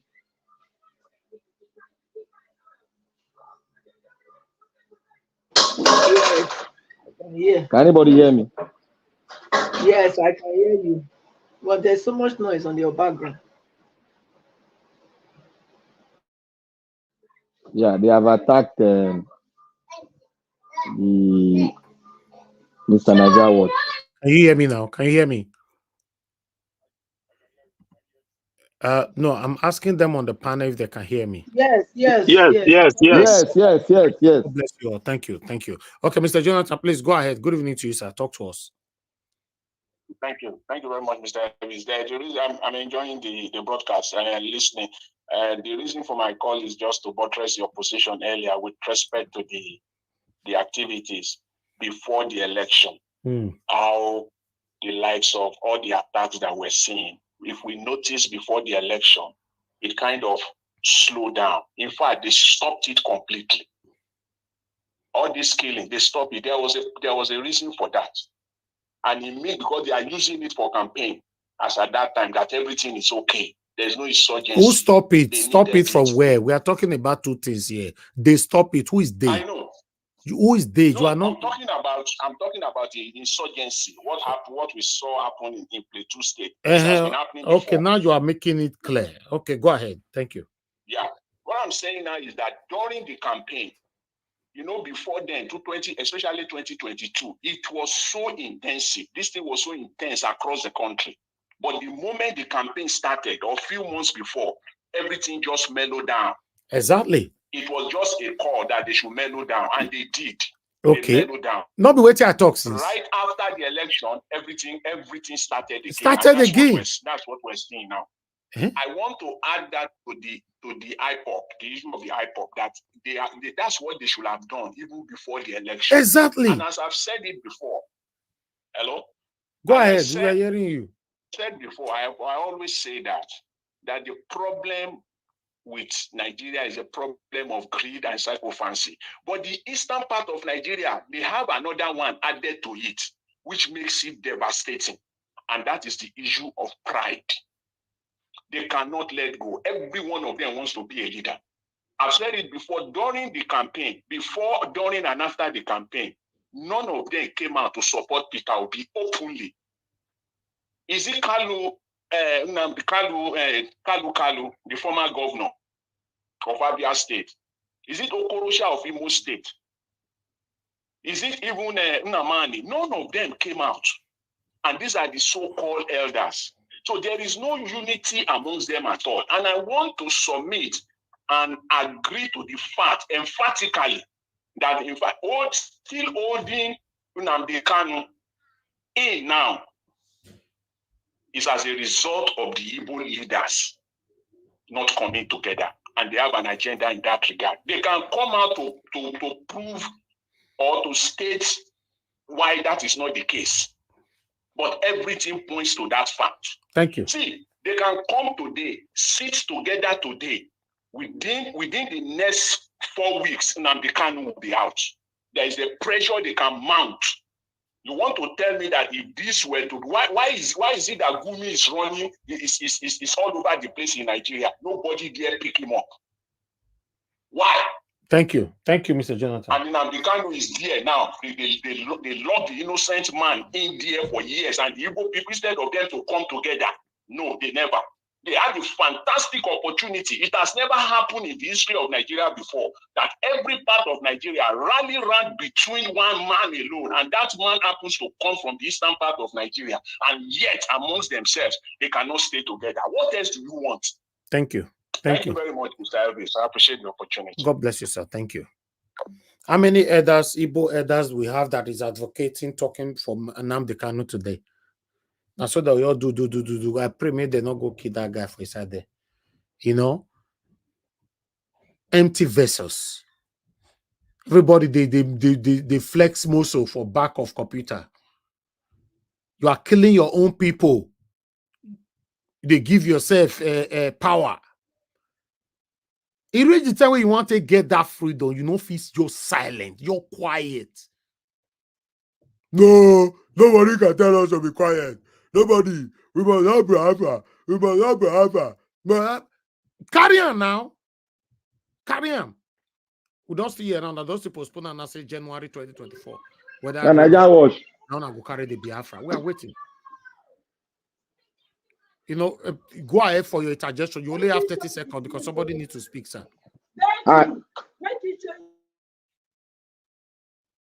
What's happening? All right. Oh, okay. Black Panther, please hold on. You be like say you are your wife and they talk for them. If you're not finish, I'll come back to you. Let me, Mother Patricia, thank you very much for joining us. Good evening to you, man. Please talk to us. Merry Christmas and Happy New Year. Good evening, Mr. Harris. Merry Christmas to you again, and of course to everyone on this platform. I want to wish everyone again Merry Christmas and Happy New Year in advance. We only have less than 24 hours or 24 hours and 25 hours left, and then we are there. So thank God that we are here. You know, we definitely, by the grace of God, everyone will make it, and to God be the glory. And I want to thank everybody for keeping this platform active. I've been away for a while. Yes, I have other engagements, so I have to just attend to that. So I'm here now. I came in not because I want to say much. No, I want to buttress, you know, what you throw my support on what you said, Mr. Hermes, regarding this this united people that you know, claim that they are so united. Outside, it looked like they are united, but when you come close, you find out that they are not really as united as they pretend they are. So, I have my reasons. You know, I've come to know that in this platform, a lot of people don't like truth. They like people to paint them, say what they want to hear. But I'm not here to say what you want to hear. I'm here to say my opinion and my experience and what I've been a first-hand to taste. So we should be glad as Nigerians that Peter Obi did not win. I can tell you that boldly. We should be glad he didn't win, Because if he had won, I don't know what would have become the rest of us. I don't know. This is my own opinion. This is my experience. Because there are certain people, look, when they coined this word, Wazobia, that was in the 80s. I remember late 70s coming towards 79 precisely. That's when they coined the word, and it went on. I remember me having to fight many of these, our Igbo brothers and sisters, regarding this, because even at that time they were calling us minority and saying that we don't have any say. You people don't have any say, you know, in Nigeria. So tell me, even this one, when Mr. Peter Obi was even before when they were doing campaign, I know the kind of experience I see experience for many of them, telling us when make Obi enter first, now go see what we go do. Tell me, come on, look, I just tell you truth. This, you know, Nigerians have already read them. Other tribe have read them. Go and ask people. Oh, look, yes, we supported Mr. Obi. Yes, I know. But there are other people too that did not, that we want to support Mr. Obi, not because of the Igbos, but because of Mr. Obi, who he is. But when you look at it again, Mr. Obi cannot do the job alone. He still have to have able hands that will still do the job. And of course, that will still come to play. The tribalism element or factor will still play. So, so we should be glad, honestly, because nobody want to. We should be glad he didn't win, because if he had won, I believe by now, the people that they say they are the majority, because they close. Come on, you know they coined this rubbish. What they call it, Wazobia, and they added them. They added the Igbos to it. Then the Bia. So they were like, okay, now we too we get this thing. They were very happy to be among that group. Okay, so why now? If you were happy to be among the group to oppress, so when you are now being oppressed, why cry out? Swallow it. You have to swallow it, because when you are fine to oppress others, you don't need to cry out when the other one, because look, it's Wazobia, Abi. So look at you, the third position. So they don't oppress all the other people. So they don't succeed to oppress. Now is they are leave. They don't already now they go up to the next one, Bia. Then at the next one now Zo. Then now one night with them Abi. May we wait and see what Jagaban go do after his tenure, whether the power will remain for Yoruba land. But me, I'm sure say it will remain for them. Knowing Jagaban for waiting he be, I'm very, very sure. So why I came is to buttress the fact that nobody came out from there to support him, because they are not united. They are not united. Maybe we're not deceive ourselves. Okay, they claim, they say, okay, Igbo people, they travel where now they go build us for that, because they are not united. That's why. Because they don't want to go, they are not united. They are always afraid of each other. That's why they are building houses everywhere, going to other people's place, and then they want to also claim, you know, what is that? I mean, come on. Not all low. I would say majority. They have these attributes. And that is why a lot of Nigerians cannot really go down with it. So I came to buttress what you said, that nobody came out to support them because they are not united. They pretend that they are out. Men looking at them, you think they are united, but deep down they are not. So that's why. Thank you very much, Patricia. Thank you. Thank you very much for your submission. Thank you. I'll come back to you. Mr. Joseph Oji, thanks, sir, for calling in. Good evening to you, sir. Please talk to us. How are you? I'm fine, yes, sir. I have been following your program all this while.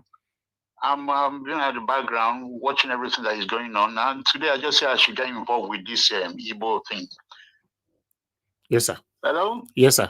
Go ahead, so sir. what's happening is that I probably would have said this in the past to you. You know, it's such a shame, you know. Do you know that even before the election, when Obi signified that he would like to do all this, all of them turned him down.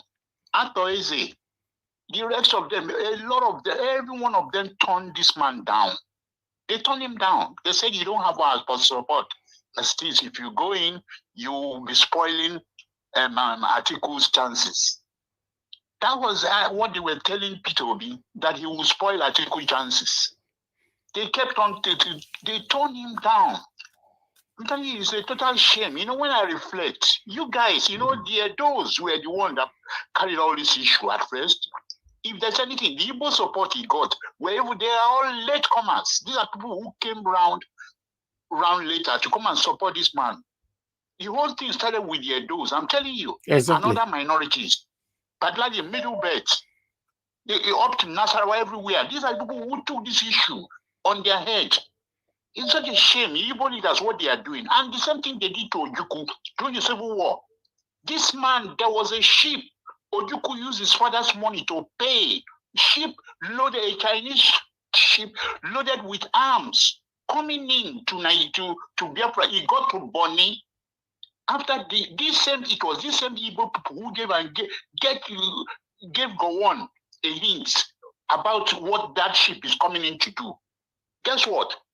They sidetracked the ship, arrested everything, and then that was how that ship had gone across to Biafra land. I'm telling you, this is not what we'll be saying any longer. And the same thing, this is why even the minorities, the Ikweres, the Jaws, didn't trust, because they were afraid of being dominated. And they knew that if these people get this Biafra, hey, we're finished. And the problem is that even the Igbos are saying it to their hearing. Because I lived in Port Harcourt then, when this thing was, before Port Harcourt fell, I was there. And guess what? Ojukwu said he only became safe, even in Biafra land, when he got to Umuahia. That's when he became safer. See, sometimes all these Ijekebes, these Igbos who call themselves Ijekebes, and all this Anambra and Co, what's it called, Enugu, all of them, they're all rubbish. These are people, selfish people who go about acquiring wealth. The other one called him Badiwe. He came to London to search for cash for Biafran war. Guess what? He just went to America and pocketed all the money. Even Yorubas in London contributed to this Badiwe. Igbo leaders they've always been a total failure. I'm telling you. I just say I should buttress this point to you, Mr. Elvis. It's a shame. It's a total shame. Wow. Thank you very much, sir, for that history. Thank you. God bless you. It's a total shame, Thank you, sir. IPOB is just like a loner. He's a loner there. I'm telling you. It's a shame. Thank you, sir. Thank you very much. Thank you. God bless you, sir. Yes, sir. Okay, so sorry, Mr. Elvis, with your permission, let me just say a little thing, with your permission, just for 30 seconds. There is this power of the media that leaders get that common people don't have.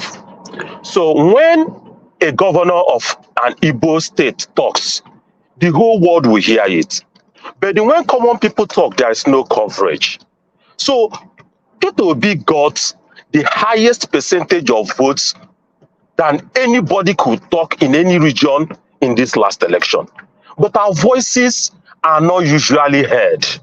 When the governor of Anambra speaks, everybody will hear. But when the people of Anambra speaks, nobody will hear. We are not with those leaders. Those leaders are not carrying us along. So what they say does not represent us. I tell you, we voted and supported IPOB, but our voices are not heard as much as the leaders' own are heard. That's what I want to say. Elders, say it how it is. So that's what I am not against what they are saying about the elders. Yes, the elders don't represent us. Hold on now.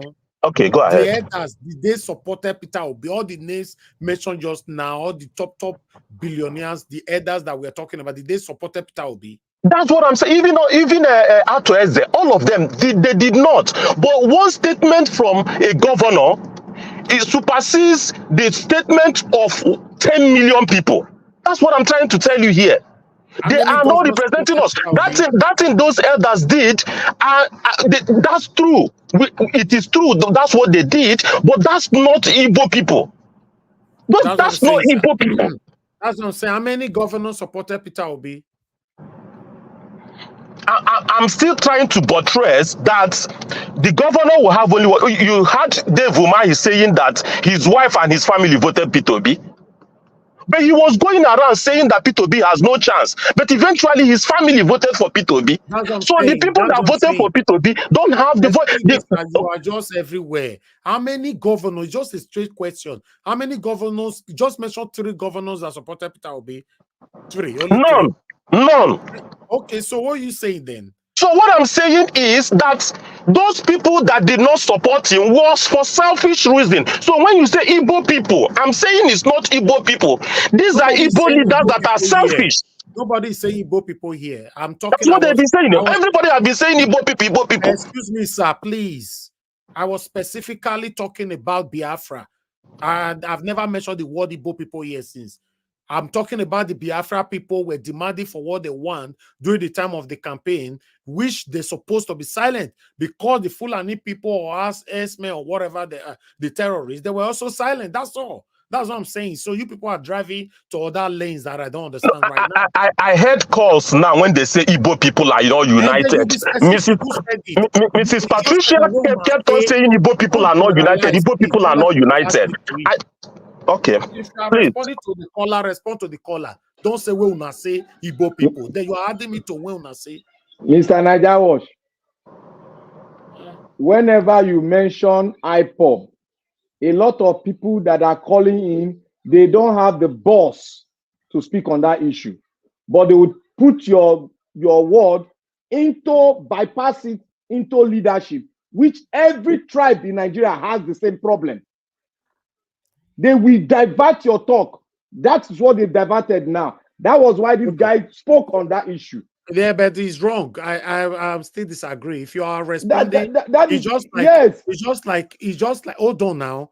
It's just like when you said you want to respond to Tony earlier on. Yes, I want please, Mr. Najawa, can I respond to the caller? Not say una say. We don't do una Yes, say. yes, it's true. And Hold Tony, on, I will please. still I have a respond to you. caller on Don't the worry. phone. Hello, thank you, caller, for calling in. Good evening to you. Your name and where you calling from? Yeah, Najawa, good evening from here. My name is Shitu, and I'm calling you from Sierra Leone. Thank you, sir. Talk to us. Thank you for the good job that you are doing. I just want to appreciate you. Thank you. But there's something that makes me to call. I'm a full Igbo man. And then we the real Igbo people, when we see we don't spare when we see evil, we call evil by his name. We don't pamper evil. Now, let me tell you something so that people will understand exactly where I'm coming from. You see, if you watch the people that Mazen Nnamdi Kanu was fighting in our land, is these elders in our land. You know them. We know them. It's not that we don't know them. We know what they stand. We know their agenda. We know what they told them to do in our land. If you're not an Igbo man, please do not say something you don't know. Allow the Igbo people to tell you who our enemy. And there is no time, Igbo people, I never see anywhere Igbo people come and say, call other people that they are minority. That Madam Patricia, where did you get this? So, Oga, tell us who is your enemy then. Since you are the Igbo man, you want to tell us your enemy. Who was the enemy that hindered Peter Obi's progress? Go ahead, straight to the point. That's what the same enemy Nnamdi Kanu was fighting. They are called Ohaneze Ndiwo. They are called Igbo World Congress. They are called all these governors. They are called, you see, all these governors you see in our land, they are not representing us. They are the one making Igbo people to look as if we are bad. You are a truthful person. I am here to tell you. You are a honest man. We know them. That is the people Nnamdi Kanu is fighting. And these are the people who take Buhari to hold Nnamdi Kanu. Naija watch. I can call you privately and tell you and give you we know them. Because you know why? Nnamdi Kanu have come to remove that food they have been eating. Those evil that they have been taken from Abuja to withhold our people, to oppress our people, not to develop our life. Are you aware? There is contract signed by these Igbo governors, all these Igbo politicians, not to develop our land. I am telling you these things. I hate when people come, speak to Johnny Igbo, we tell you what we know about these people. Nniyawodo told you before you kill a Fulani man, you kill Nniyawodo first. The former Anambra governor who looted Anambra dry, Obiano, the number one ICE governor, who is going to anywhere we catch him, he must answer for his crime. He said that Fulani Mete Allah is in his regime. That when if you kill any Anambarian, you pay 500,000, and unfortunately, if you kill their cow, you pay 500,000. Naija, what I am telling you that these people are agents in our land. That is why Nnamdi Kanu was fighting them, tooth and hell. Nnamdi Kanu they call him meeting in Enugu State. When people don't know anything about Igbo, please don't come in social media and castigate Igbo. Our people want freedom. Our people want these people to be chased out. We don't condone evil. These are demons in our land. By the name Igwe, by the name Fiji, by the name governors, by the even this one that is in Abia State now, we are monitoring him with one eye because we are going to tell you the real genuine Igbo people, we don't hide crime. These are criminals in our land. That is why they can never develop our land. They have signed contract. You see this after if we have opportunity, we will chase him in Igbo. Igbo people, we chase him, we chase evil. You see these people you are seeing in our land, they are not Igbo people. So it pains me when people come here, if you don't know Igbo people, stop castigating them because you don't know them. Stop studying what you don't know. If you have a hatred of Igbo man, of Igbo people, say it. Don't come and say if the vote you voted for Peter Obi. Don't you know that Peter Obi? Go and check. Don't you know that Peter Obi won the election? Go and check his record in the Southeast. My dear brothers and sisters, we are championing it. Yes, they were because everybody wanted change. This Anambra State governor now, this useless Anambra State governor, what is his name? Soludo was castigating his own brother. Igbo people come meeting and tell him, if you continue castigating Peter Obi, you are not going to smell that seat. That is why you see him come down. So when people don't know nothing about our people, with your hatred and whatever you have against Igbo people, stop it because you don't know us. It is only us that castigate evil. Thank you very much. If that woman has any problem with Igbo people, I cannot sit down and watch you lie against my people. It's a lie from the people. All right, sir. But she did not generalize. Thank you very much for giving me this opportunity. Thank you. Let me address this because I can see some of you thinking that she said all. She didn't say all. She said not all. Oh, she didn't say all of them. Even on the comment section, yes, she said majority, but she didn't say all of them. Please, we should get that clear. She did not say all. She was not generalizing. She says some of them, not all. So I would like to quickly put that one there because, as you all know, on this platform, we can play back to check people's conversation and put it out there for people. Callers, please hold on. I'll pick your call, but I need to quickly, put this right for Madam Patricia quickly before you people think, say, yes, now so she talk to me. So listen to this, guys. Because they don't want to go, they are not united. They are always afraid of each other. That's why they are building houses everywhere, going to other people's places, and then they want to also claim, what is that? I mean, come on. Not all low. I would say majority. They have these attributes. And that is why a lot of Nigerians cannot really go down with it. So Nayeram, not all, so she was not generalizing. So I don't know where you guys are picking that she said all. She didn't say all. She said majority. So, she is entitled to our opinion. You understand? She was not generalizing. Please, that's why I have to play that. Please, everybody, you can move on with that. Thank you, God's Power, for calling in. Thank you, sir. Good evening to you. Please talk to us. Good evening, sir.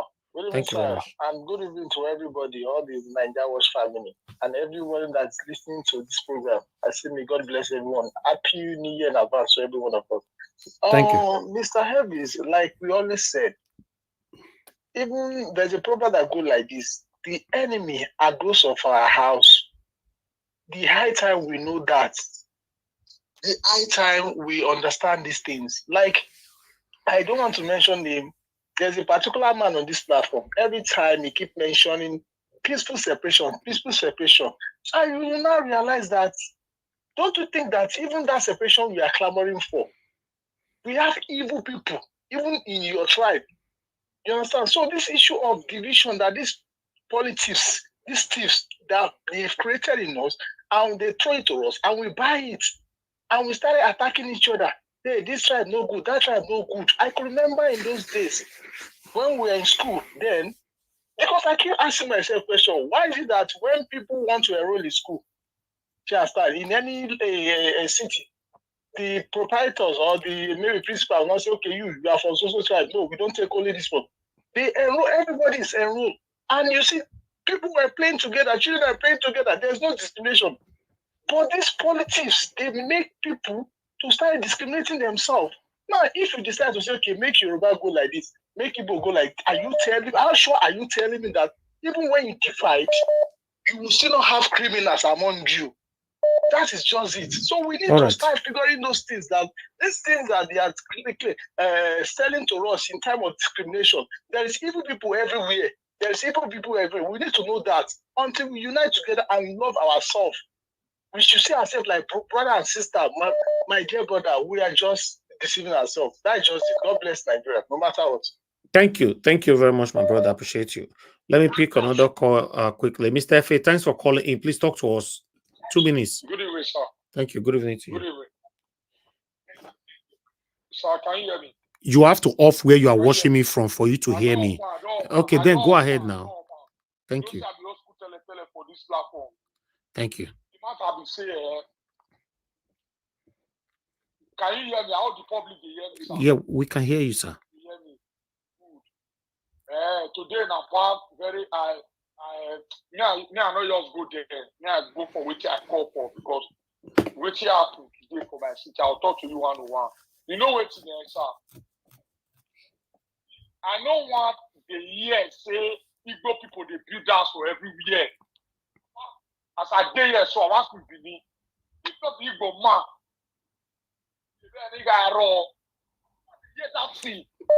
Will they lose your voice? So will they lose your voice? They're close to your phone now. Yes. Wait, bro. Now let me tell you up now. Say you they hear me. Now let me tell you up now. Say you they hear me. Can you hear me now? You are. We can hear you now. Then go ahead. Okay. I know what the year say. Now so if Bessie, they build house for everywhere. Me I dey Europe today. As I dey here like this, so bro, I want buy house for Europe. I want do investment for you, because I get children for here. Many people don't they put up for this platform, because this platform, it don't educate many of us for here. You understand? Now so you go buy house for everywhere. I know that one, may they know they talk again. When you are a platform, you wear a part, may they know they talk for here again. What shall be people buy?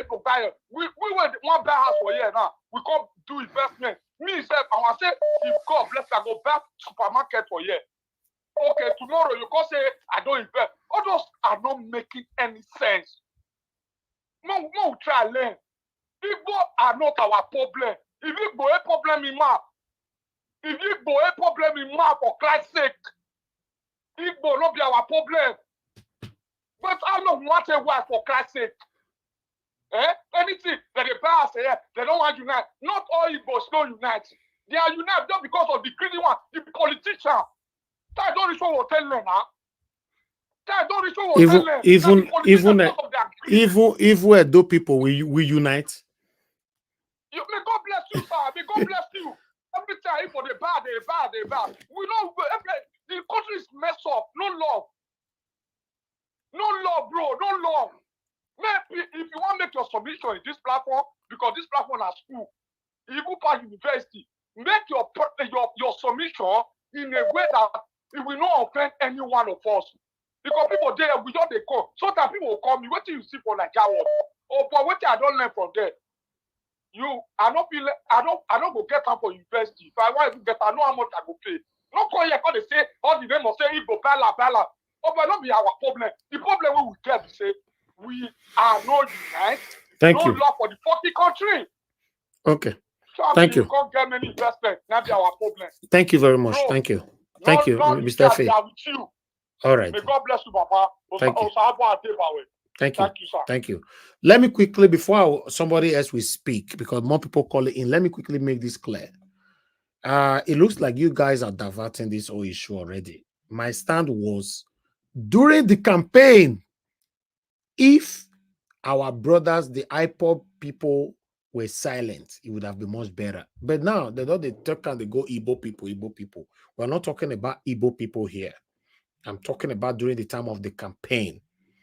Because the reason why I able to enter that thing now, because of the disunity we will get for the whole Nigeria. If we want to talk about who is united and who is not united, me and my do man, do people, we are not united. To be honest, we have to say it how it is. Igbo Mafisi say they're not united. That's fine. Everybody to cry or cry.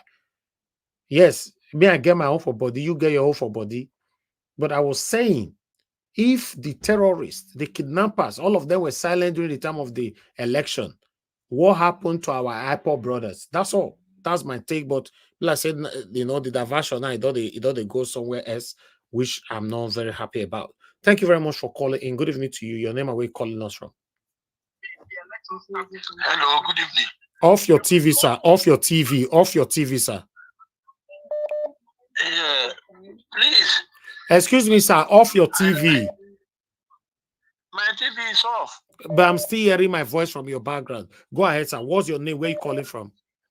Yeah, I'm coming from London because I've been watching this thing. Yes, and they're like these people get your mandate, or what did you call that stupid boy? Sir, we don't insult here. We don't insult anybody here. Insult him no. he insult the president of the nation. Who? He's a stupid guy. You can't just call in for the first time to the broadcast. You are talking, insulting somebody. Mr. Elvis, I would have loved to hear that guy out too. No.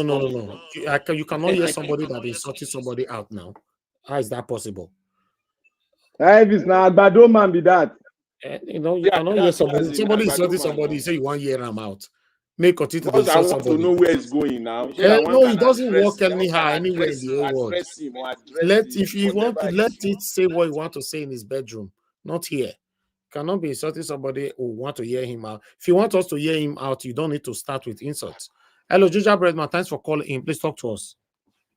Yeah, Mr. Elvis, well done, sir. Good afternoon, good evening. Can you hear me? Yeah, thank you very much. I can hear you.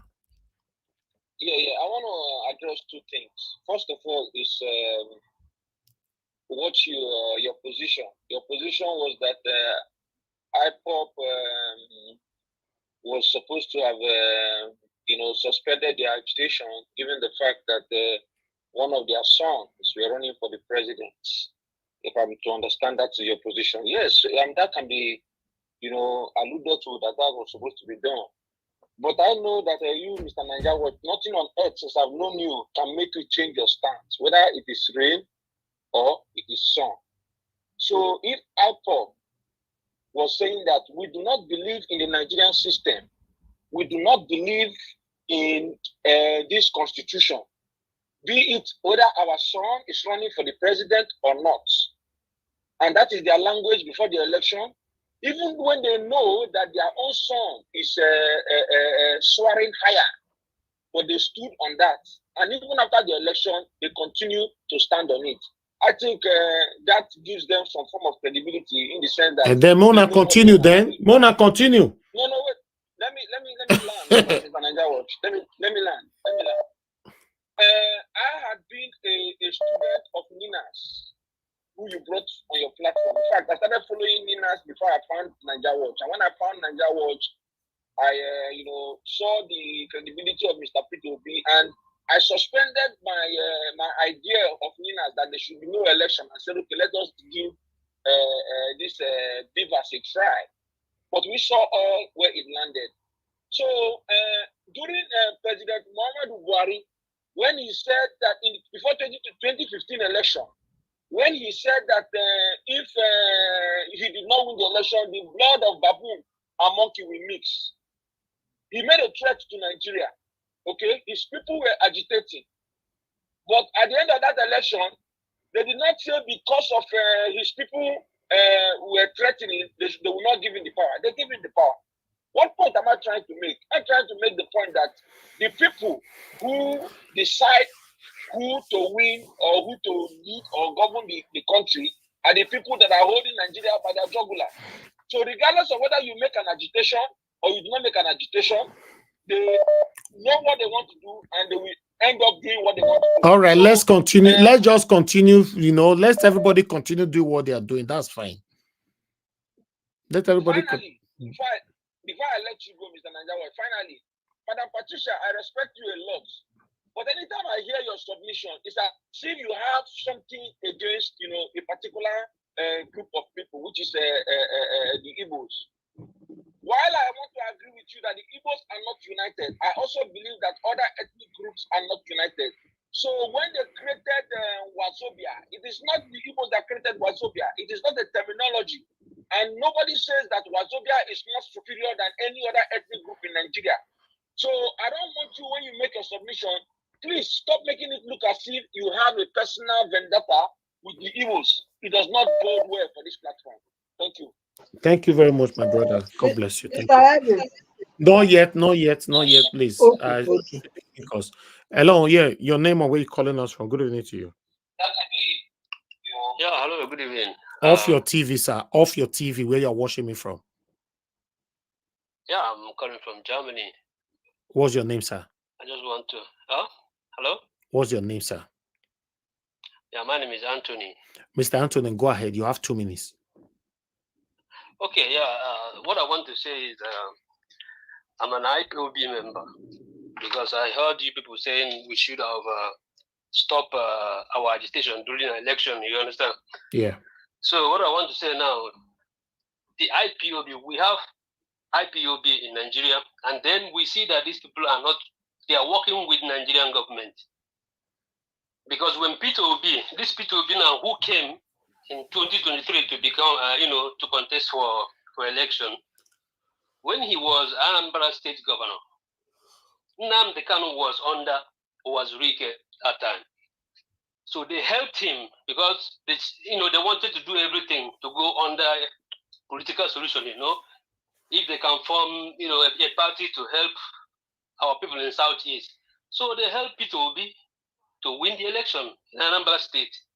And when Peter Obi got into office, he did not do what they tell him to do, to help the people, build infrastructure and do many things. Peter Obi, he said he do many things, our people believe that he do many works back home. But you know what this guy do? Because our people were still protesting that Peter Obi should help us get Biafra. So he go to Abuja, they give him order to come back home and kill us. Peter Obi killed thousands of MASOB members. That time, Nnamdi Kanu was under Owazurike. So Peter Obi killed many of us. Even we have some video where he was saying that he did it in Anambra. During the election, he said Biafra died 53 years ago, So that's why during the election campaign, Nnamdi Kanu and the Chike Doziem, all these IPOB leaders was having meeting. And they told Nnamdi Kanu that Peter Obi is a good person. He has chance now to do something for Southeast. And Nnamdi Kanu say lie that Peter Obi is the last person he will support because he killed MASOB member the time he was governor of Anambra State. After he said all these things, these people, because many of them are in Europe here, these IPOB leaders, many of them don't have good pay job here in Europe.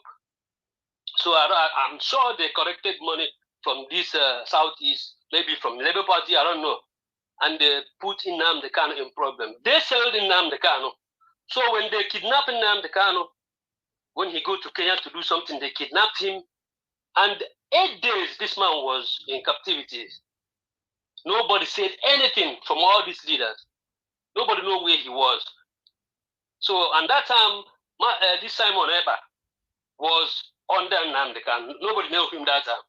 Okay. And you understand? Nobody know right. Simon Eba much that time. So Round up, when sir. Simon Eba was asking them, where is Nnamdi Kanu? Nobody wanted to tell him anything. So after 8 days, they now say that he was arrested Thank in you. Kenya. You understand? Round up, sir. So what I'm saying that IPOB in Nigeria, because there is two IPOB. Simon Eba is now the main IPOB. Okay. Then we have IPOB in Nigeria. This one are working with Nigerian government. That's why you see them. We don't want we the IPOB are so indigenous people of Biafra from Finland now. Simon Eba is our guy. He's our prime minister. So we don't want anything. Peter Obi. We are agitating to be free. We don't want anything in Nigeria there. So anybody who is saying that we should have keep quiet because of Peter Obi. Peter Obi is an evil man. For we know him. Peter Obi he killed many of my sub members. Okay. You go and ask people. So that's why we never want him to be. If he become president, he will kill all You of know us. why? You know why I like you, sir. You know why I have to give you enough time to talk, because I like honest people. You called into this show right now to let us know why the IPOB they are against Peter Obi, or why some Igbo people are against Peter Obi. That is fine. I like things like that. You know, rather than somebody calling in and be beating around and all that. You just made it clear right now that you are against Peter Obi and you are an Igbo man. Simple. Thank you, sir. My brother, it's not. Let me tell you, IPOB, the real IPOB, they even help people. No, you said the re. Hold on, sir. You are talking about the re. I've seen people also called into this show saying that Samuel Ekpa is not a IPOB, is a fake man. Now you say Samuel Ekpa is your prime minister. This is Nigerian IPOB. Oh no, the person lives abroad though. I know this person.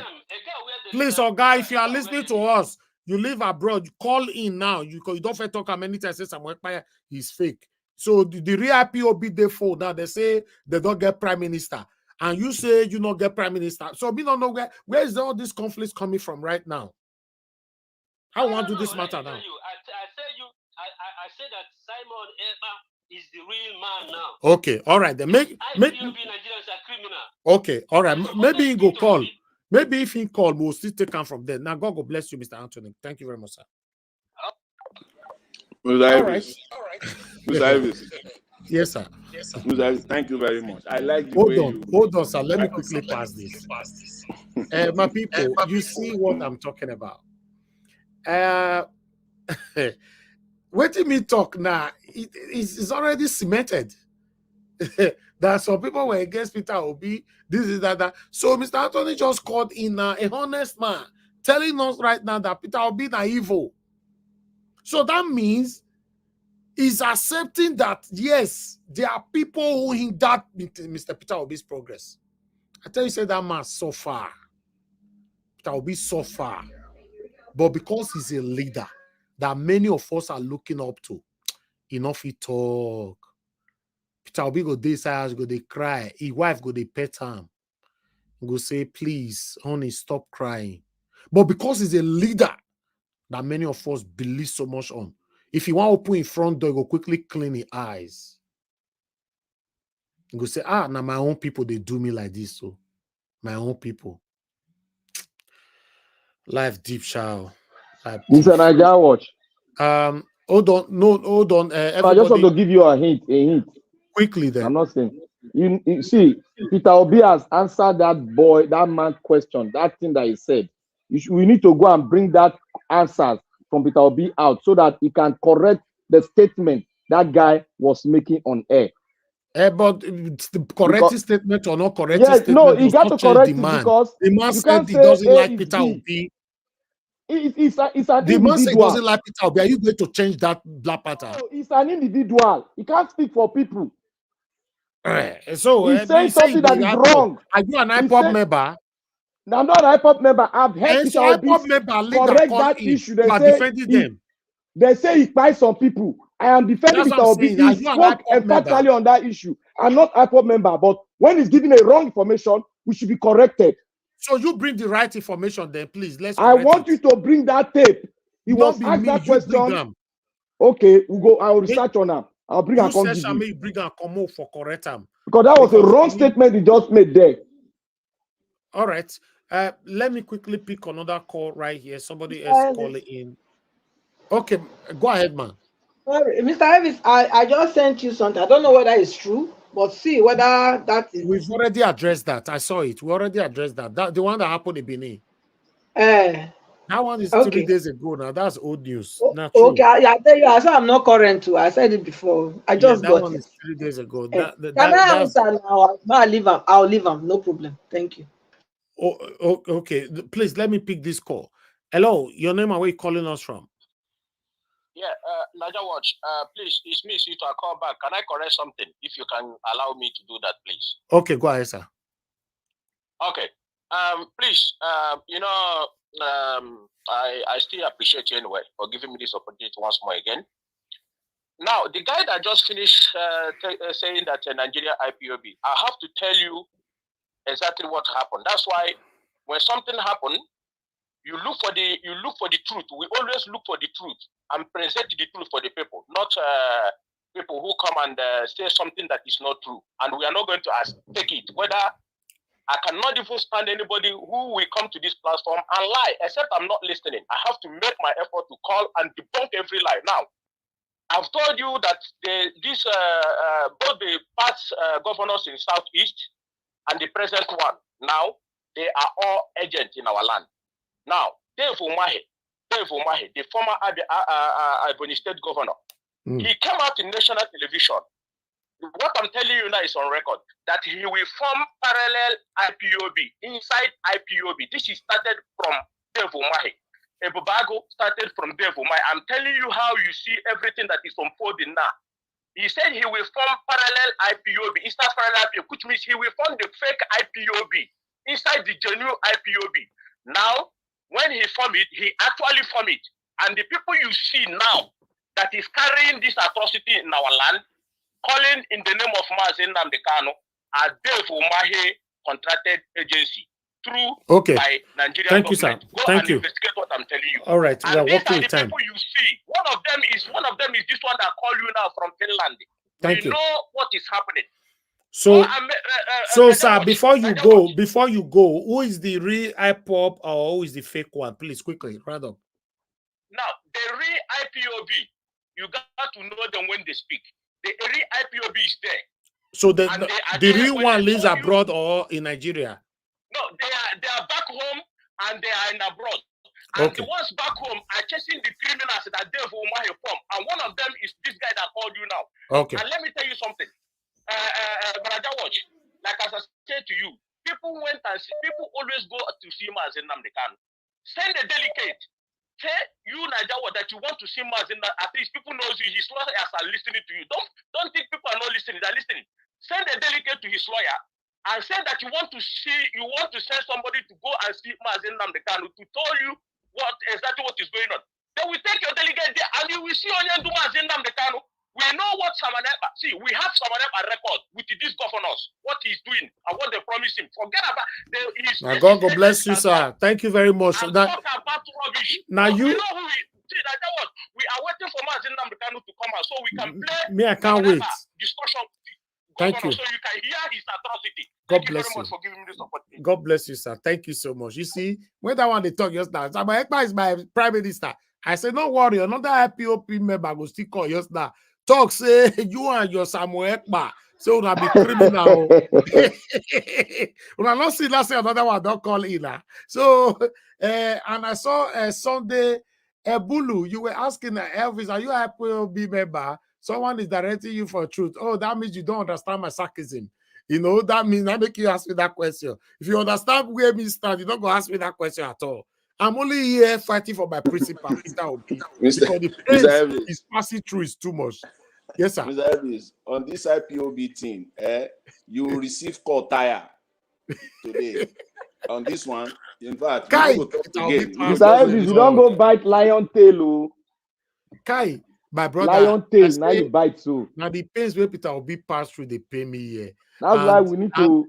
And only God know how long Nnamdi Kanu go spend for jail. Who is there for that man now? Who is there for him? Who is there for Nnamdi Kanu? Hi God, pray me no get this. Man. I just pray one day we go get panel where those two people go dey the panel. Make them come talk. Wow. May they bring their fact to, may they come talk. Okay, may they Because- come talk be prime minister, will not be prime minister. Now, may they come talk. Because will they get even in stupidity, will they get truth inside? Will they put them together and a block? Will they mold them until we get the truth? That one, That your is call, investigation. you say Peter You don't Obi. yarn put anyhow. They blow anything. That's what Peter Obi buy this. He buy this. Peter Obi will hate Peter Obi. Peter Obi is evil. Peter Obi is that. Can you just imagine? Can you just imagine? Can you imagine for person to come on air to publicly confess that? It shows that waiting Peter Obi don't pass through. And if they abroad, though, if they abroad, though, if they know the truth for Nigeria. That's a big problem. That's a big problem. The big we're problem. in big trouble, my Big people. We're one. in big trouble. You know. Meanwhile, let's have a final say and end the show. To be honest, joke apart, I feel for Peter Obi. You don't know if you understand when it looks like you are alone and everybody is pursuing you, and you now look at the statistic of the people that is pursuing you. Majority of them are from your own place. Sometimes you just want to take your life. Sometimes you just want to end it all. Sometimes people might not get what I'm saying. As soon as all this mask where Peter will be the weird come at one and the same for outside, he go to talk to people. Now mask, you need to be close to that man, make he express his pains. Now there you go, no. Say that man passed through a lot throughout the whole campaign till this moment. And if Peter Obi was also arrested today, now so that man go still call in today to my broadcast be celebrating. Say thank God and say now good for her DJ now. Now no sir, if I talking for this platform, say some of the people that is saying Peter Obi here and all that, God forbid say they not arrest Peter Obi. 2 days we don't talk about time, everybody go move on. Then I went on. I also said it on this platform. Say today, everybody where they flex their power, their muscle for back of their keyboard. How many of them don't go fight? Made they remove Nnamdi Kanu for president today?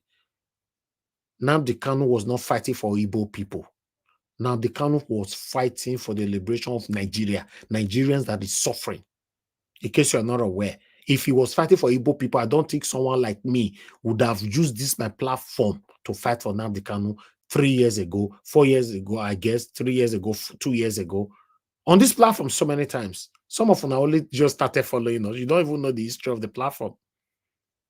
Some of them even think, say, maybe we open the platform because of obedient movement or something. You know, Nigeria Watch has been there. We've countered governments. We've asked them questions. We've brought them here to this platform, asked them questions. They answered our questions. We are not against anybody. We just want a better Nigeria. Then and I get to realize that we also have some people that don't want a better Nigeria. So people don't want to be in Nigeria again at all. That's fine. I can't stand against your opinion, and you cannot stand against my own opinion. Me, I want a better Nigeria. And I believe Peter Obi would have given me that better Nigeria. That's why it's paining me. Say some of them are not letting happen. Even though I know this satanic set of people have decided that Igbo man can never become a president. But at least, there's nothing wrong trying. Peter Obi won the election. He won it. But during the time of the campaign was the same time some of you were not saying, no, Biafra must stand, like that guy called in. Yeah? It's something else. I don't know where we are. We are to be honest, my people, it doesn't look like we are going anywhere. It doesn't look like we are going anywhere. It's very Sunday Ebulu, you want to call in? I'll put the number on air now while somebody is speaking. You know, let me see if somebody can quickly speak on the panel because we need to end the show. I don't want to stay with almost 5 hours now. Okay, let's have a final submission. I'm going to go, Mr. Odua, if you're still there. You know, give us your final submission, 5 minutes. You can only call WhatsApp number though. only WhatsApp number. Mr. Do, are you still there? Thank you. 5 minutes. Thank you. Yes. Are we hearing me? Yes. Hello. Why, sir? 5 minutes. We can hear you. Okay. Let me talk on because whether IPOB or not IPOB, we are not interested in that topic, and that was not our topic. Our topic was the thing that they are doing. Our people are being massacred, driving away from their home in the north, which are the indigenous of the land, which is Nigerians. That the foreigner came in the name of trading. After trade, they give them religion. After religion, they start removing their king and replacing it with their own people. And now, after that one, they are trying to take over the whole country because in Tinubu, Buhari time, they could not do it. Now, they are doing it in Tinubu time now, because from one village to another, from another village to another, which Erufai just said that what happened now is just whether a thing of Iceberg that happened in Sokoto or whatever place. Please, I urge all Nigerians to join our brother in the north to fight for their land, to fight to take over their villages, because those who came to occupy their village are from other countries, which Erufai, even he have confessed himself with they are a cleric who always say go and settle terrorists, go and settle terrorists. Chegumi and others who said that Fulani is the first thing. They don't know whether Nigeria exists. As far as you are a Fulani, wherever you are Fulani. And those who will say there are different Fulani, there is no different Fulani. All Fulani are the same. In the whole world, there are people who pretend laughing at you, while the one that will be carrying out the actions will be at the back. While this one will be telling you, oh, sorry, my brother, it is not our people. Our people is not like this. These people are not our people. Whereas they are the same thing, telling those people, yeah, come and do it, so that we at your back will be able to support you. So please, Nigerians, the East, the South, the West, join our brother in Benue, especially the Benis. Your brother in Benue, the Doma, the Igedes, and the Igbos, and the Yoruba, the Dino Milaye side. These are your brothers. They are taking over their land, and you thought it did not concern you. It concerns you. Let us join them and fight over their land. So that is my my submission to people. Then for those who said they are hungry in Lagos, I love this hungry that they are. So that next time when person come out for them to vote, they will not know who to vote for. So Tinubu is not suffering them. Tinubu is teaching them lesson. So that it is when you learn lesson, you cannot make preparation for your exam. So that they will not make preparation to know who to vote next time. They will no longer collect a Maggi money. They will no longer say, it is my brother, it is my tribe. They will no longer use tribe that time. So I love what Tinubu is doing to them. I'm happy for them, so that they will keep on hungry. For those who say Nigeria is not easy, for me, Nigeria is easy. For those people who live there, if Nigeria is not easy, they will cry out, and it's not me who live in this place, we fight for them. They will start fighting for themselves. By the time we see them fighting for themselves, then we cannot support them. The Cameroonians, those who live home, we are the one fighting for themselves, while the foreign ones started supporting them. Any countries, for those who are suffering, will be the one to fight for themselves. This our brother who live in schools where they now call IDP in their own state in Nigeria. If you people rise up today, we will join you to support you, to make sure those land, you take over your land back. Thank you, and God bless you. No, for those who hope in Nigeria soldiers, you don't have soldiers. So what you have is the Fulani from another country who are ready to take over your land. I want to specifically say something here for those who were saying, why do Fulani were not taking over when Nigeria military during the time of Babangida and others?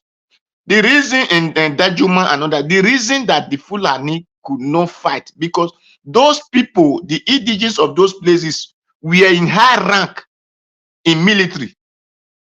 So those are the reason that they were calm. Now, the indigenous of those people, all those communities now, or those local government or those states, are no longer have any position in military. If they are in military, they are in low position. Fulani has now placed themselves all over the position. So that is why they are doing whatever they are doing now to fulfill their mission of Usman Dan Fodio. So my people, wake up from your sleep. For those who believe on constitutions, wake up from your dream and wake up from that ignorance thinking of constitution. Constitution were made by human beings. It is person who will also change constitution. People were not made for constitution, but constitution were made for people. Constitution can be changed anytime, anything. When people decide to say enough is enough, the constitution will be changed. When people decide to say enough is enough, constitution will be amended. When people decide to say this constitution is not work at all, we don't even need it, constitution will be cancelled. So it is the people who decide this, not the constitution. Thank you. God bless everyone.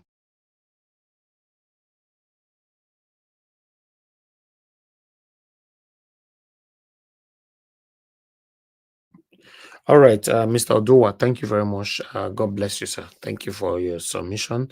All right, let me go to Mr. Kenny. Are you still there with us? Yes, so I'm here. Thank you. Thank you. You have 5 minutes. Your final submission. Thank you. Yeah, thank you so much, Mr. Elvis. I really appreciate your efforts for a better Nigeria.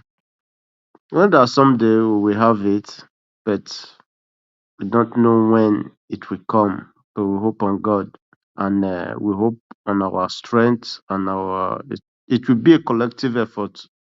You know, what I'm trying to say is that all we need now in Nigeria is a constitutional revolution. You know, constitutional revolution to make everything work for every one of us that lives in Nigeria. Not this kind of constitution, because with this kind of constitution, we go nowhere.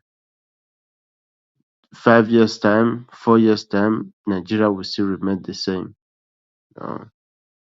So I pray that God will help us, but we don't know how we're going to fight it out. I don't really know. I don't know. But we keep on talking. We will not keep quiet. You know, our voice means a lot. Our voice goes a long way. They will surely hear our voice. Even though that they have issue in here, that they want to block their ear, but one day they will surely hear the truth that is coming out from this platform. So those state election is coming by next year. We don't know how it's going to be like. If they're still going to write results, as usual, people will vote, then they will just write result. This is the winner. That's all. So I don't know if such thing will still happen, but with this election that passed, this previous election, maybe that will still be the deal. Just call the result, write the result, and then call the result. That's all. So thank you so much, Mr. Naja Watch, and all the panelists. I wish you Happy New Year in advance. May God protection be upon every one of us. In Jesus' name, amen. Thank you so Thank much, you. and have a good night rest, everyone. Thank you, sir. Thank you, Mr. Kenny. God bless you. I appreciate you too. Thank you. All right. I would like us to move on. Thank you very much, my wonderful people right there. I appreciate you all for your support, for your encouragement. Now God bless you now. So let me quickly move on to the next person, Mr. Jonathan Kingsley. Please give us your final submission. 5 minutes, sir. Thank you very much, Mr. Elvis. Thanks to everyone there. The submission today. Let me just put it this way: the people that call, few people that call. I think one person called about fake IPOB. That is an open secret. It's not a news. The parallel IPOB. We all know that. So there's no need to waste time on that. The question is, when Peter Obi won the votes in the majority of the votes from the eastern part of the country, where are all these people then? Why didn't they get their own people to vote against Peter Obi? Because they don't have the people. They don't have the people. If you are against Peter Obi, why is it that Peter Obi won majority? In fact, Peter Obi even questioned them that he was surprised that he didn't even win 100%, especially in Anambra State. So where are you people then? That's just the simple question. So because you cannot undo Peter Obi electorally in the electoral democratic process, so you have decided to sabotage him. It's all sabotage of his presidential bid.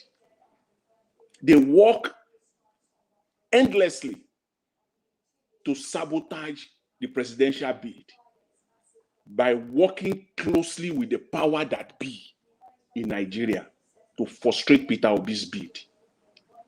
The Yoruba people always have a saying. I will say it in English, but it's in Yoruba language. They say if the death, the pie inside the house can't kill a man, the pie or the death from outside cannot kill that man. It is the one inside that will kill a man. They went further. They said that the chicken, when a chicken scatter the medicine or the power of a man, the man will revenge by breaking all the eggs that the chicken laid. That's how a man will revenge in an evil, satanic, unsympathetic manner. That is, these are the two classical proverbial adage that fits them in the eastern part of Nigeria. Because the people outside, it is the people from inside that buy Peter Obi, not people from outside. And there is no way we can talk about Nigeria without connecting what happened in the last election, this last electoral cycle. It's not possible. You'll be doing an injustice. You will never be balanced. You will never be fair enough. You have to connect it. You can't separate the fact that brought us to where we are today, December 30th, 2023, where Nigeria is today, economically, infrastructurally, medical health system, housing, just name it. You cannot separate what happened in this last election. You can't separate it. The fact that brought us to where we are today is the sabotage of Peter Obi's mandate. Is the sabotage of his mandate, primarily. And this was enabled by the so-called Eastern leaders. They enabled them. They cannot, as I said earlier, the death inside cannot kill a man. The one outside can't do nothing. It cannot kill the man. They enabled, the power that be was enabled by the Eastern leaders and the civil liberties organizations. We have to connect that because we're seeing them now. The video showed earlier today in today's broadcast. We saw them on Arise or channels coming together now, talking about what is happening in Plateau, in the Middle Belt. Now talking, going all over the place. That was what they did during the election, especially after the election. They all came out. Don't start what you cannot finish. They've started now. You will be seeing them, all the civil liberties organizations. They are the saboteurs. They always start what they cannot finish. Please just enter house. These people of the people you are fighting for now, you are going all over the place. You will raise their hope, and eventually you will collect and you will enter house. Please, I don't want to see them like those young people. We saw them all through during and after the election. So let them just forget it. It is Nigeria for Nigerians. Thank you very much, Mr. Elvis. I appreciate it. All right. Thank you. Thank you, Oga Jonathan. God bless you, sir. Yes, we are coming to the end of this broadcast now. So everybody should keep to exactly their 5 minutes. Okay, let me go to Madam Patricia if she's still there. Give us your final submission, ma'am. Good evening again, Mr. Elvis. Thank you. Thank you for the opportunity. I think I will answer those people that were, calling me different what they call it, names of hate or whatever. This is not about hate. I already said it when I gave my submission. I said some Igbo people and majority of Igbo people. So if you know that you are not among that some and you are not among that majority, you shouldn't be calling to say maybe I hate Igbo people especially. You know, I believe maybe you are one of those ones. You are among them. That's why you don't like truth. That's why you choose to be calling to be uh, taking me out of context. What I didn't say, you want to put it on me. And then also Efe that called and he was also mentioning the same thing. I want to address you. You were saying that I said they shouldn't build or whatever. Look, I didn't say they shouldn't build.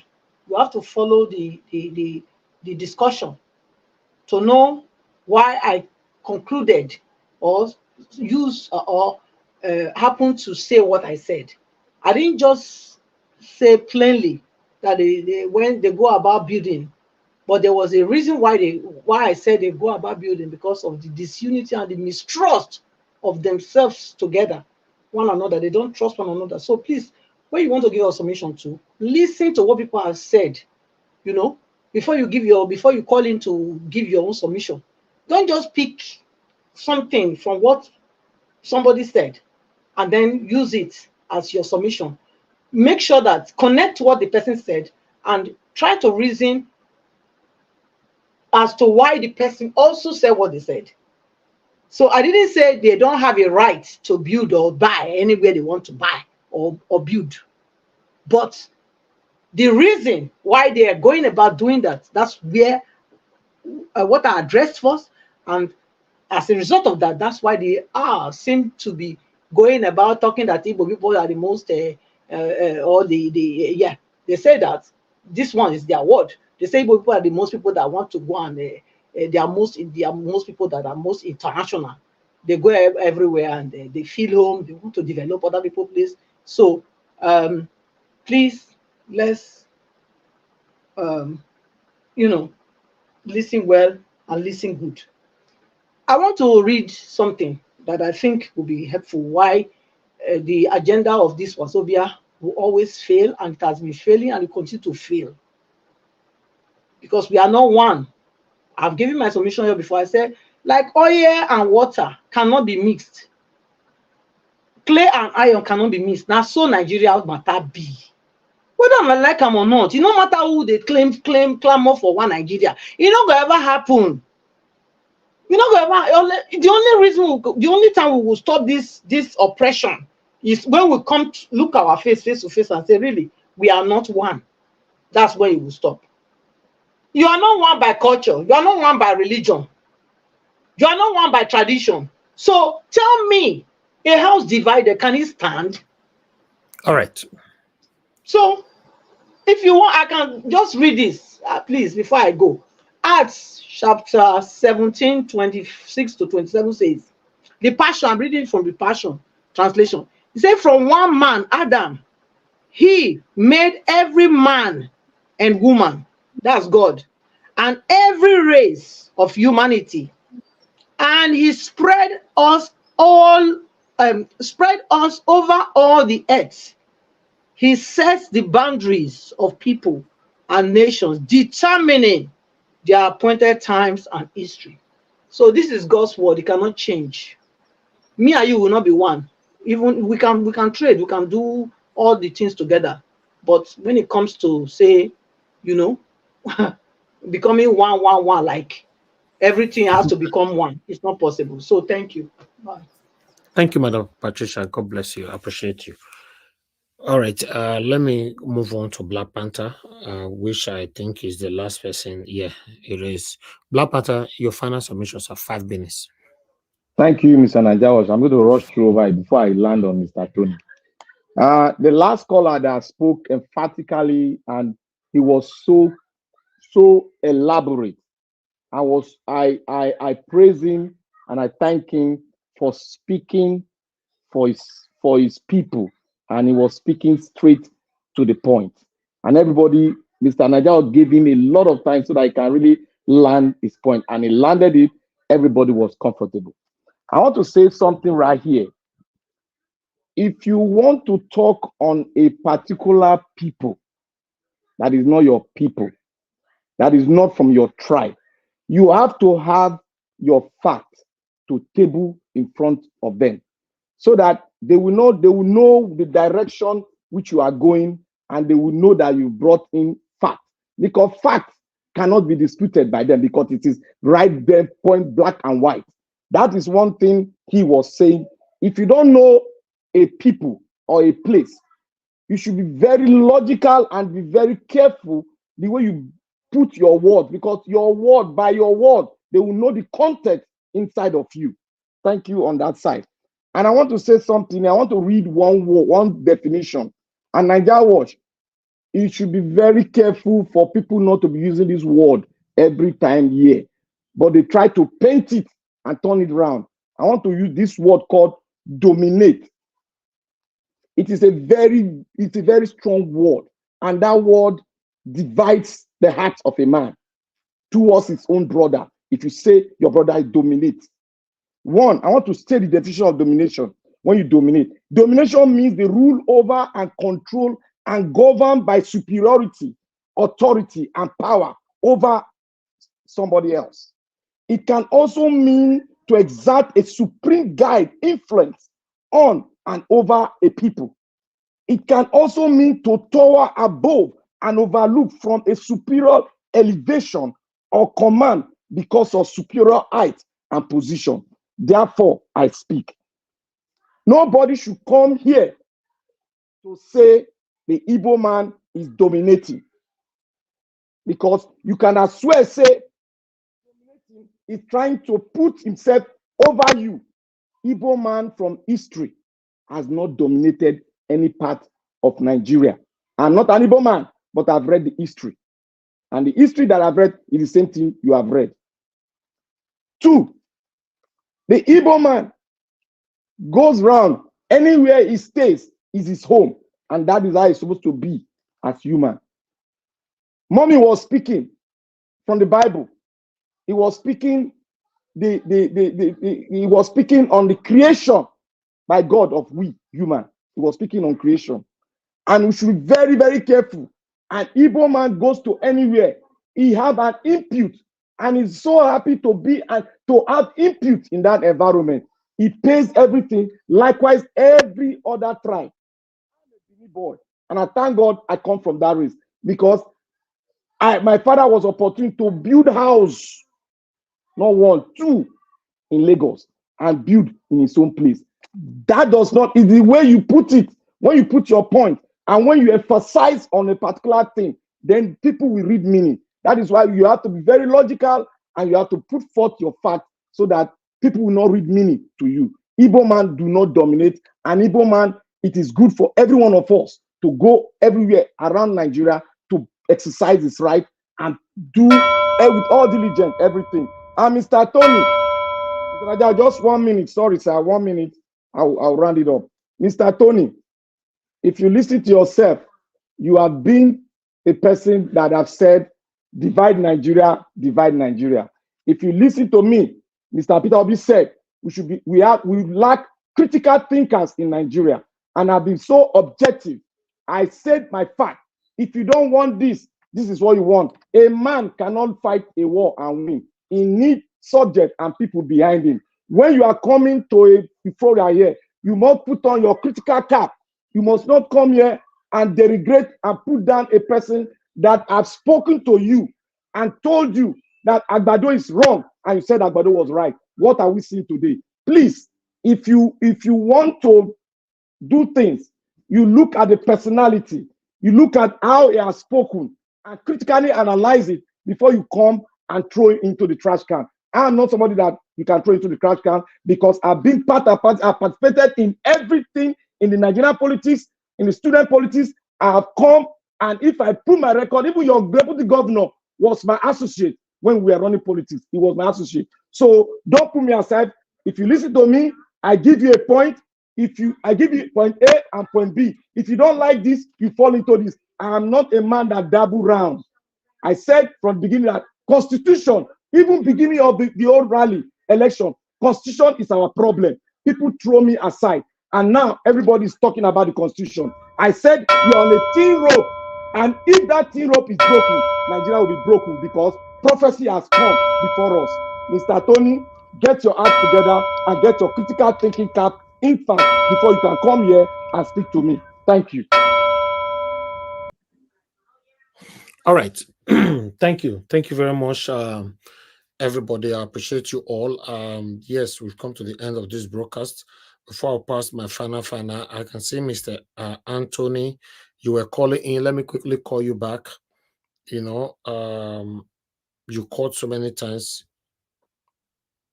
Let's see what he wants to say again. You know, okay, Mr. Anthony, you are not picking. Okay, you are there. Yeah, hello. Mr. Anthony, you called so many times. Please, you only have 1 minute. Quickly, we are rounding up now. Okay, my brother, thank you for taking my call again. You know, I heard what some guys are saying about what I said, about P2. Hey, look, thank you for taking my call. I was back home the time P2B won election. This guy, I sent you so many videos now. You will see it. He said it by himself what he did to us.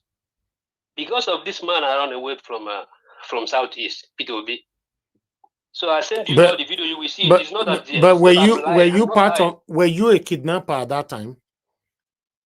No, we worked. We were this time we worked. Because I heard during the time of Peter Obi's administration, many kidnappers ran away from. That's what I was asking. With all due respect, sorry. Look, let me tell you something. The problem in Anambra State, in Southeast, that what they call them, all these state governors, they don't like anything IPOB is doing. So they always create their own means to counter what we are doing. Just like Ibubag, you understand?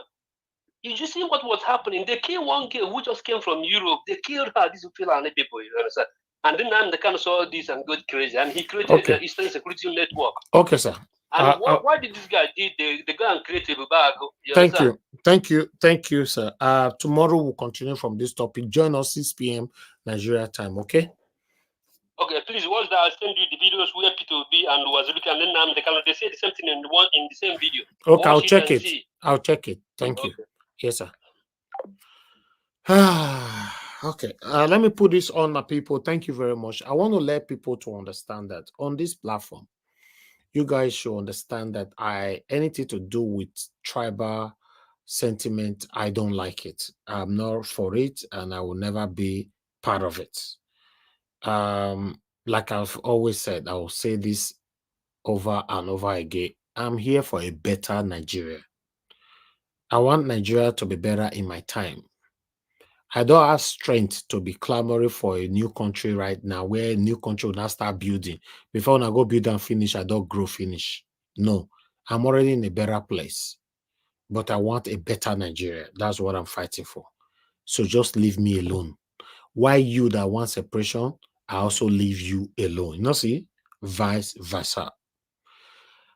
And if we want to talk about anything concerning any tribes on this platform, please, let's be specific.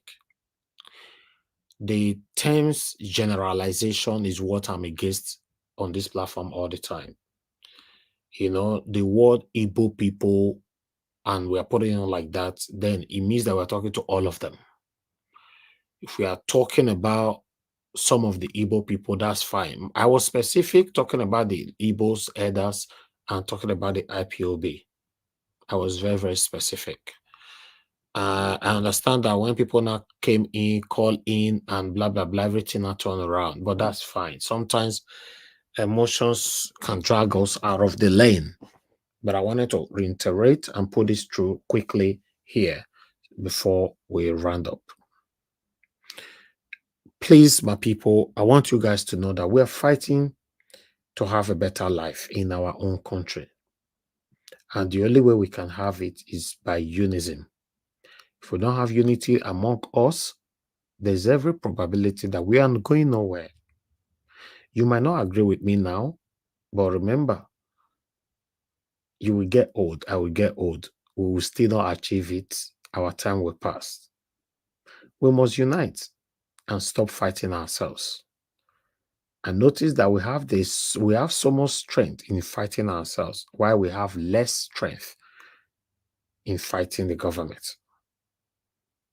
And it's wrong. We should stop fighting ourselves. I comes out every day on this platform I just want my country to work. I love Nigeria so much. I love my country so much. That's all. I'm telling you. That's why I supported Mr. Peter Obi, because I thought it was the person that can give me a better Nigeria. Even as Tinubu don't carry himself enter there. So if Tinubu start doing something good tomorrow, I'll come here to talk about it. I'm not a selfish person. I'm not a biased person. I'm not a cunning person. I will carry the video here. I'll play them. Say, oh, Tinubu don't give us permanent light. Oh. Tinubu don't give us good health care. Oh. Tinubu don't give us good roads. So Tinubu don't give us security for Nigeria. I will also talk about it here. I'm for better Nigeria. I'm not here for sentimentalism for one particular person because the person no go free enter, or my person not there, then Nigeria must be turned upside down. I'm totally against that belief. But if that's what you want, that's fine. But you cannot portray it or demonstrate it on my platform. But if you are here, if you want a separation, yes, you can come here and talk. I don't have a problem with that. But in terms of destruction, we are against it. Not here. Because if you destroy Nigeria, and even though they even give you that new country today, before the country could come stabilize, before you can start to the work, before you can see some satanic people for inside the new country where you even get, where this one go to fight, say, I'm supposed to get this power. The other one say, I'm supposed to get this power. Calamity, quarrel everywhere. You just say, you if you be 40 years before you complete 70. And they are still arguing. They are still arguing, go carry this position, go there, go there, go there, go there. It is saying that say you're easy, right? You know you're too easy like that. But although I'll continue to respect everybody's opinion, what you want, that's fine. I don't have a problem with that. Also respect mine. I appreciate every one of you. It's just that I know that Mr. Peter Obi is not happy, but he cannot show it to us. The way he was treated, you know, no. You don't treat human beings like that. But nevertheless, let's move on. I appreciate every one of you for your time with us today. Thank you very much for those of you that came to the panel. My brother, Black Panther, I appreciate you. Mr. Odowa, thank you. Madam Patricia, thank you very much. Mr. Kenny, thank you. Mr. Jonathan, thank you. Mr. Ike was with us earlier on as well. Thank you very much, sir. I appreciate you. Thank you very much for every one of you that called in. I can't mention names. I know a lot of people called in. Madam Origin called in. Love of God is my strength called in. Mr. Anthony called in. Ginger Breadman called in. And many others called in. And the man that called earlier on that started insulting from beginning, on this platform, sir, we don't accept insults. In case you want to pass your message next time, you want to call into the broadcast, please pass your message. We'll give you the time without no insulting. You can't just call in and say, that stupid boy. That no, we don't do that here. You know, it's not allowed. I understand that you were calling in to speak for Tinubu. You are for Tinubu. That is fine. I don't have a problem with that. You know, but you cannot just start with insult. That means you don't want to pass your message. We wanted to really hear from you, but the way you started is against our rules here. But meanwhile, I appreciate you all on the comment section. Those of you that that have been there, starting with Mother of All Mommy Diaspora. Thank you very much, Mommy. I appreciate you. May God bless you. Thank you very much for those of you that supported us today financially. May God bless you all. It's only one person anyway. Thank you very much. May God bless you. My pocket never run dry. Thank you very much. I can see Sunday Ebulu said, Elvis, remember that it was Peter Obi that stopped criminals in Onisha. Exactly. I know that. You know, so you need to understand me on this platform to know where they talk, they go. You know, not be only criminals. Peter Obi, he pursues so many kidnappers, he destroys so many houses where kidnappers were lodging on and kidnapping and all blah blah blah. Well, that make me they ask questions just now say, I will say some people will wrong commot, not because were you kidnapper or no. But I don't want to go there again anyway. But nevertheless, I will never regret supporting Peter Obi. I want everybody to have that in mind. Me personally, Peter Obi changed my life. Yes, his lifestyle, I just like it, you know. And yes, there's a bit similarity between his lifestyle and my own lifestyle. Yes, because anybody that have criminal record is a big problem, you know. So Mr. Peter Obi doesn't have any single criminal record in his name. is something he needs to be proud of. And if you're a human being or you're listening to me today, you know you don't have any kind of criminality against your name, you should be grateful to God and keep it up. Keep it up. You don't have anything to lose. You don't have to. You don't have to have everybody surrounding you to achieve what you want to achieve. You know, if it's only one person that's standing with you and the person is truthful, straightforward, you are good to go. That is my belief, though. I might be wrong. But that is my belief, and I'm not sure that can ever be changed. I appreciate every one of you right there. Thank you very much. Innocent, thank you very much. Thank you to the Africa, Mother Patricia, Scholastica. Thank you, Eva Line. Thank you, Ejidima. Thank you, Sunday. Thank you, Mr. Abo. Thank you very much, sir. Thank you, my wonderful people right there. And God bless every one of you. I appreciate you all. I'll see you guys again tomorrow. Tomorrow is New Year's Eve. Wow. Oh, thanks to God. Yes, tomorrow is New Year's Eve. We're also going to be here. Don't worry. We're going to be here. We might not spend too much time, but let's see how it goes. We're also going to be here. Let's talk about ourselves. And God bless all my people. Now here, go join the curtain. I'll see you guys again tomorrow by God's grace. Bye for now.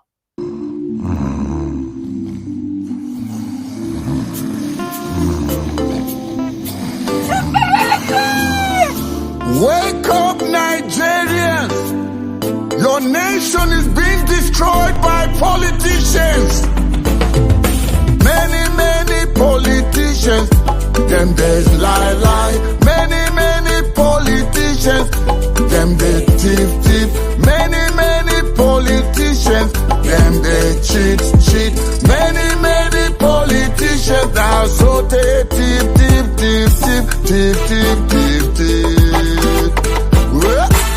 Politicians, it don't do, we don't tire. We no go let you now quench our fire. I say, we go rise, we go fight for our right.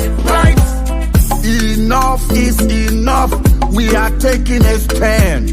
No more silence, we are raising our hands. We go expose them one by one. Them no get no place to hide in Nigeria. Many politicians, them there's lie. Many politicians, them they thief. Many politicians, them they cheat. Many politicians, make una hear my story. Now something where I no understand.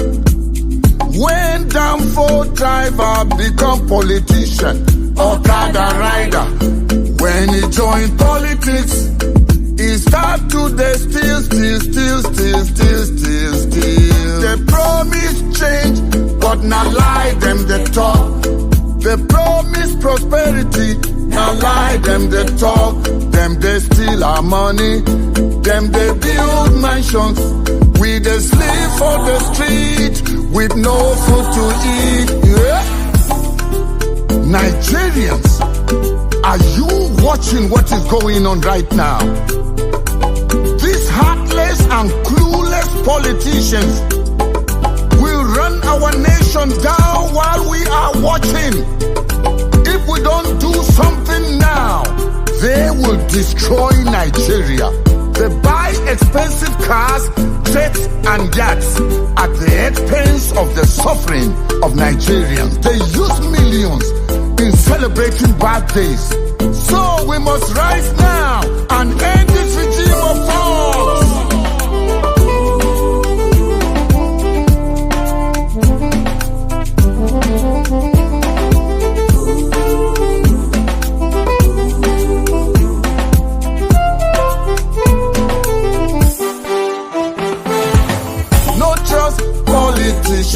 No trust judiciary, them they lie. No trust politician, no trust judiciary, them they thief. no trust politician, no trust judiciary. Now so they cheat. Dear Nigerians, we must unite and take our nation back from the hands of these political charlatans. No trust politician, no trust judiciary. Them they lie.